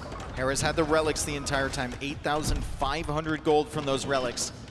Hera has 4 wins in a row, looking for a 5th to claim this title.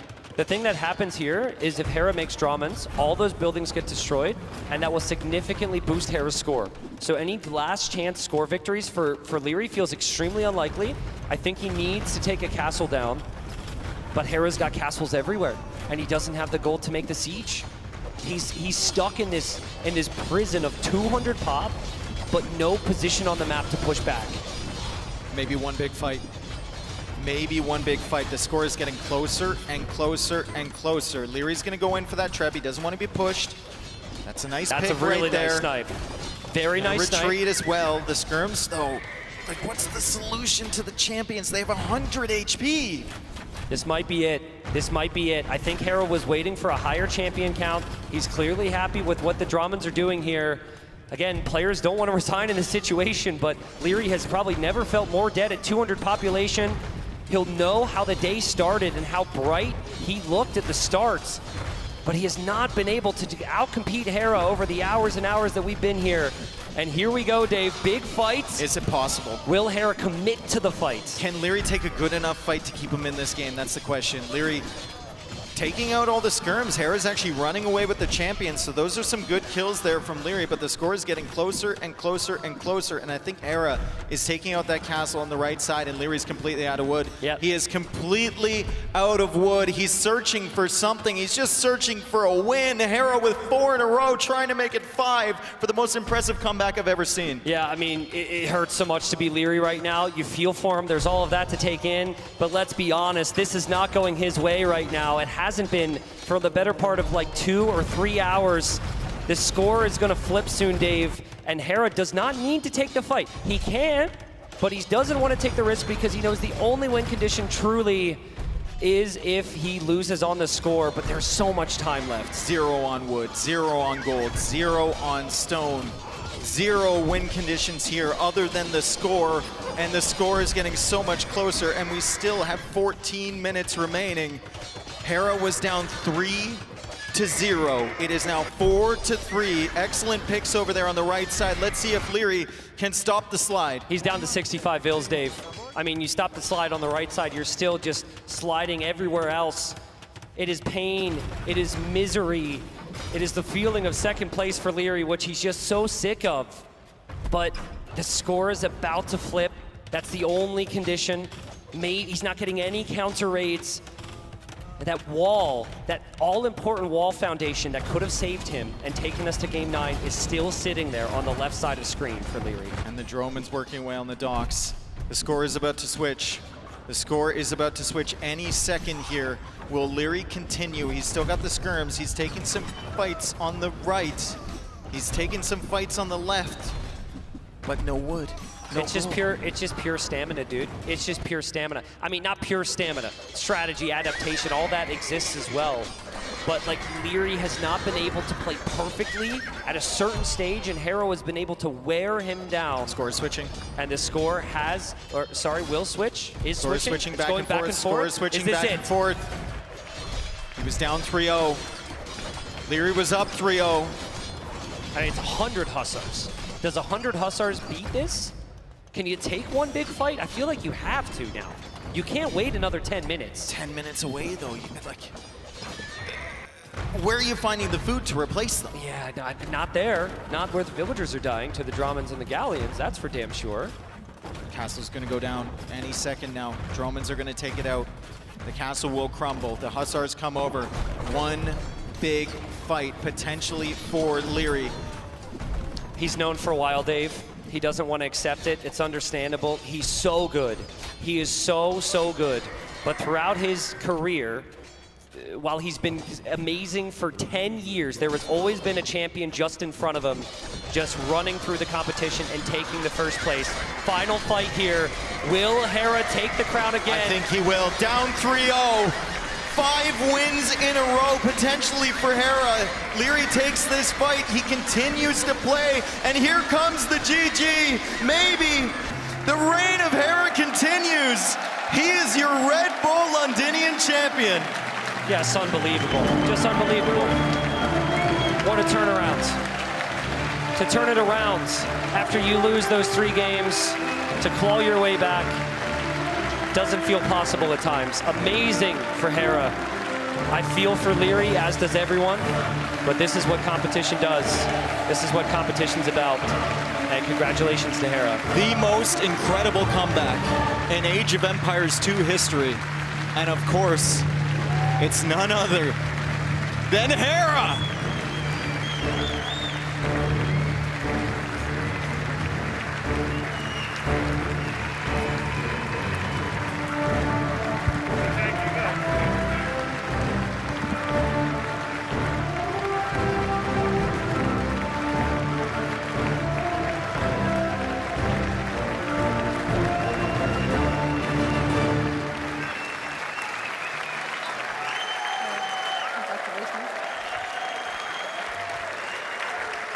Ladies and gentlemen, your Age of Empires 2 champion, it is Hera once again.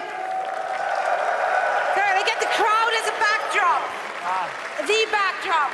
Hera, this was insanity. You managed to claw your way back into this. You went down 0-3.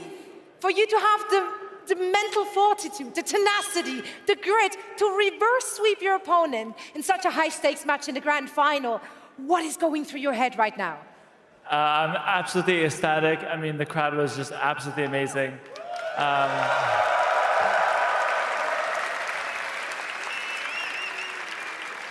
Seriously, thank you so much, everyone here. Obviously, we have to start by saying GG, well played to Leary. I think he showed up great today.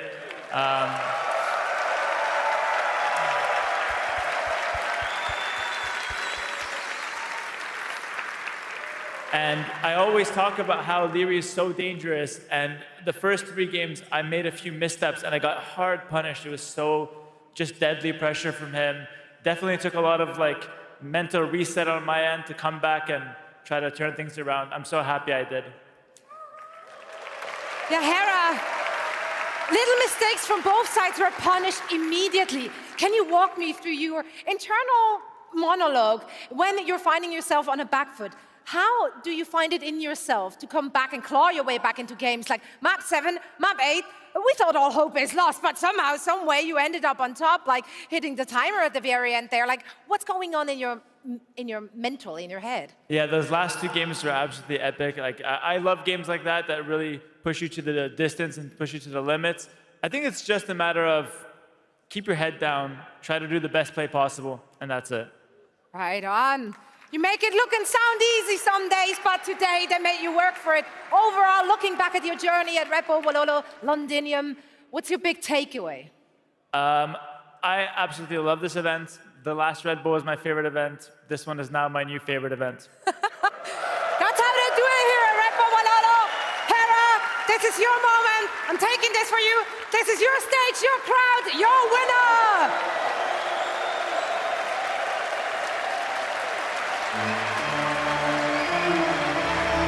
But going, keep the energy up as I present to you the champion at Red Bull Wololo Londinium Age of Empires 2 for the second time.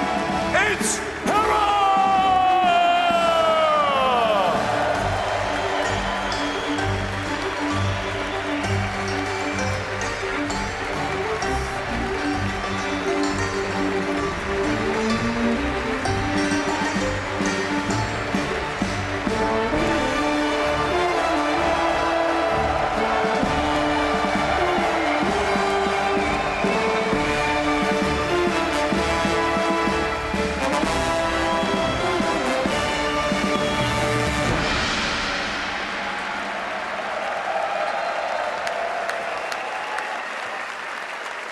What a thrilling end to a thrilling tournament.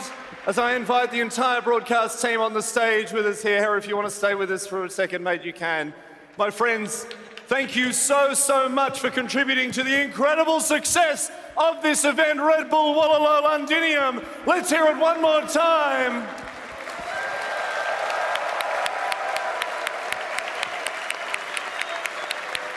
Thank you so much to the London Contemporary Orchestra. Thank you to our sponsors, Aegon by AOC, World's Edge, and Scan. But thank you most of all to you, the Age of Empires community. This event was for you. We loved it. We hope you loved it half as much as we did giving it to you. On behalf of the entire broadcast team, all the people both in front of and behind the camera, thank you for being here with us in London. Thank you for being part of Red Bull Wololo Londinium. Thank you, Age of Empires community, and good night.